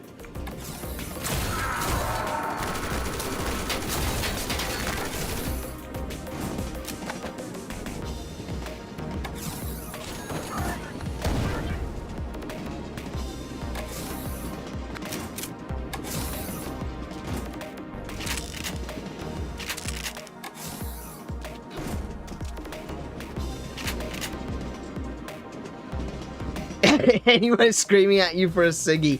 Aye, that's the one. Aye, mate, you got a ciggy. A shay. I'm gonna get lynched the next time I use a bus.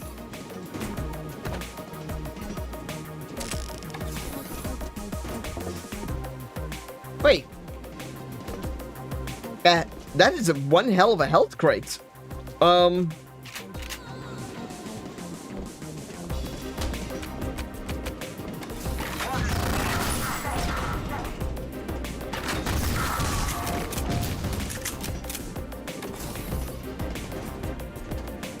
Interesting. Sorry, I need to rearrange my butt. And, that sounded terrible. I needed to sit up straight so I could see. Wait, hold on. Hold on. Was there a great...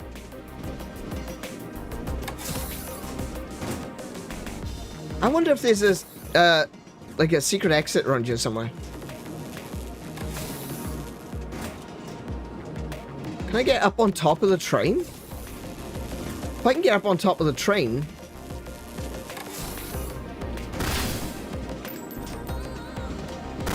Yeah, no, I can't.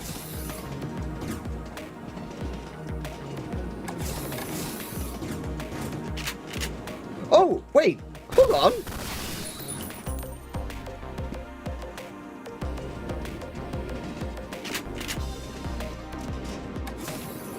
So this is the back of the train. Oh, there's stuff out here. There's armor out here. I've got better armor, though. Can I get on top of the train from here? No, it doesn't look like there's a ladder. That sucks. Okay, so there's a little secret back there. Nothing big, but... that's fine.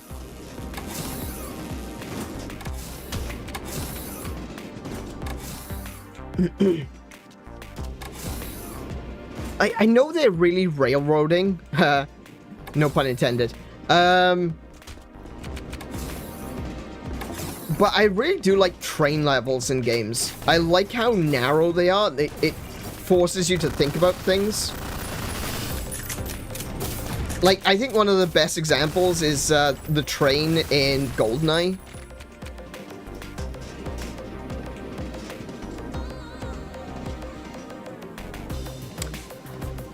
Oh, look at this. We're getting a little bit of a glimpse behind the curtain here. You see how all the pieces and the bullet casings have all just stuck and they're landed. They're here on the train. It's keeping equal with the train. The reason for this is because this mission is technically kind of impossible for this engine to do. So what they've done is the train is actually completely stationary. It's this tunnel that is actually moving at high speed. So the floor isn't going anywhere. That's why you can still see all the bullet casings and everything, because it's not moving. I'm not currently moving. The walls are. A little bit of gameplay magic there.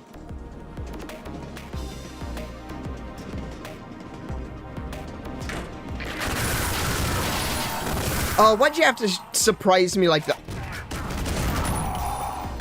They surprised me. It wasn't my fault.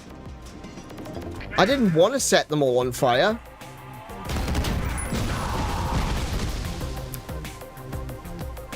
I did want to do that, though.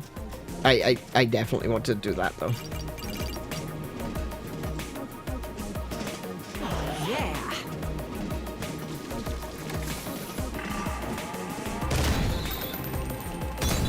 Damn it! Bulletproof glass.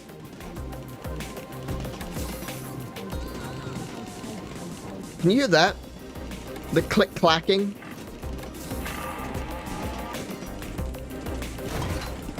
Oh! Oh!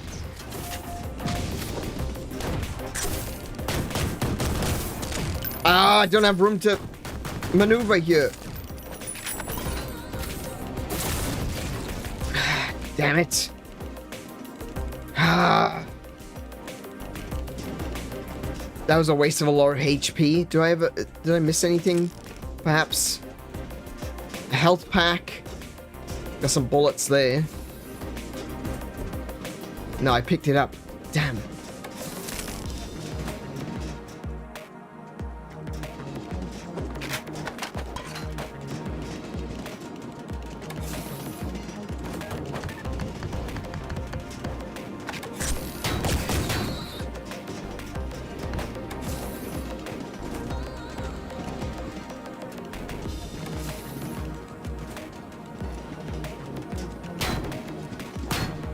Hey, get off me!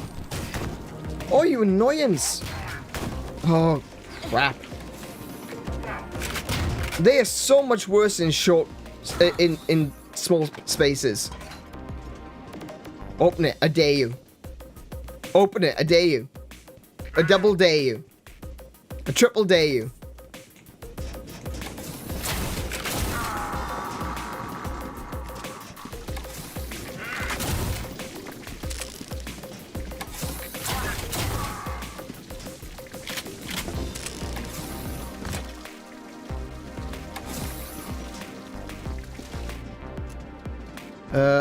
I don't have the red... Wait, what? I need the red key card to get in, but the red key card is in there.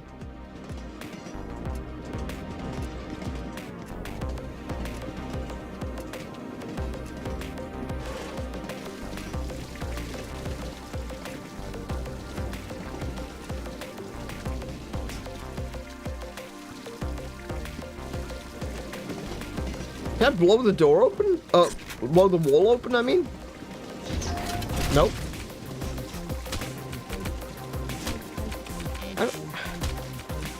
Oh, yellow access! Oh, right! Okay, no, I need the yellow key.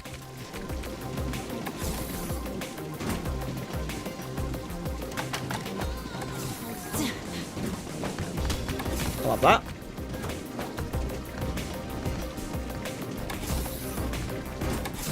No explosions.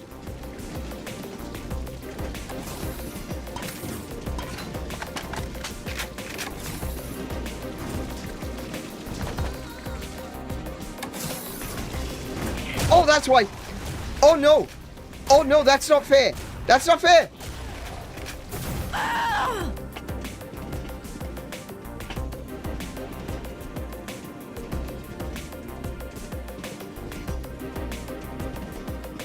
That wasn't fair.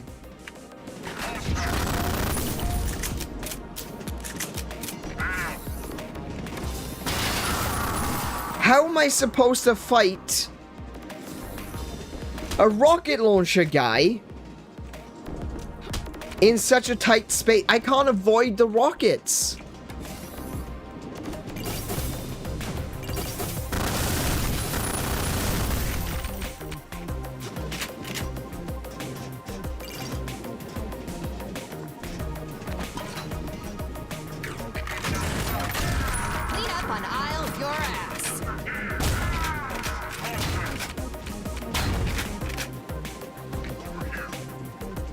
Oh, I see. I just saw another drone coming by.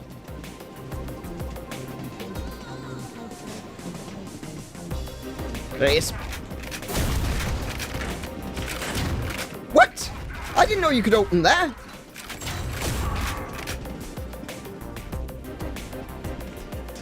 Alright then. Be that way. I've got health.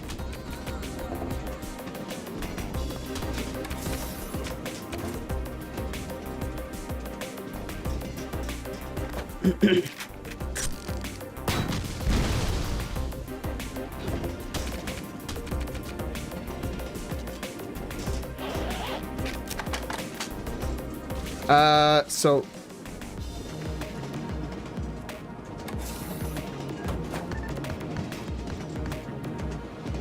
Wait, wasn't there a guy in there?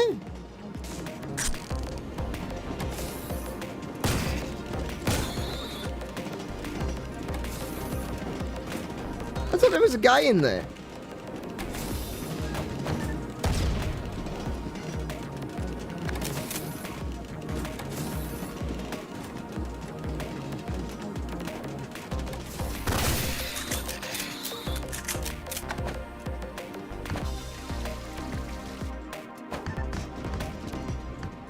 I'm sorry, where did my grenade go? There we go. Oh, hi.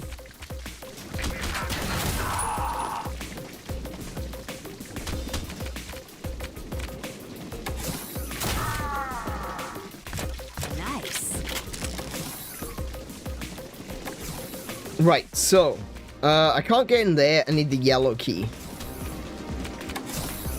And if I go in there, I'm going to die a horrible death.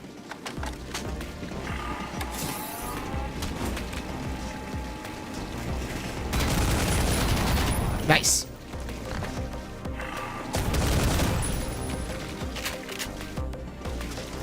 Oh, that's dangerous. Hang on a minute. We've got an open door there. I don't like that.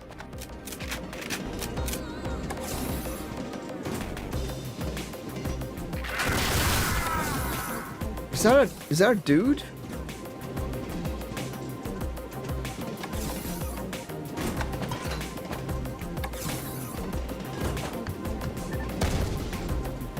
There was a dude. There he goes. You can always tell by the satisfying squelch. Now they're gonna open that.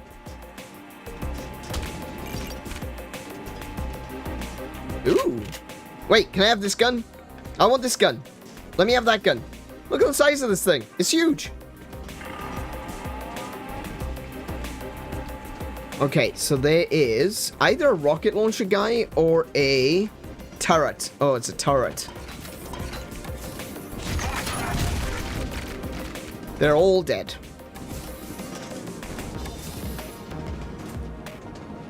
There's the yellow key.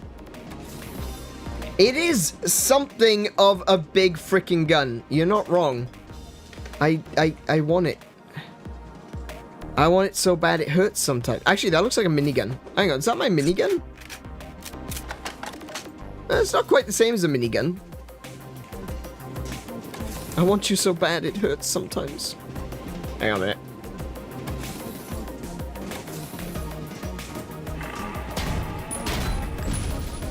Right.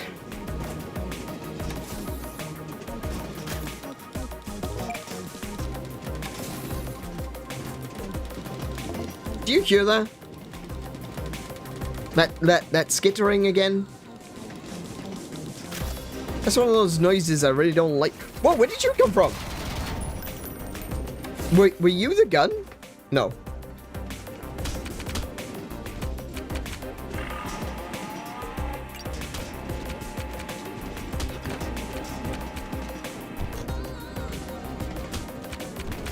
Whoa, what's hitting me? Oh, there. It's a shame you can only die once.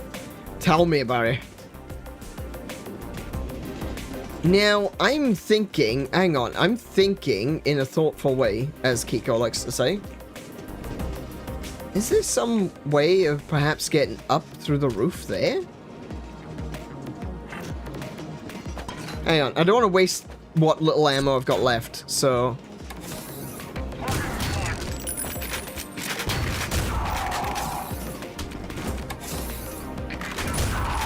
Don't do that, jumping out at me. Oh, hello. Wait, how do I get up there?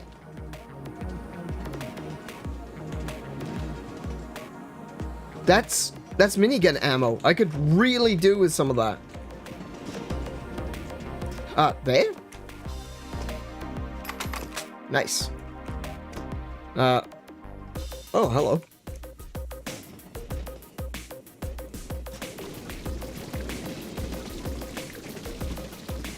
What the heck is that noise? Oh, it's the shower. Let's see. No. No. I was kind of hoping I'd be able to get, like, to a secret or on the roof or something.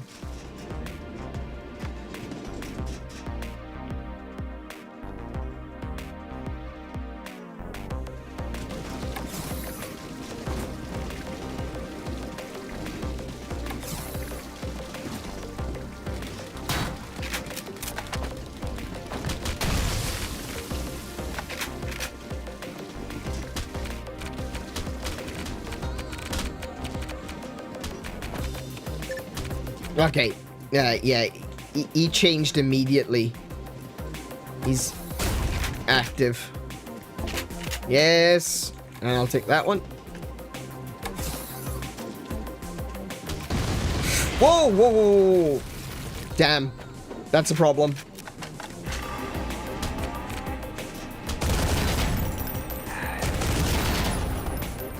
Ooh, I think I got him. Oh. Shelly, can you please not kick the brain around the floor when I am panicking?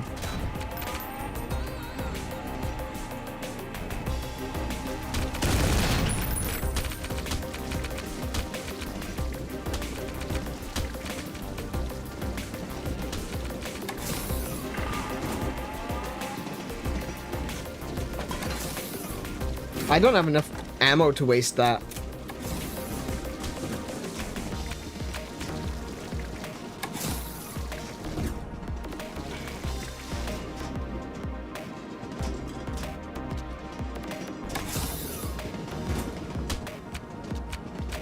Okay.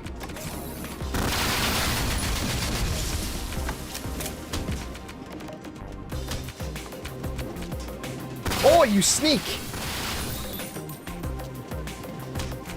Oh, I can open that. Oh no! Oh! No.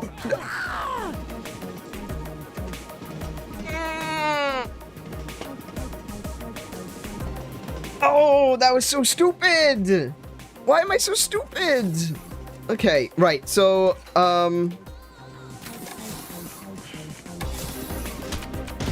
boom. Oh. He's still alive. No, he's not. He's dead.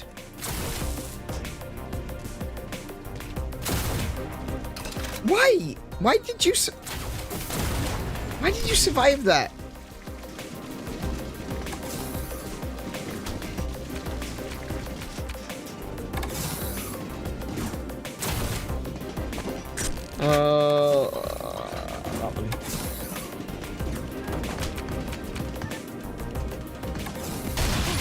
There he goes. I knew we'd get there eventually.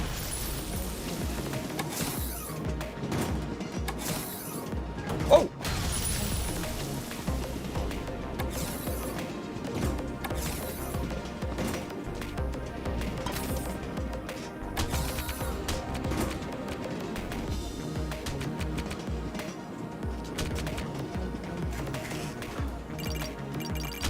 There we go.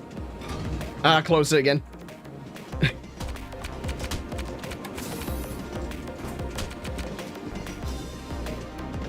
There is no way they're not going to send drones at me. Really? I feel this false sense of security. I feel a very, very false sense of security right now. Like, I feel secure, like there's nothing's gonna attack me. And I think it's a lie.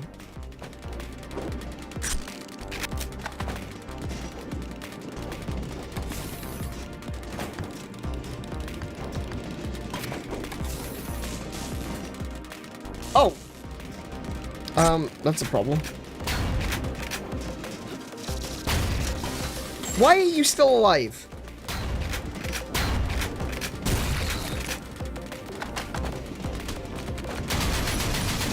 Okay.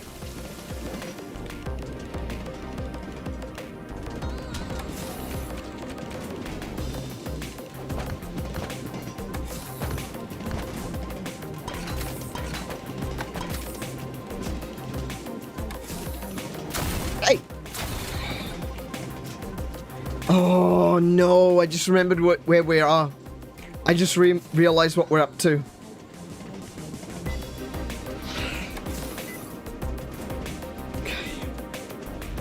Remember those? This is the worst I've seen yet. This man has no dick.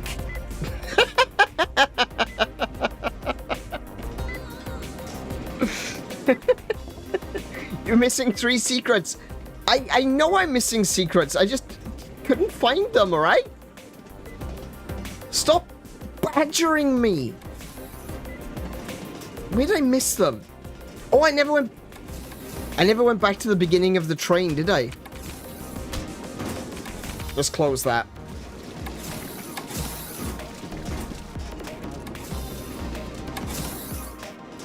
Ooh, hello. Wait, can I open this?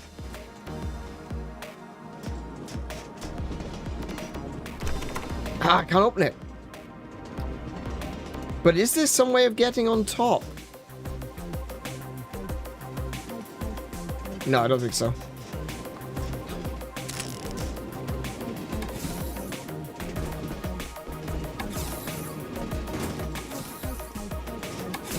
I'm surprised they didn't repopulate this area with enemies.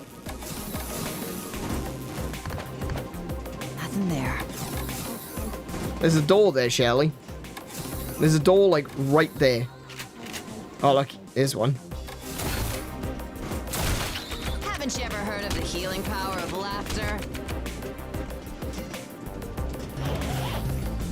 Ah, there's the secret. Yeah, Dan's secret stash. Found it.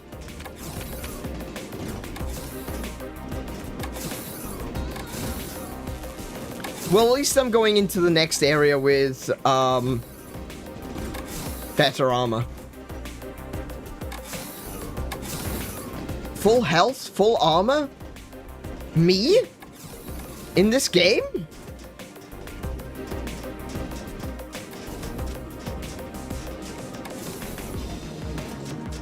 Something's very wrong here.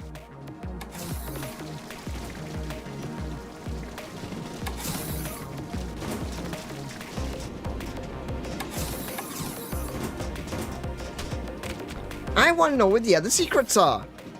Damn it.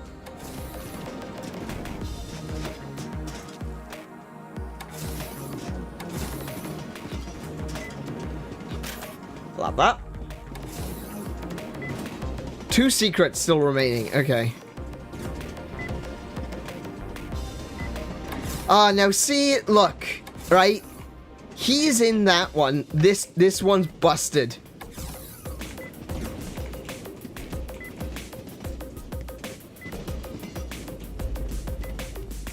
There's health in there though. Don't need health. I'll take that. Go! I can't hurt him. Oh no. Oh no. Oh no, no, no, no, no, no.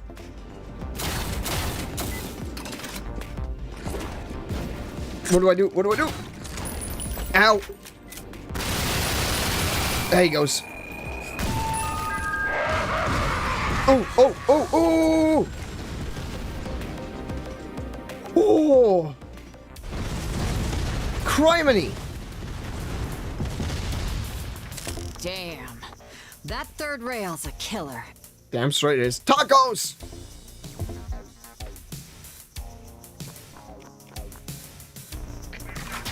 Wow! Dance, fucker, dance! This gun always hits high. Have you noticed that? Because I have. When trying... You can't shoot me, you're on fire.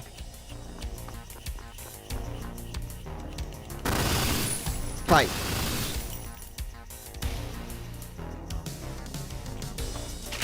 Are you kidding me, right? There's absolutely no way there isn't a secret back here.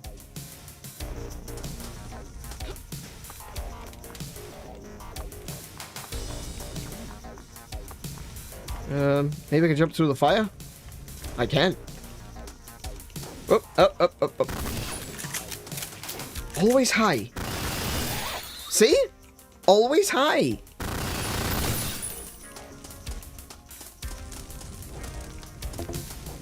Some health.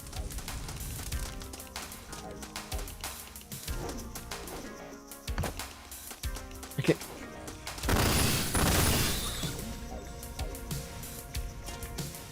5 a.m. The Walking Dead? That's not even a reference. That's just The Walking Dead. Oh, I get it. I get it. Because they're going to work. They're going to work at 5 a.m. Okay. Hold on a second. My Zelda sense is tingling. No?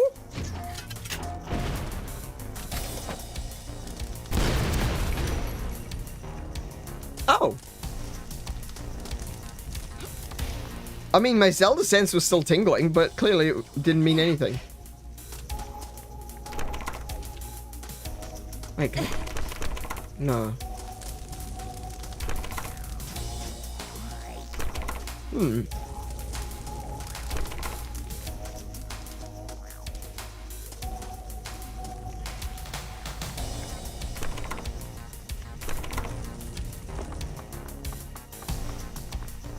Oh, yeah.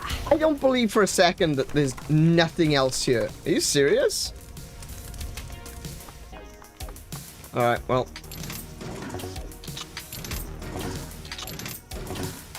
Nice.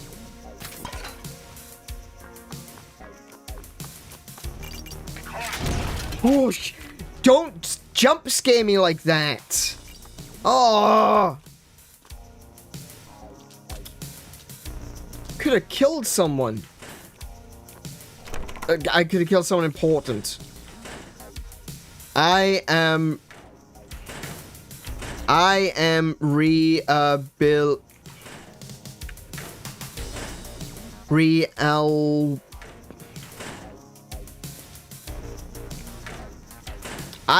real builder. Full of booze. Sounds about right. What does that say?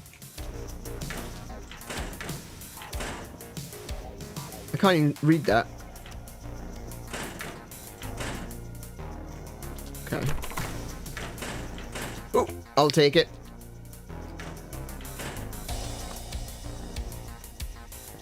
Wait, I can see through there.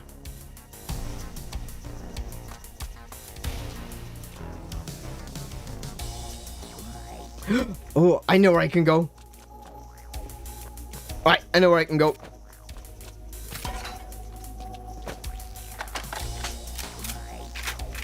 I'm not doing too well on ammo right now. I've got a present for you. Oh, helps.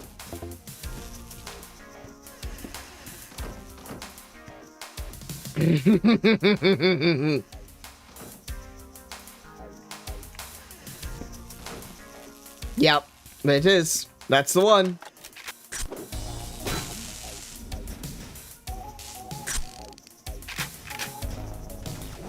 Oh,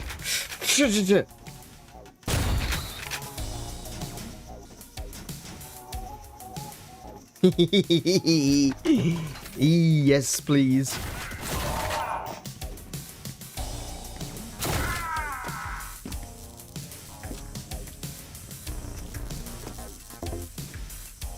Wait, can I... Is that... Can I drink that? Oh, I knocked it off. Never mind.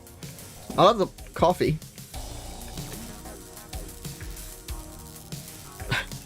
I love how when you drink the coffee, you get buzzed, and you start... The screen starts...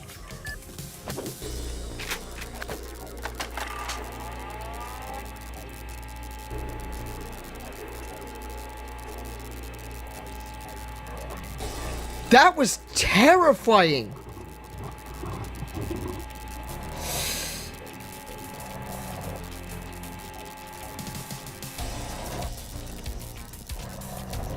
Thankfully, you can't get in through this door because it's locked from this side. Holy crap! Just looking through this and seeing him just sprinting through? That was horrific!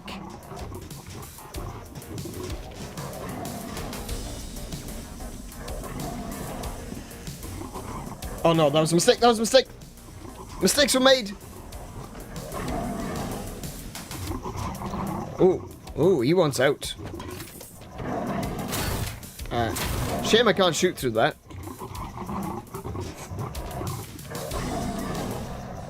No, thank you!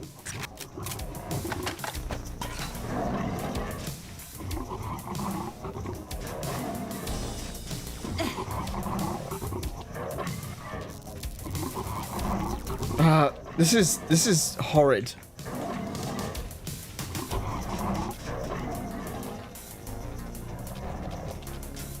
Like, I want to tempt him into the... So I can get out onto the platform. There we go.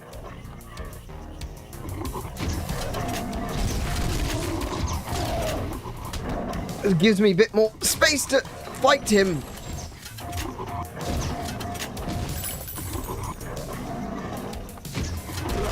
There it goes. Oh my goodness. It still takes 3 sodding grenades.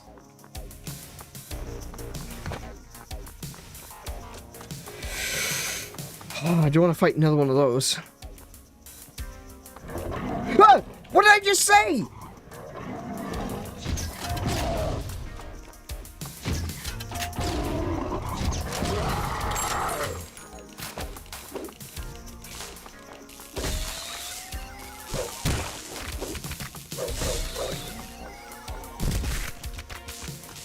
Oh.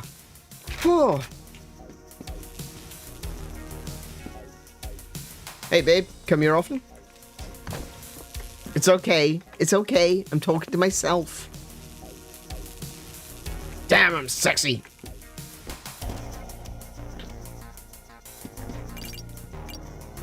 Funny streamer noises. More like terrified streamer noises.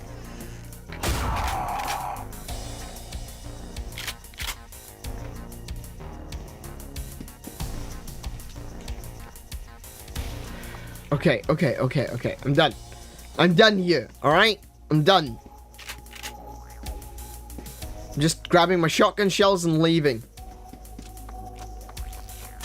Do you know what? Let me tell you something, right? This is so unrealistic. Right? Look at this. Look at this men's room. This is super unrealistic. There's actually toilet paper.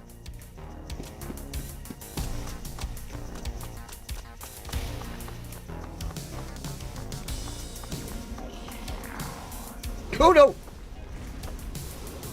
That's alright, didn't need those health points anyway. It's too dark. I'm not going to be able to snipe him from here. Another reason I can't snipe him is because he's right on top of me.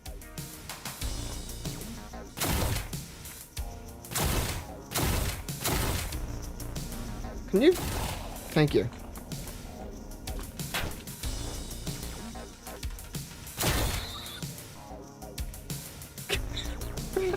That is so juvenile, but I love it. It says snacks, but the N keeps flicking out, so it changes to sacks. Get it? Logging off for the night. Thanks for the convo and for the games. No worries. Ah, you're very welcome. Thank you for coming, and thank you for staying. Those two are very, very different things.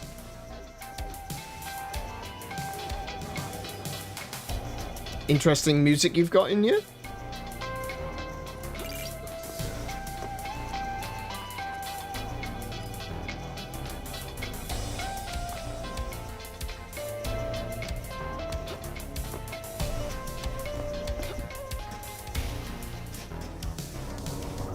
Why am I using the... Why am I using that?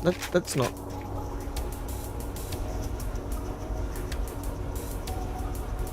Yeah, definitely talk to you soon. Ah, wait, hang on a minute. I can see someone down there, look.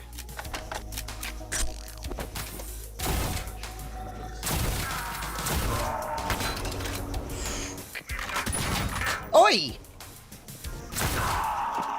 Stop that.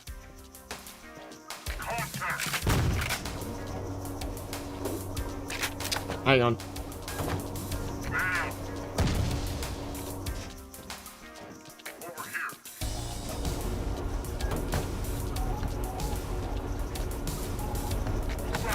I can still hear him. I don't trust it. I don't trust it. I don't trust it as far as I can throw him. And this game doesn't include a throw command.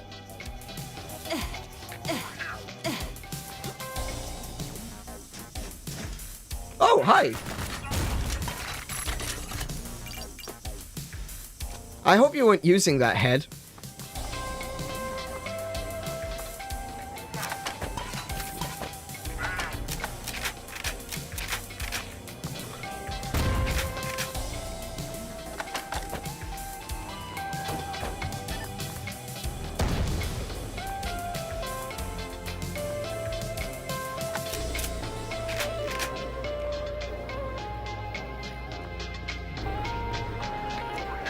I see someone over there.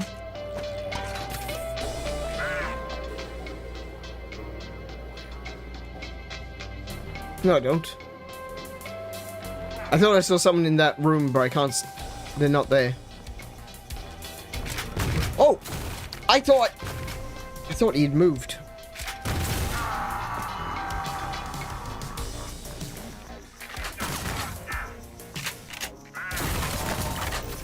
One down. Oh, there might have been... I just hit you square on. What's it?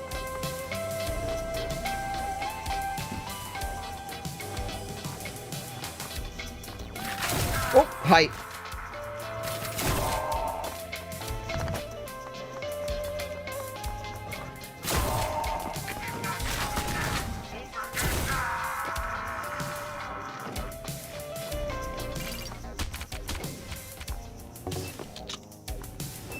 Hamburgers!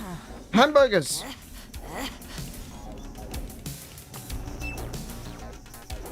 I can't open that door.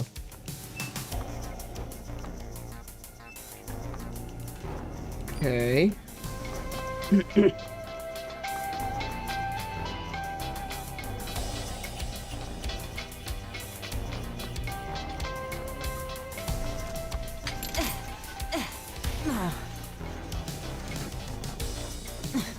It's stuck! Okay.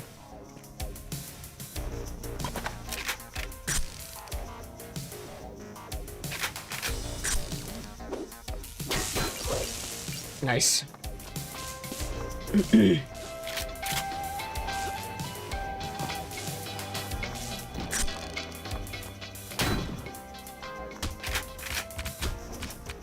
Oh, health. That's all that's in here. Okay.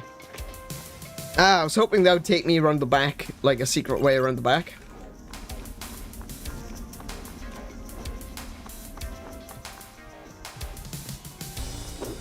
Hold on.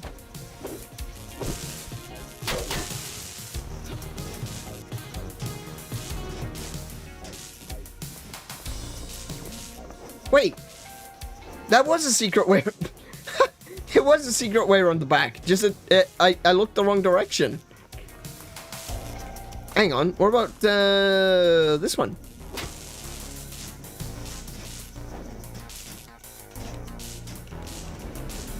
Ooh, now, hello.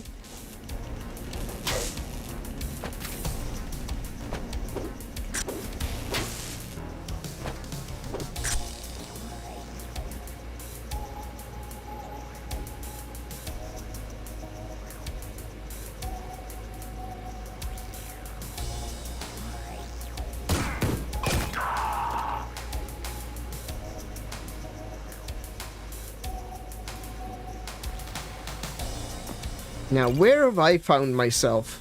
Oh, wait, am I just on the other side of the door? Yep. I like the way you die. Yeah, I was just on... It's just on the other side of the door.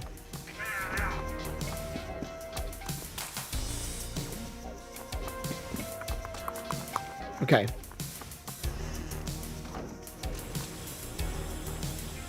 So this one needs a yellow key card. Ooh. Missed.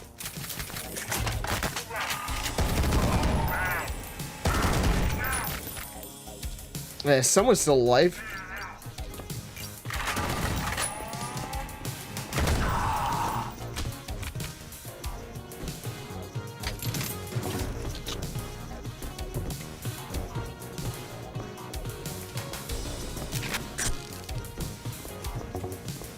Ooh, take that.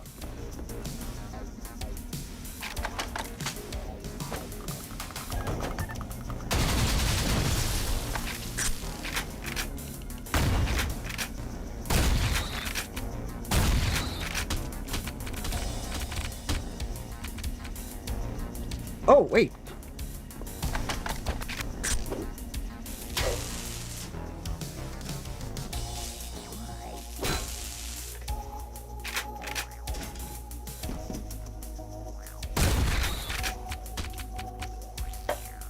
I didn't know I didn't know I could lift up the toilet lid.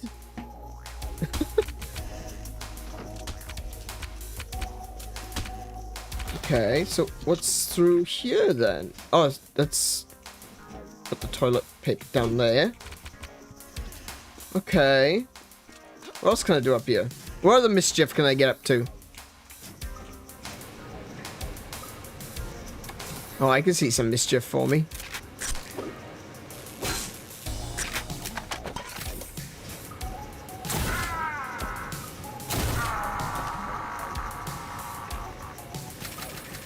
Nope.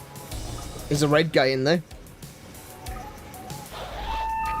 I've some business to attend to, but my esteemed associates will be arriving to escort you shortly. No, no. I don't like your esteemed associates. They're all assholes. Oh, no. I hope that doesn't include rocket launcher dudes.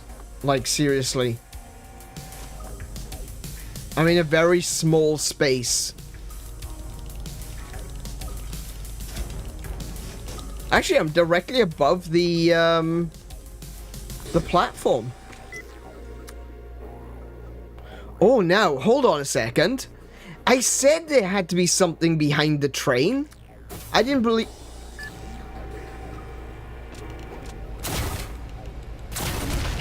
I didn't believe for a second there wouldn't be something hiding behind the train. And there is. Look. There's some HP and armor and there's something turning. I think that's a crossbow.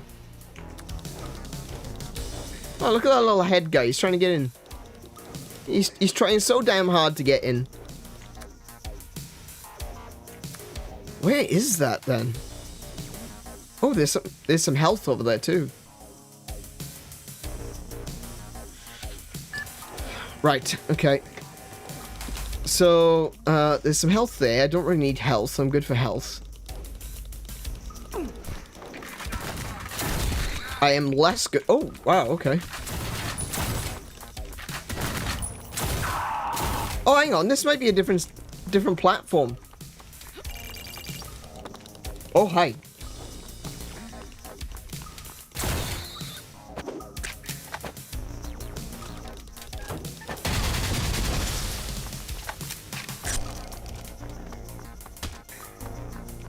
This is... Oh, no, this is a different...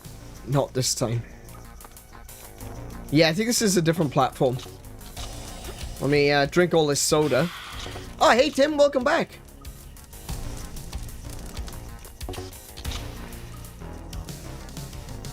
Okay. Okay. How do I get in there? How do I get in there? I need to get in. Let me in.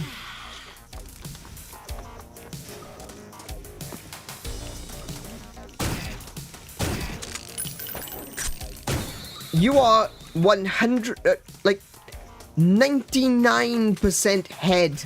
How does that not count as a headshot? Oh no! That's why they gave me this.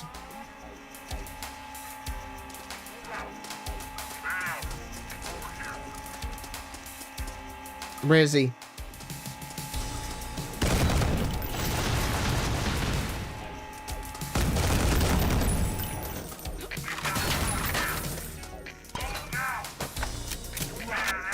That one. Talk shit, get shot.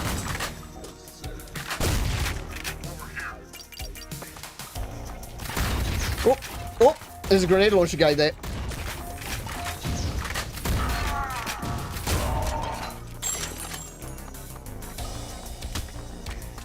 Anyone else?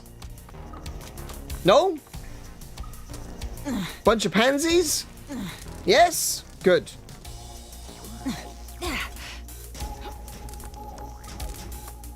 Okay, so either I am misremembering that there's a secret back here, or I am accurately remembering thinking that there was a secret back here.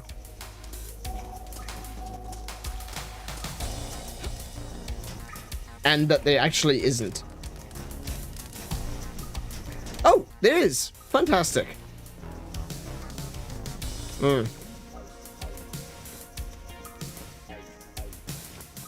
This feels less secret, more the way I'm supposed to go. Why do I need that? Why do I need a biohazard suit down here?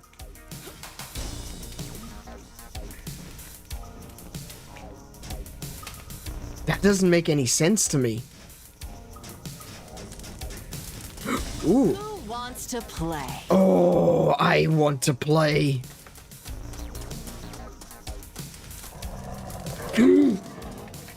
I don't want to play. I don't want to play. Change my mind. Change my mind.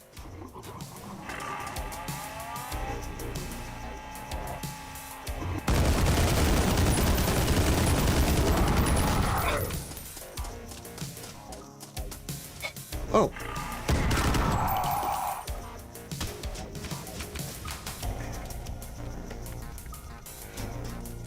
Wait, so what's up here then? Oh. It's just a method. Nice. 200. 200.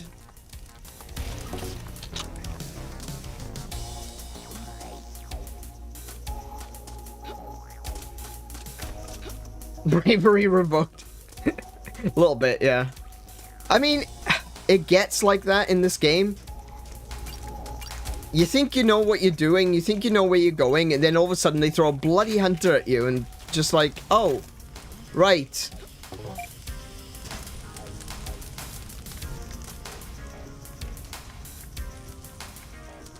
Okay. Well, I got a yellow key card at very least.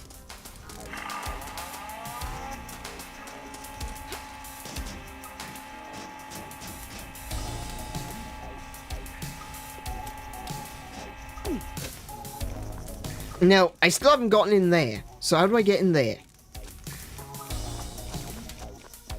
I'm looking for a switch. I'm looking for a lever. Can I blow that up?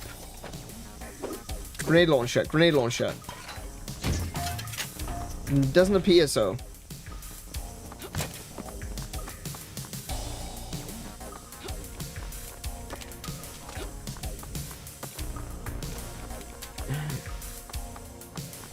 But yeah, I'm looking for like some sort of a control panel or a switch. Just hang on. Hey. Okay, I thought maybe I could knock the posters down or something.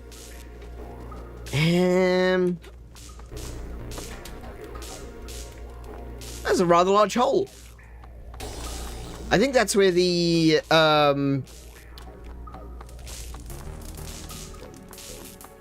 where the drones came in from. So that's a no-go.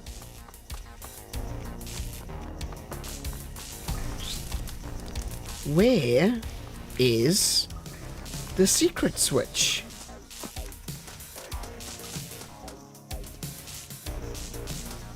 Maybe I can knock these down? I don't know. You can always try. That was the wrong sound.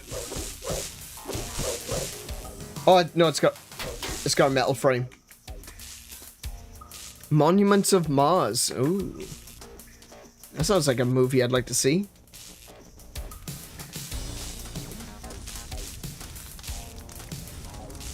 Oh, there's the camera. Oh, wait. No? Damn, I thought that was it.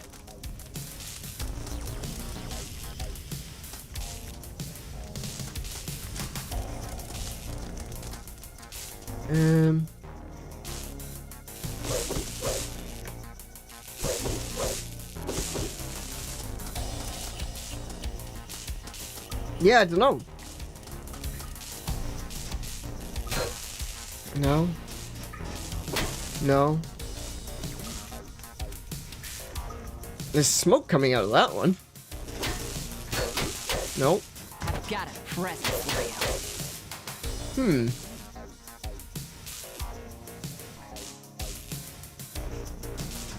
Okay.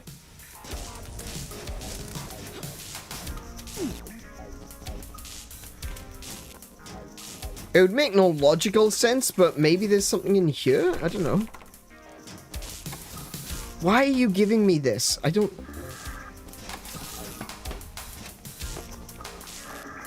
Like, it's only 30 seconds.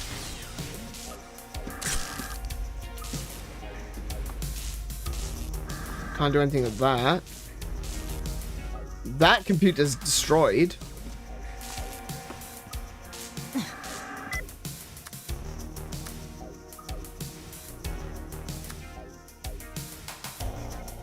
Oh look, there's a health pack on top of the addictive soda.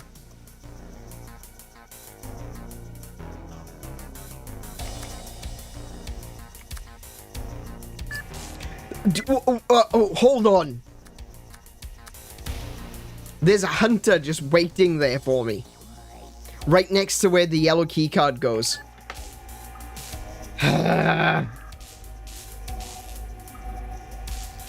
I don't know why I have the... Close, close. That's where the hunter is.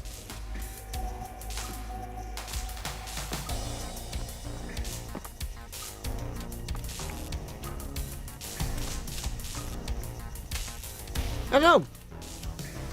I don't know where to, how to get into that little secret hole.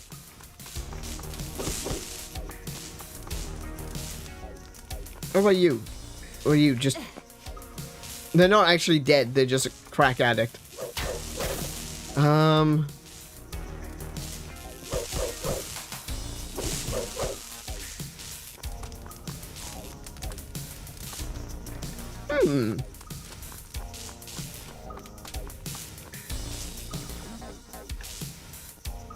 Yep, no idea. Time to scooch. Oh, no, not this way. I cannot scooch this way.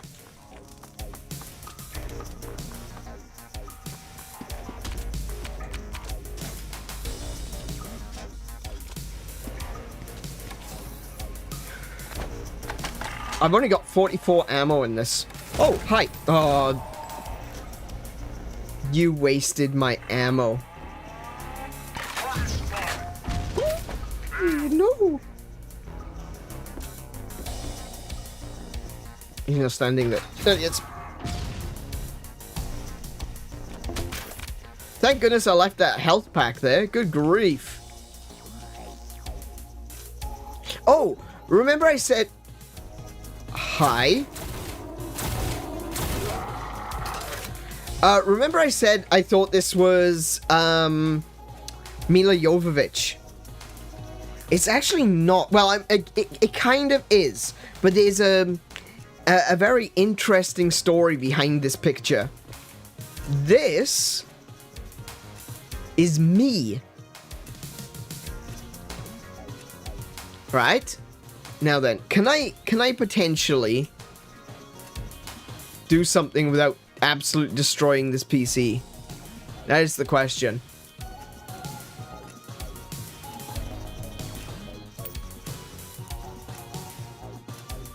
So, the original game in this series, so what we're playing right now is called Ion Fury, right?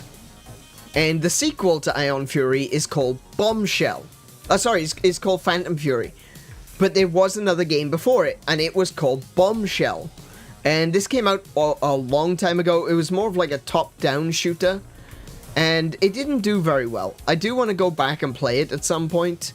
But currently my major focus is on playing, you know, Ion Fury and Phantom Fury. Game concept art. And I can't find it. I can't find it now. That's so annoying. Ah, here it is. I've got it.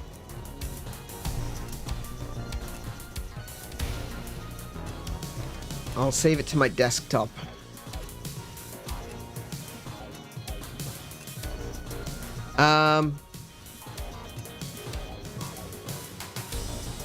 Of course, I saved it to the wrong desktop. 1 second. I can minimize that. That's not a problem. There it is. Cool. So, this is this picture.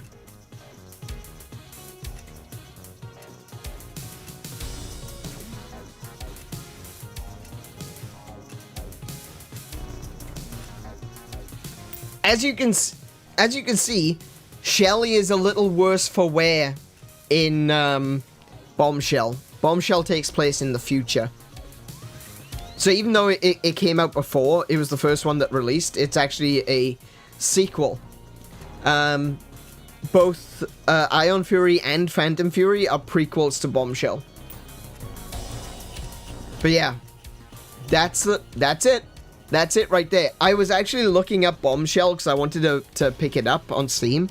And I was searching to see if I could find if it was on sale or something. Which sadly it isn't. Oh, hello. There I am. Okay. Yeah. Sadly it's not on sale. But I will be picking it up at some point in the future so that we can play it. It's going to be a little bit different to this one. But, yeah. Yeah, so that's where this picture comes from. It technically is Mila Jovovich because she was one of the people that they took inspiration of when modeling the character. Although she doesn't look anything like this in the game. That concept art is very different to how she looks when you actually play it. Yeah, I got you. I saw you from a mile away.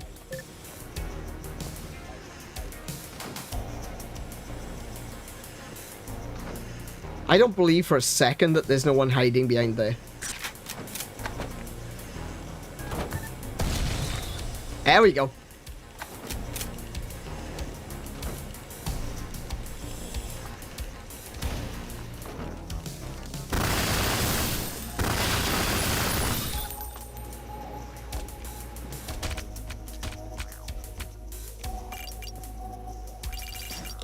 Oh, hi.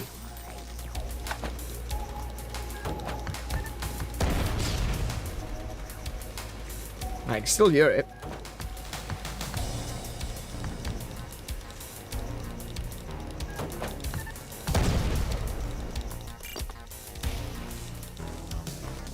Oh, hello. What is that? Wait, what is this?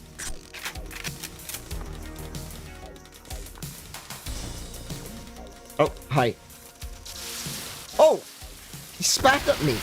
You filthy minger.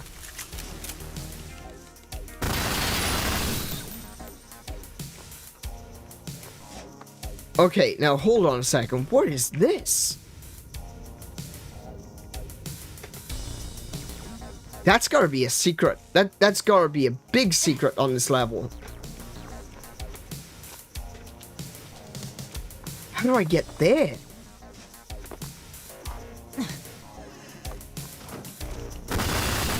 Nearly killed myself on the door?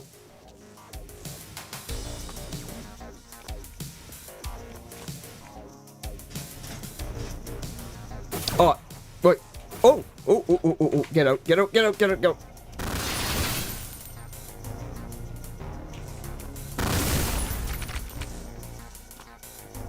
Ooh, that took some life off me.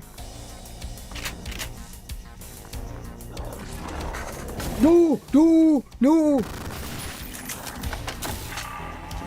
Oh no, he's teleported.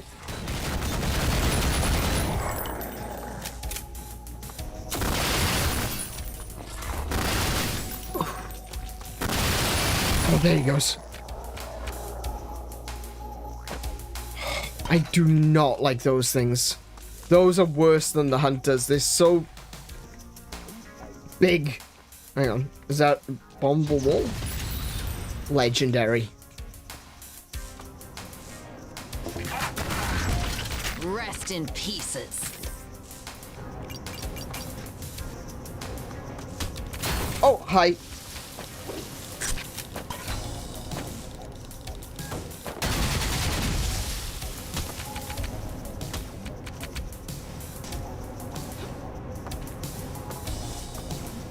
Is there a reason I can't jump up there? There we go.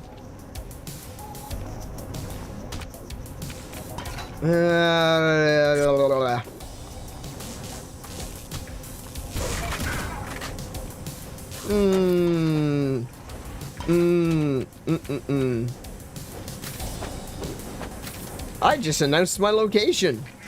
How about you?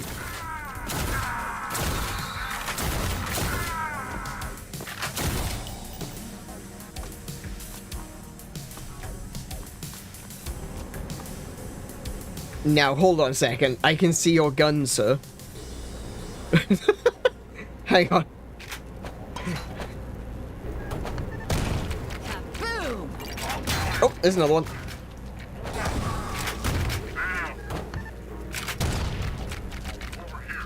Woo. Oh.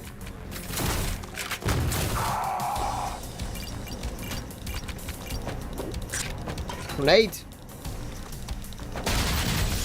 Oh, I only got half of him.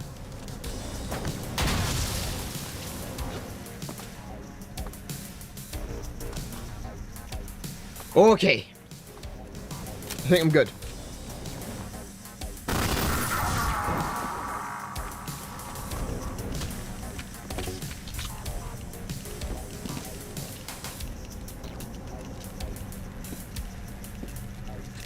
Secret whiskey.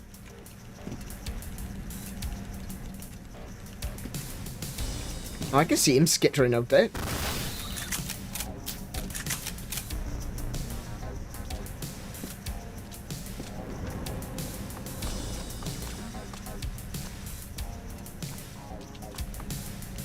Oh! Nice. I like that I've already learned to aim low with these things now.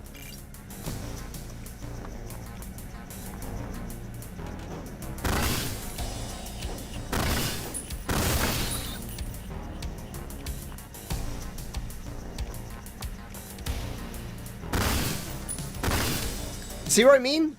About aiming.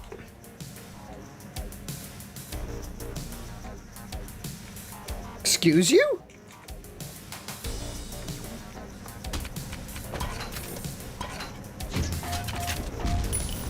I wasn't, This wall isn't 100% there, look. Sometimes the edge of it glitches. Weird. Okay.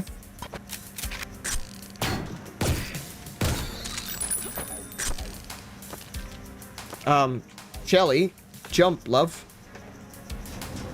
Oh, it just goes into this room? Ooh. Okay, that's not explodable wall either. Okay.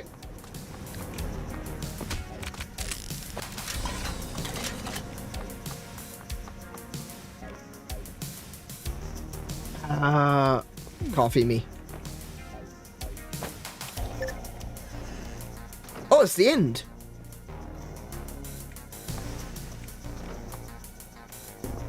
Seven secrets I've missed. Good lord. You know, it's genuinely impressive that there's so many secrets and how few of them I've actually found. I can't get that. That's going to be a secret as well, by the way. I can tell you right now that's a secret. Oh well.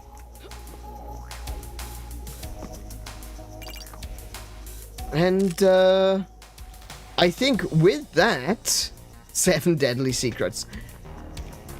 I could just do like a little once through, see if I can find anything else, but I think that's going to be it for this evening. Hang on. This seems suspicious. Can I open any of these? No?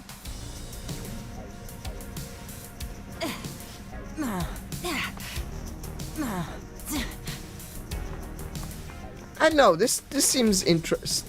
Can I break that? No?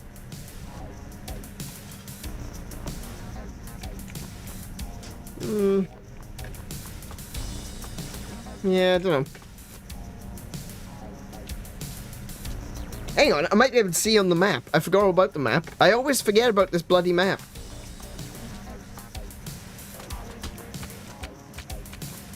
Oh, wait. There was a secret. A secret that I already forgot about. That one. How do I get in there? That's what I want to know. How do I get in there? Ah, okay.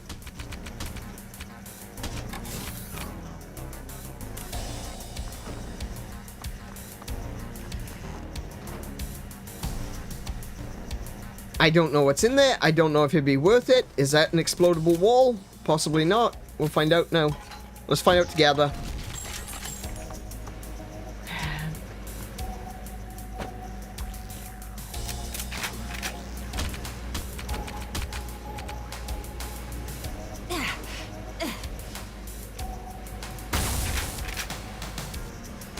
That's interesting.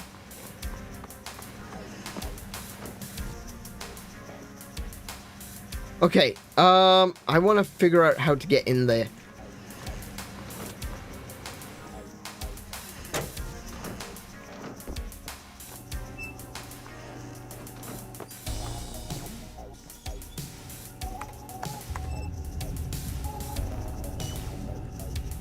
Oh! Ooh! Got a present for you. That's a secret stash, alright. Alright, nice. Where's the song coming from? Oh, a speaker over there, look.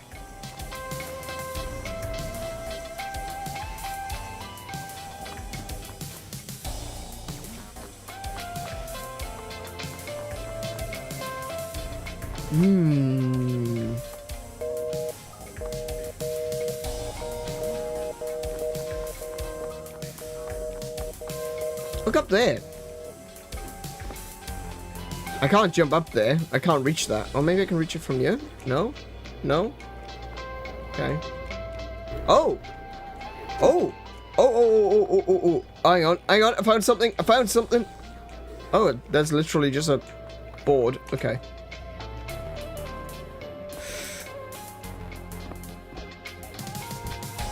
Ah, I missed! Aha! I found another secret, though. Hang on. Wait. Holy shit. Huh. There was another one. Okay.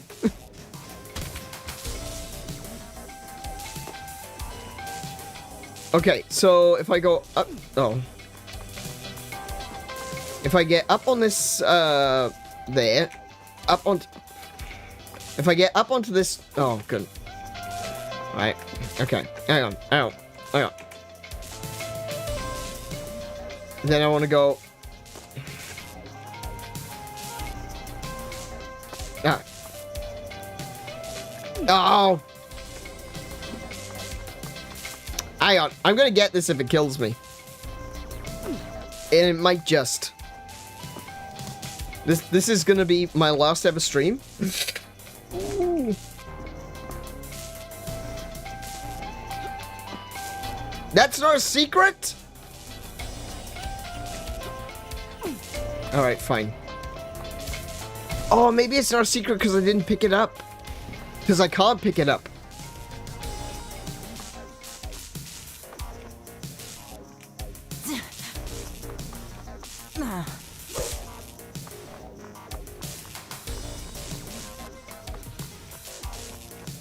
All right.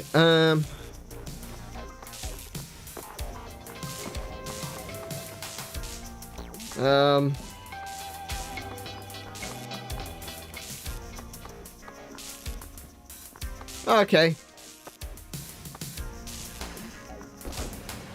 How do I get into that locked door?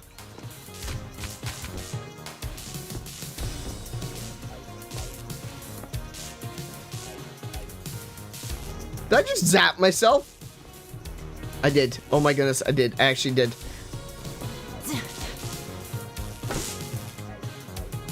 Can I open this? Oh, wait, I remember. There's a thing here.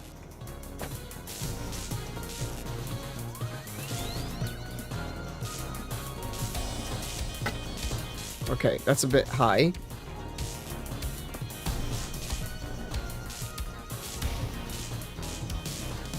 Come on. Come on.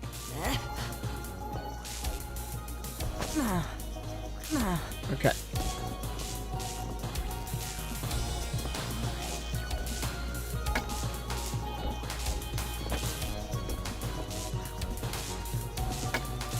Damn it.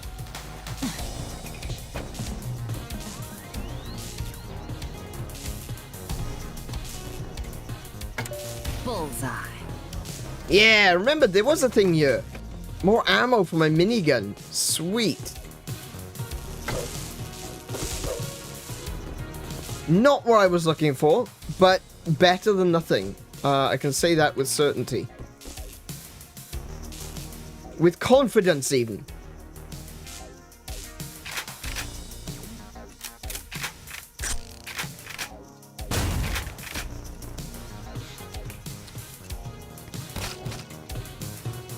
Anything in the fridge? Ooh, burger. Yum, yum, yum.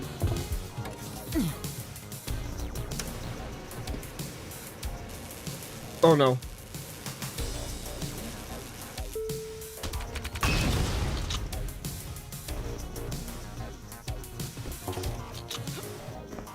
It wasn't me.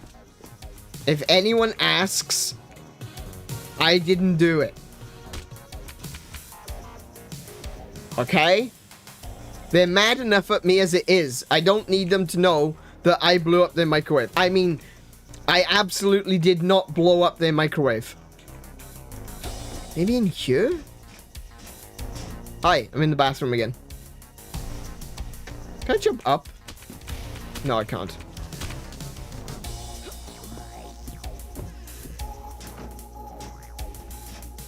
Oh, look.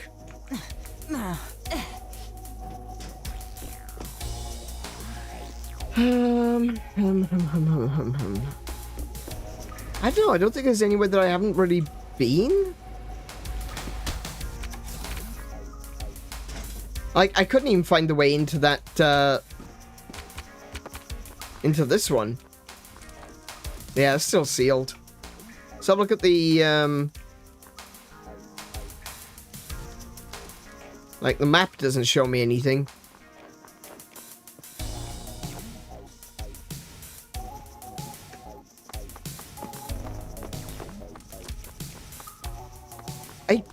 I get the feel...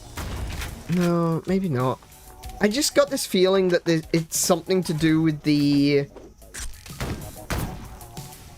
posters, but I think I'm most certainly wrong about that.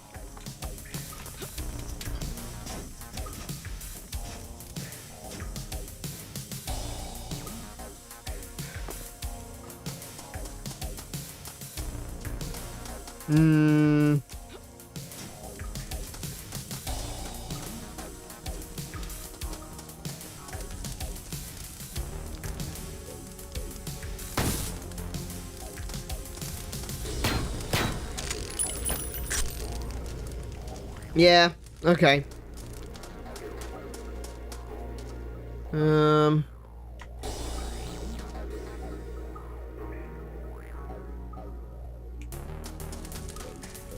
It doesn't look like it really goes anywhere anyway, so even if that is a secret, it might not be much of one. It just seems to be a long corridor. It doesn't really seem to go anywhere at all, actually. Never mind. Alright, well...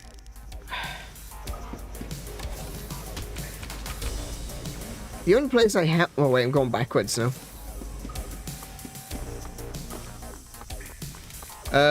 Which way is forwards?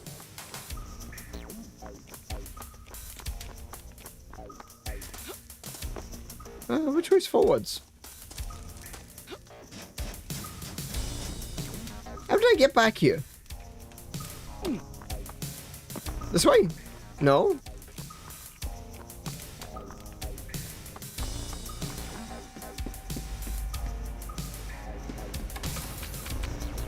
Oh, no, wait. No, this is the right way. This is the right way. Okay. Alright. Back on track.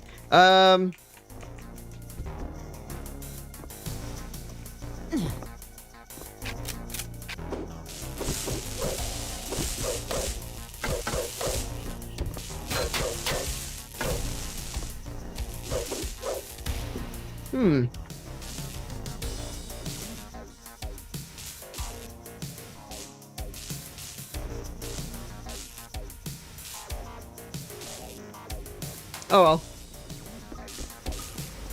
No, wait, that's the way I came from. Damn it! I know my directions.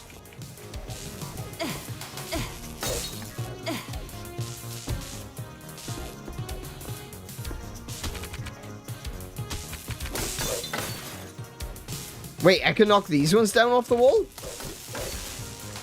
Oh, now, hold on a second. You may have... I don't want to break my own face, though. Oh, well.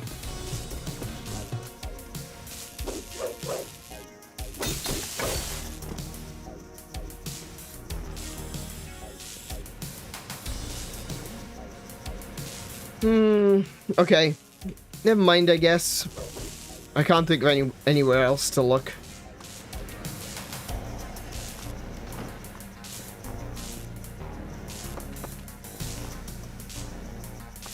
Yeah, still sealed. Okay. Alright. I guess we'll just finish then for this evening.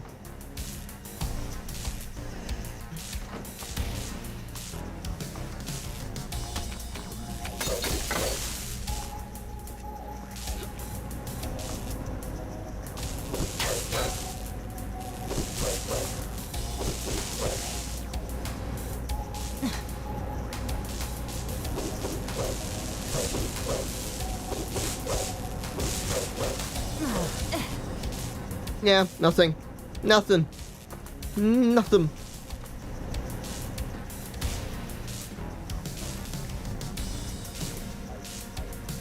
Yeah, I'm getting no clickety clacks, nothing, just nothing.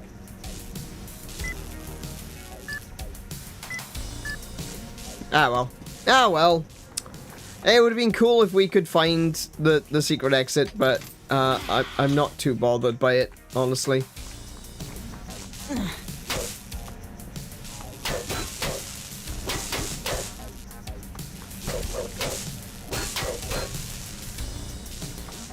Okay, all right. Let's finish this off for this evening then. And you're still missing 5 secrets, so that's less than 7. you want to try that again? Alright, and I will save it right there.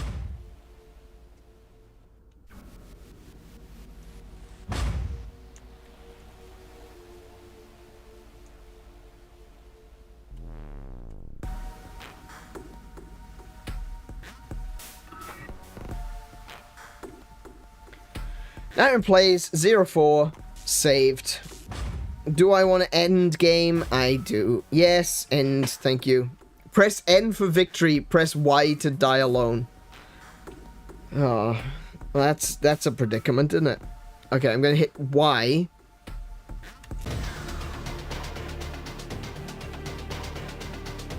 And jump us over to chat. Well, there we go then. That is the end of yet another stream. A little bit longer tonight. A very judgmental game. Just a little bit. Just a little bit.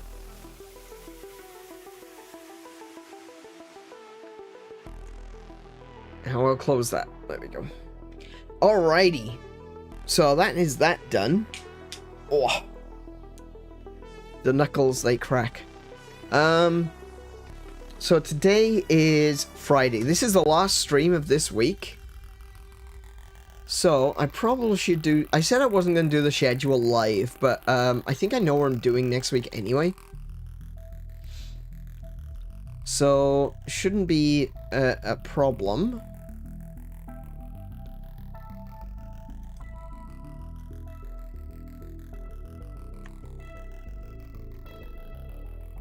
Next week isn't going to be changing much.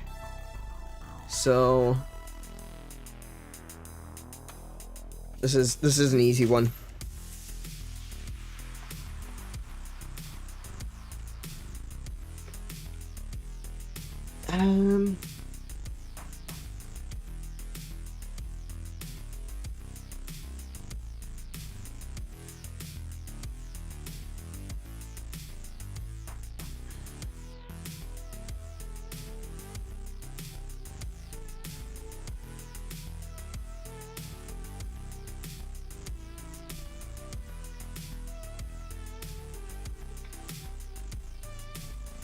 Alright, yeah, there we go.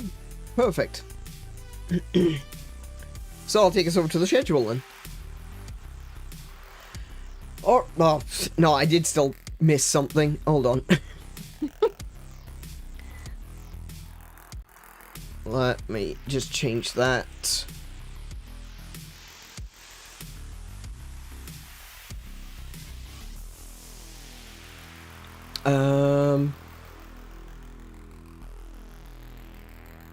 So that's going to be the 18th to the 24th.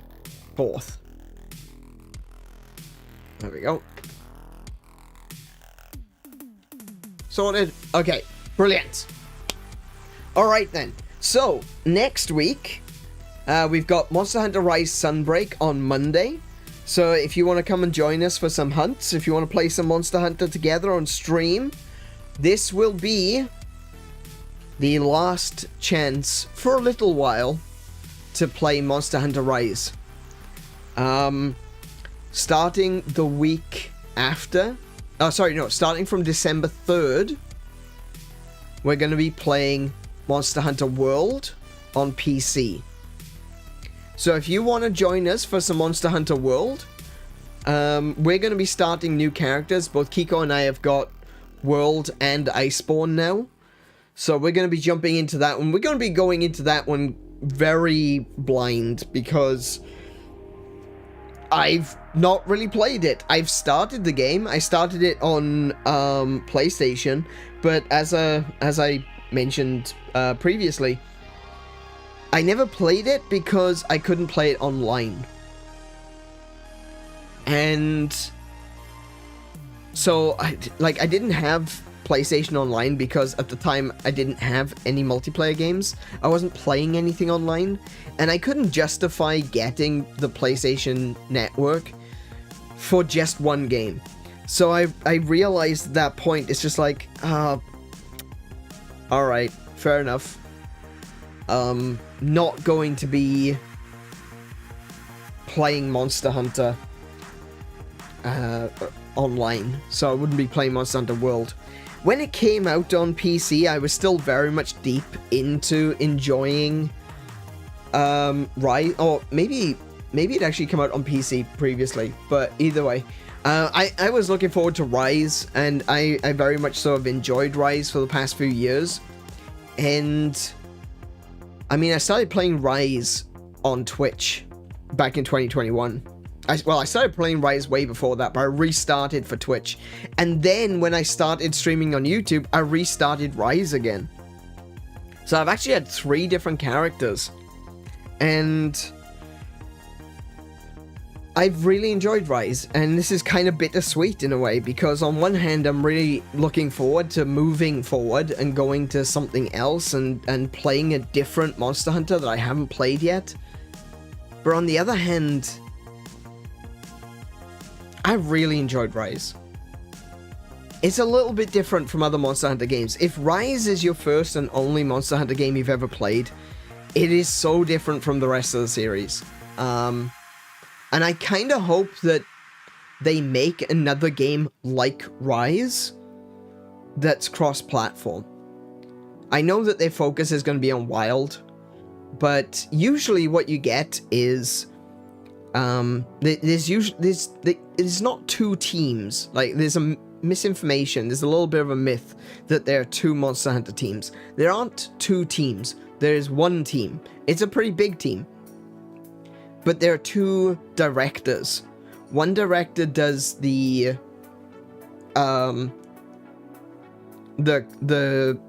console and PC games, so like the mainline series of games, whereas the other director focuses on the portable series. So that means for every generation, there's like 2 games that release. Used to be.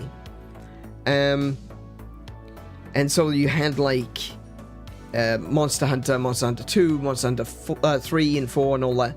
But at the same time, you would also get Monster Hunter Portable and Monster Hunter Portable 2. And they have different directors, but it is actually the same team. That's a myth. That's a myth that there are 2 Monster Hunter teams. So a lot of the things that get learned by from one game does get transitioned over into the next game, and you kind of see a bit of that happening in Monster Hunter Wild.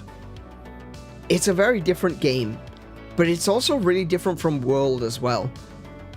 The combat has way more flow in Wild, and even though Rise does have its like stop-start combat, it feels like you're doing combos with a definitive beginning and end. It's still a lot faster. Like, it's very over-the-top anime-esque when you play Monster Hunter Rise.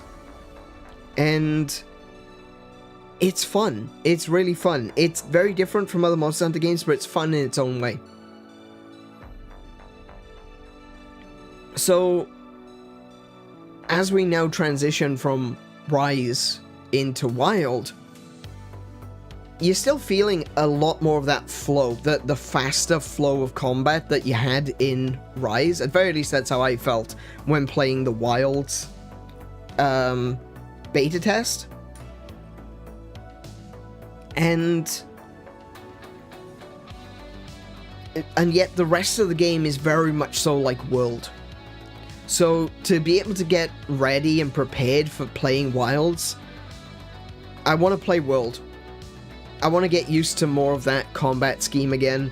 I want to get used to exploration, and I want to get used to using a different controller, because that was probably one of the most difficult things that I had to deal with when playing Wilds, was that using a different controller that doesn't necessarily have the same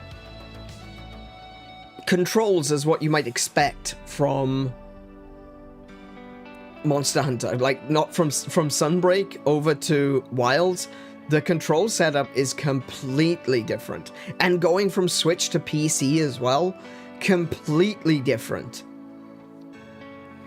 So I want to try to, you know, balance that out a little bit by playing World, getting used to the combat in World, and then see how much that translates over to Wild.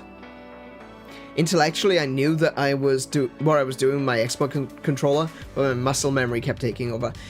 Yeah, like there was definitely a muscle memory aspect, but I also feel like there was a controller aspect for me. It really felt like the way I've got Rise set up, for example, you can't set up Wild the same way that I've got Rise set up. So for me, with Rise, I literally just press left and right on the D-pad, and that scrolls through my item bar. You can't do that in Wild. You have to do the old-fashioned way of holding L and scrolling left and right, using the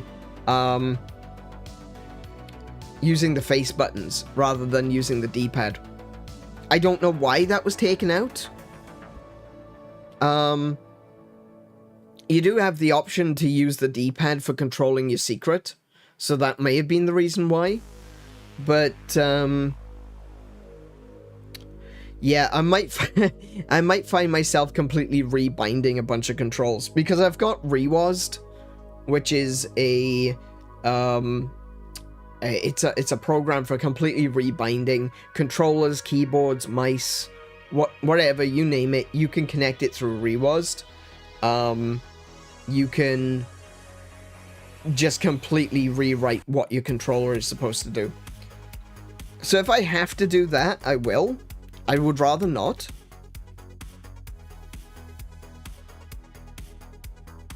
But I will see what I can do and see if there's an option with World. You know, get used to it. Try to get used to it with World first before moving over to Wild.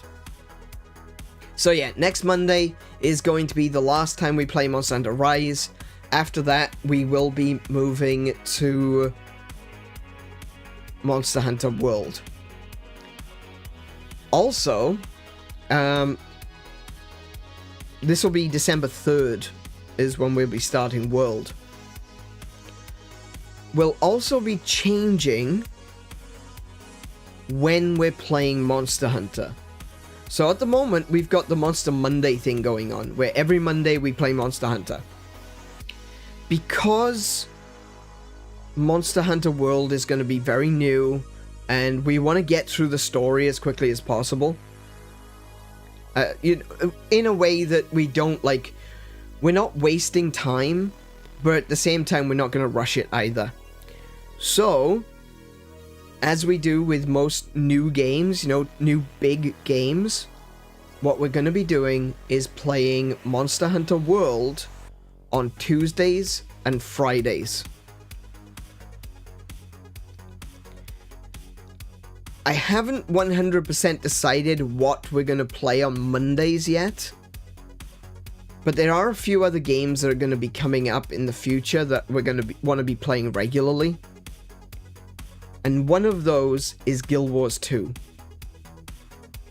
Now, I can't say with any certainty when or how we're going to be playing Guild Wars 2, and I want to make sure to give everyone some time. Like, if whoever wants to join us for Guild Wars 2, I want to give you time to be able to probably pick up the game if you haven't bought it already, and so that we can, and maybe get to play it a little bit so that you understand how the game works, so that when we start playing Guild Wars 2 on stream, ooh, hello, when we start playing Guild Wars 2 on stream, it's not going to be a surprise for everyone. People aren't going to be fighting with the controls, getting used to how to play the game, etc. So that's something. There's an extra XP event running in Guild Wars 2 this weekend. Really? Okay. Well, I might play that, but I might play that with one of my other characters, because I'm going to be starting a new character for when we play on stream. and I would love to see. I'm not. I don't want to like push you guys to buy a game if you're not going to enjoy it. But if this is something that might interest you, I would consider picking up Guild Wars 2. Maybe just the base game. Like, usually, I mean, it's Black Friday, so it's probably on sale right now. Let's be real about that. Let me check. Can you get Guild Wars 2 on Steam? Yes. Oh, I forgot. Guild Wars 2 is actually free. Up to a certain level. But you are highly limited on the sort of things that you can do. Yeah, so the game currently isn't on sale.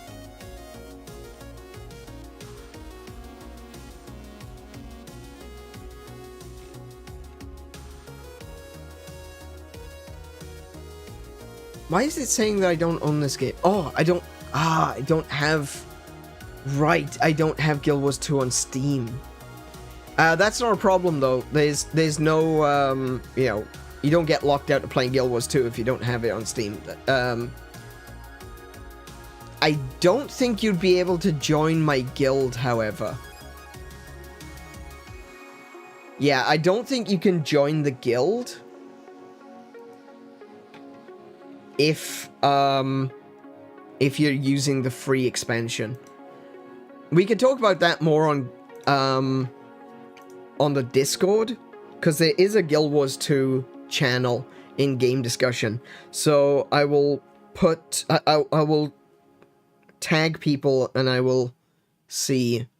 I would check with Kay over the weekend too. Yeah, definitely. Okay, let me just quickly go to Guild Wars 2. Okay, go to the shop. So I'm looking at the Guild Wars 2 shop.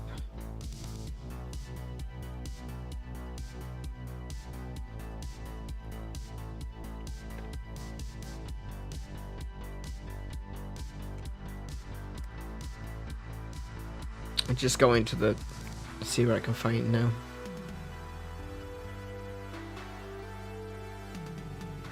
So yeah, you can play the base game for free, but there are limitations. I don't know exactly what they are, but there are limitations to playing the base game. I want to see what it says about the free version.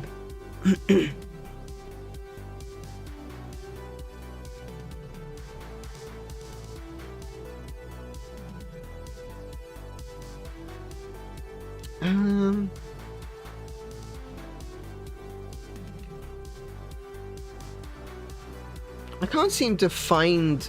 Hang on, play for free. It's got its own section. Oh, no, it doesn't. I was on the... I was actually on that page. Okay, so I don't know what the limitations are for playing Guild Wars 2 for free. But, yeah. I'm pretty sure there are limitations. It's quite possibly like Final Fantasy 14, where you can't join guilds. And with Guild Wars 2, you probably won't be able to do any of the expansion stuff. So there's 5 expansions right now, I think. All expansions, that's the one. Yeah, so there's Heart of Thorns, Path of Fire, End of Dragons. That's expansions 1, 2, and 3. And then there's Secrets of the Obscure, which is expansion 4, and Janthia Wilds, which is expansion 5. So there's 5 expansions, and that's not even including the Living World stuff. Living World was an ongoing, ever-changing part of the game, where you would just, you know, the world would change over time, and it's kind of tied to the expansions now. So you can buy the main game content like Heart of Thorns without buying the Living World content. That's additional. But if you've got the Living World stuff, is you can do all of the Living World as, you know, in the correct order as it would have been the first time it released. So that's something else as well to look into.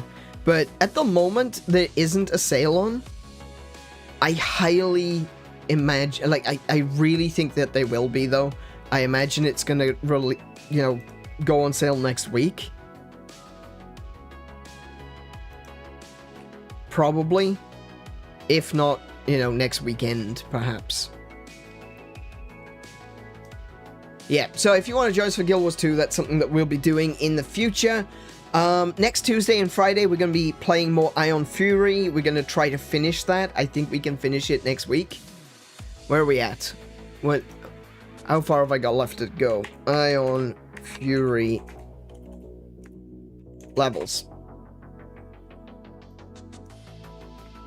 So, we just finished Tunnel Disturbance.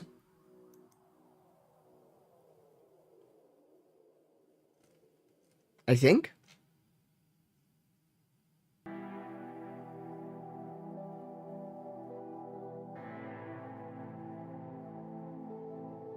No. No. We didn't do Tunnel Disturbance. Casual Casualties? Is that the one? Starting on the subway platform. There we go. That's the one. Okay. So we just finished Casual Casualties. We've got 1, 2, 3, 4, 5, 6, 7, 8, 9, 10, 11. Right. Well,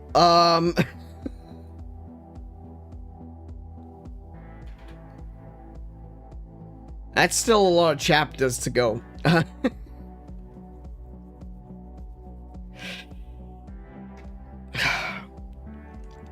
Look, today we ended up, you know, going back a bit. We spent a lot of time chatting. Definitely could have done more. We did 1, 2, 3... We did 4 chapters today. And that was with a shorter time frame than usual. So I reckon we can still get to the end by next Friday. If not, we'll just do another stream at some point, no doubt. Next Wednesday is going to be Minecraft. We're going to be continuing to do our community building over on the Minecraft server. So if you want to join us for that one, you have to be a member of our Minecraft server. And you are welcome to join. The way that you join our Minecraft server is by joining our Discord. And once we get like a vibe check on you, then we will let you in. If, we need to be sure, of course, like for everyone's safety, I say safety, for the safety of our builds, you know, we don't want people coming in who are going to be disruptive and griefing, like specifically, we don't mind a little bit pranks here and there. What I don't like is destructive griefing, or griefing of one person over and over and over again to the point where it starts to feel like harassment. We're not here for that. We will not tolerate that. So, we just want to make sure that everyone, you know, is having a good time, and we don't want other people to feel like they're, you know, being targeted by someone. A creeper griefed my tree. Your tree? Like a tree? Just a tree? I don't think it counts as griefing if they just knock over a tree. But yeah, don't give people grief, you know? Pranks are fine. Your big tree built. I forgot you were even doing that. Okay. Yeah, so we don't want people griefing, we don't want harassment, we don't want people being abusive or destructive to other people's builds. So, that's why we want to get a vibe check on people. If you don't get let in immediately, that could also just mean that I haven't been on Minecraft. So it doesn't necessarily mean that you failed the vibe check just because we haven't let you in. That could be purely down to my own incompetence, right? So don't harass me, don't nag me to get in, because that is like a surefire way of not getting in.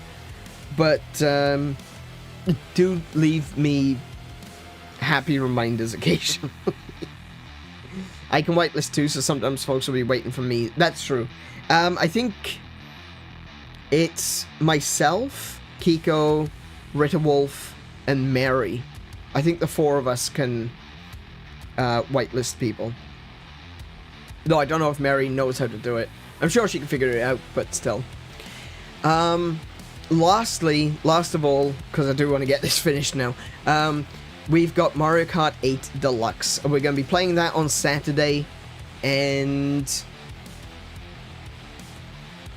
that's almost the end of the month there. We're going to be playing Mario Kart 8 Deluxe on Saturday. And once again, everyone is welcome to come join us and play some Mario Kart with us. We're always welcoming to new people to come and join, and we'd really like to have you there, you know, to be able to play together. Now, as of November 25th, this is where things are going to be a bit different, right? For 1 week. For 1 week only, the week of November 25th is going to be a little bit different. So what we're going to be doing is Atari Week. We did this as well last year, and a lot of people really enjoyed it. So I'm looking forward to going back to doing it again. We're going to be doing some classic Atari games. We're going to be doing some modern Atari. I think we're doing some classic. I want to try to focus on Yars Recharged, so that I still want to try and get that high score up higher. We're going to be looking at Atari 50, the 50th anniversary celebration, and the 2 new chapters that released. Which is, like, the first chapter is a wider scope of... Hang on, I've got it written down here. The first new chapter is called...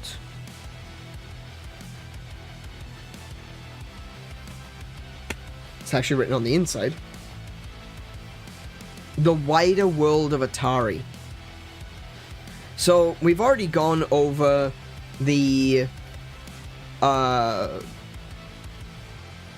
arcade era. We've looked at the console era. We have looked at the PC era, and we've looked at the modern era. So the modern era was stuff like newer consoles. What's Atari doing today? You know. So that was really cool. It was good to go through all of it and, you know, catch up with Atari and learn about Atari. That's one of the other things I want to do with this channel. We've been talking about that a lot is, you know, what is this channel for? And one of the things that I want to try to do more of is teaching opportunities, you know, and looking into the history of video games and why they really are as special as I say they are. And, Atari is the genesis for us all when it comes to video games, and I think it's good to understand your history. It's good to know where you come from. It's good to see how far we've come from when gaming started all the way back in the 70s or earlier. If you want to be pedantic about it, it was tennis for 2, and that was way older. So yeah, video games are a thing, and video game history is definitely something that we need to be up to speed on. Like, there's a lot of things that's happening in video games today that is very antithetical to good consumer practices, and... good consumer-friendly practices. I suppose there's some issue with the consumer practices as well. We have a tendency to consume, but not actually think about what it is we're consuming.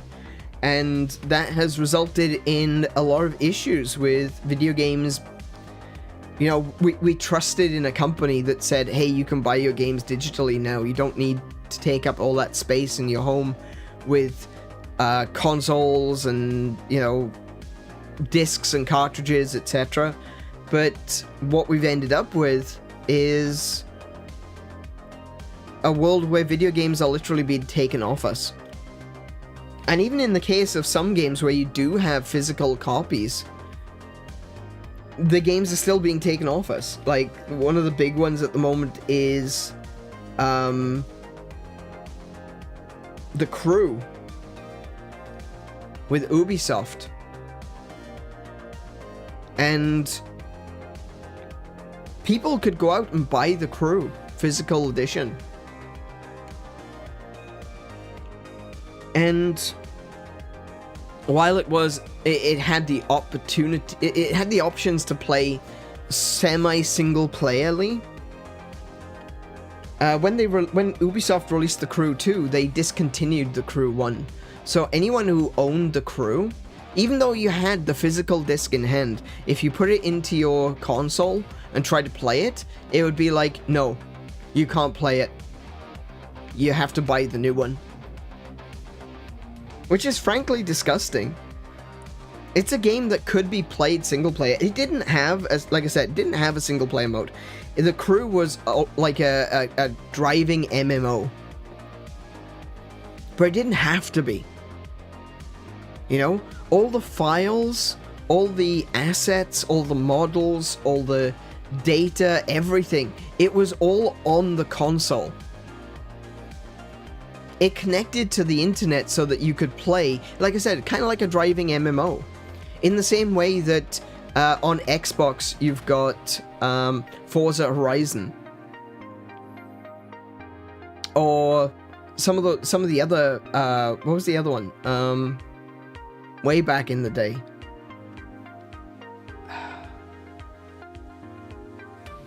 I can't remember. It recently got a re-release on Switch, but I can't remember what it's called. You could drive around and then encounter other people, and it'd be like, cool, let's drive around together. But it didn't have to be, you know? It didn't have to be always online. And at no point on the book, on the case for the game does it say you were only renting a license. And then they took the game away and they said, no, if you want to keep playing, you have to buy the new game. And EA do this with like FIFA, and 2K do it with the wrestling games. They just stop you from playing online. So if you want to play with your friends, tough titties, you gotta go and buy a new game. And some of the wrestling games from 2K have been awful. So you gotta upgrade, quote unquote, to a strictly worse game to be able to keep playing online. None of your save data transfers from one version to the other. You have to recreate all the characters that you created because you can't transition them from one game to another.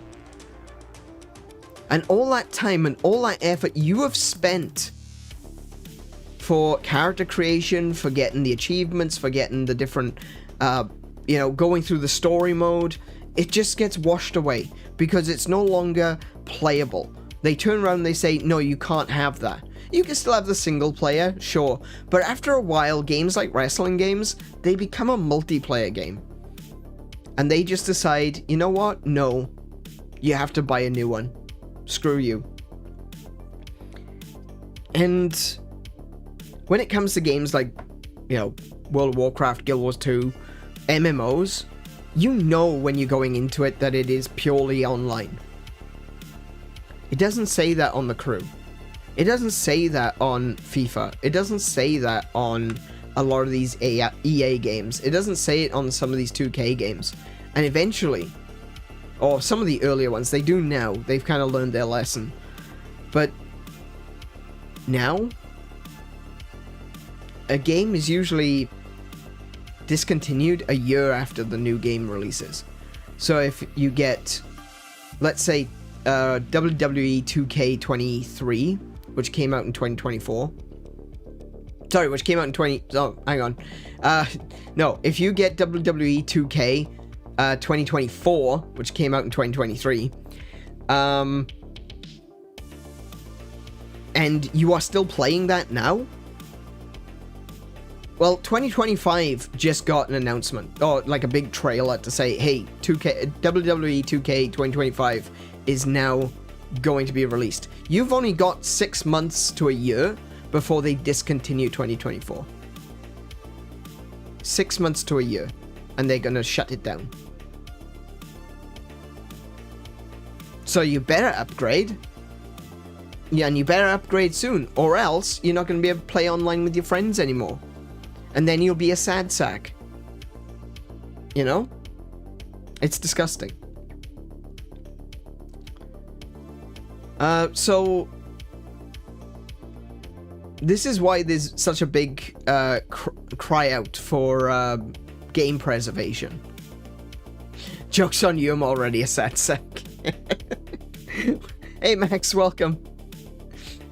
Yeah, and you know, this is why there's a big outcry for game preservation, because we're at a point where developers are doing things which are bad for you.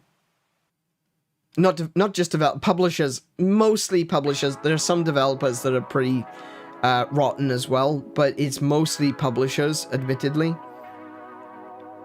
And that's the thing, is that they're doing things which harm you. And there are some people, you know, there are going to be some people that are like, oh, well, I was going to buy the new WWE game anyway, because I always buy them, because it's like the one game that comes out every single year that I really like, that I want to play. And that's fine. I understand where you're coming from. I appreciate that. There is a certain amount of brand loyalty. I don't subscribe to brand loyalty, but I understand. I understand where you are coming from your perspective. On the other hand, you've got to remember... Yeah, exactly, Max. Ubisoft. Ubisoft, 2K, and EA. Those are the worst offenders. Thankfully, Ubisoft is getting sued. Hey! And it's about the crew. Hey! And it's even related to the Stop Killing Games movement. Woo! Things are really coming up for us at the moment. So, yeah. Ubisoft is actually getting sued. It's a civil suit, but it is related to Stop Killing Games. So this is going to be amazing. I'm really looking forward to seeing where that's going. Yeah, so game preservation, very big deal. But on the other side of it is understanding your history. Knowing where gaming came from. And an appreciation for where we are today compared to where it started.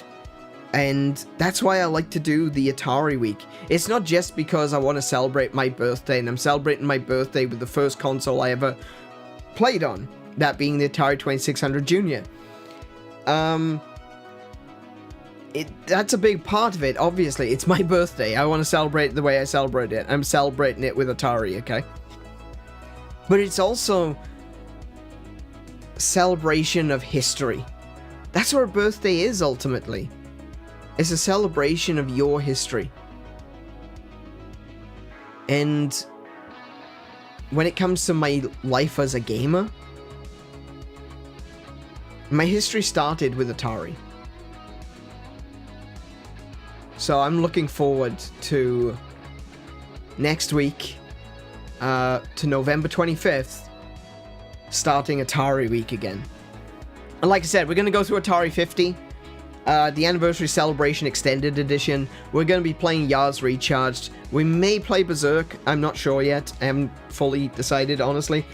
But I think I really want to focus on beating Yars, and I want to play some more classic Atari games. There are so many like, you don't even know, right? There are so many games on Atari Anniversary Celebration Extended Edition, it is now the essential, absolutely essential place to play Atari games. Like, I've got a nice collection of Atari cartridges on my shelf, right? But this, on Nintendo Switch, on Xbox, on PlayStation,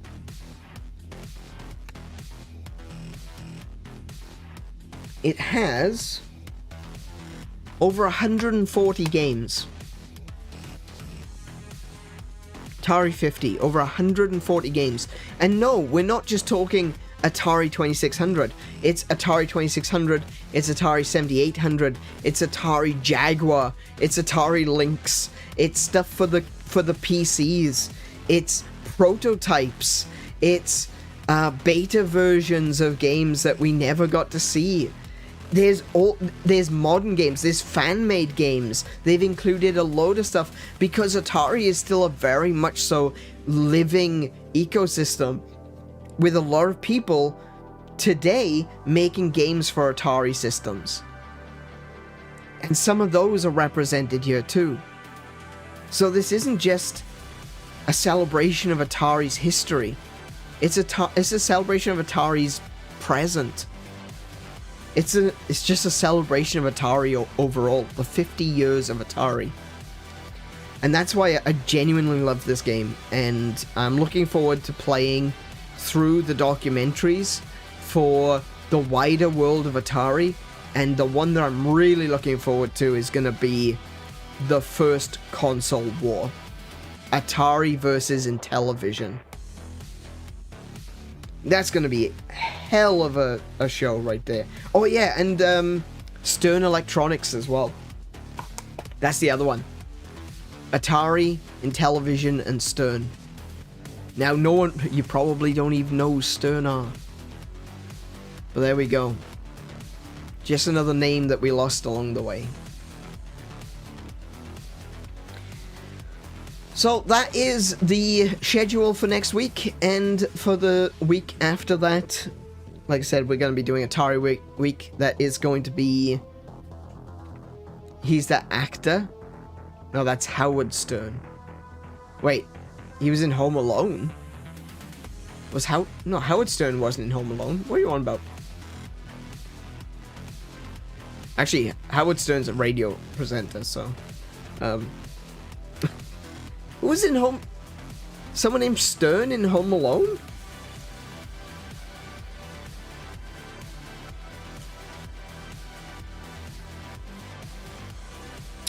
Bloody hell, you're right. Daniel Stern. Yeah, Daniel Stern. He was, he played Marv. Yeah. Huh. Well, there we go. I learned a thing. I forgot Daniel. Yeah. You do. Yeah, Max does know some things occasionally. Sometimes. Maybe. No, I'm just, get Stern Electronics. I want to get the actual... Oh my goodness, they're still about? No way, they're still about? Oh. Yeah, they really are. I didn't know Stern... I thought Stern were gone. So, Stern are a pinball company. And they tried their hand at arcade machines as well, but it didn't really go well. But yeah, Stern makes pinball machines. They're still doing it. In fact, they just recently released some new ones. Oh wow, this is a sale on. Can I afford to buy a pinball machine? That's the question. Let's go to the pinball shop.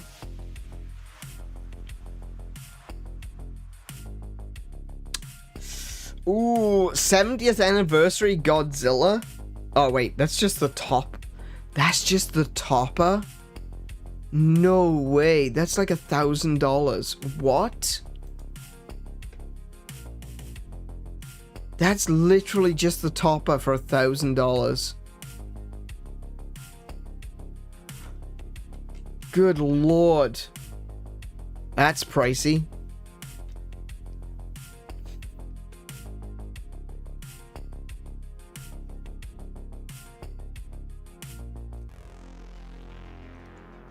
Wait, so how much is the actual pinball machine?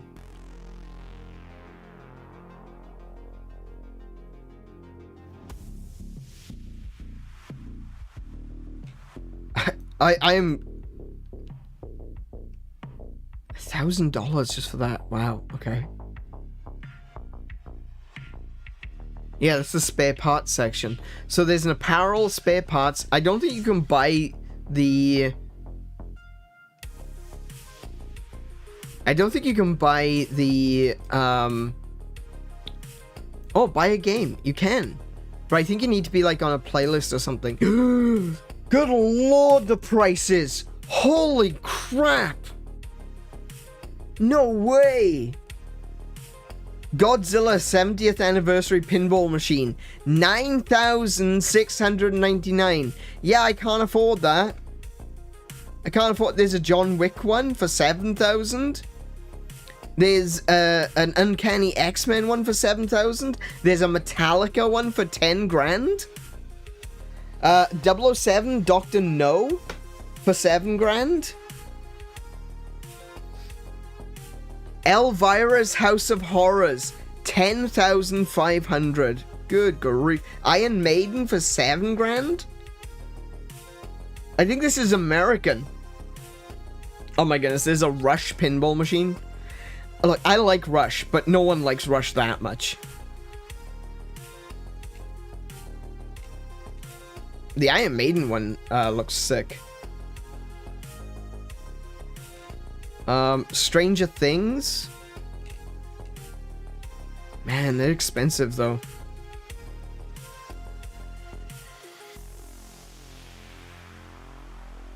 I wish I could afford a pinball machine.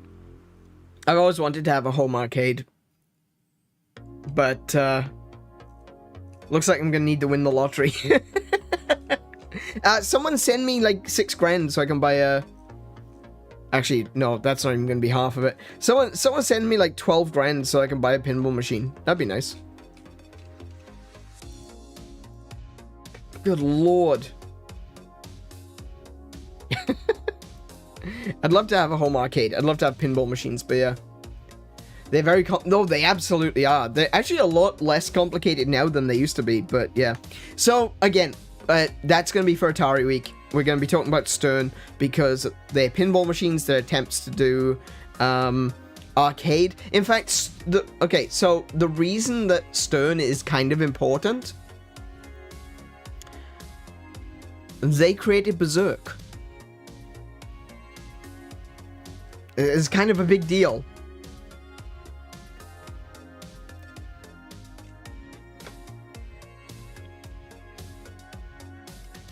But yeah, I actually didn't know that Stern still existed. Bloody hell, I can see why they existed. They only need to sell one pinball machine. They're set for the rest of the year.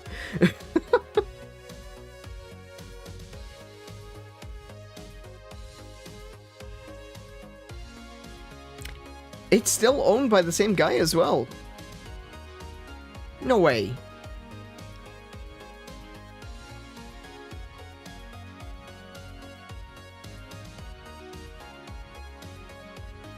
Oh, no.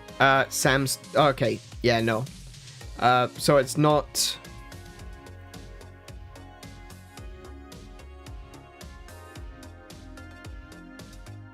It's not the same guy.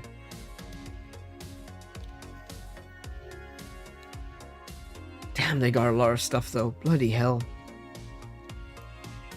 Sorry, I'm getting distracted now. I'm easily distractible at this time of night. I'm tired. Alright, okay, we're going to call it there for this evening. Thank you, everyone, for joining me today. I really appreciate it. We had a big, long conversation at the beginning of this stream, and there's a lot of things, you know, we got into some personal stuff. We got into you know, some, what's the word I'm looking for? Deep and meaningfuls. Deep and meaningfuls. And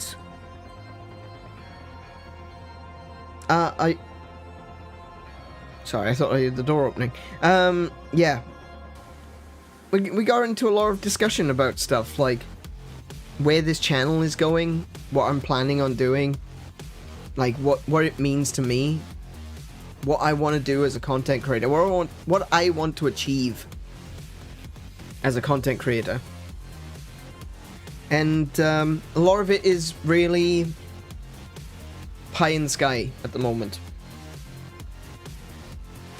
But I'm not going to stop. We're going to keep going, and we're going to keep reaching for the stars, and we're going to keep going so that one day I can enter into that glittering world. With treasure in hand and unlimited bonds. Let's go. So thank you all. I do recommend that you take a listen to the first part of this stream again. If you haven't been here, if you missed it, definitely go back and check it out. I'd really appreciate that. You can kind of get to understand where I'm at and what I want to achieve. And you come to understand a little bit more, not just about me, but about this channel, about everything, what I'm trying to do here, and who I am. I think that's important, to understand who the streamer is that you're following. It'd be a terrible thing to, be following someone and be like, oh yeah, I really like this guy, he's really cool. Wait a minute, what? He's on Ubisoft's side? Yeah, that would be terrible. Wait a minute, what do you mean he likes EA?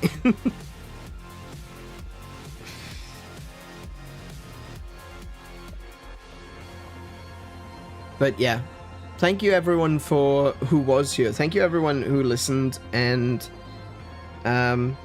people who took part in the conversation. It was really cool to be a little bit more like open to discussion as well. It was cool to see people coming in and chatting. And I want more of that, honestly. Like I've said before a million times, I still appreciate you, even if you don't. I still appreciate the lurkers. You guys are constantly giving me views, and that's important here on YouTube.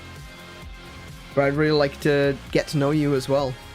I want to know what's going on, what games you are playing. I'm interested in those things. I genuinely care about your life as a gamer.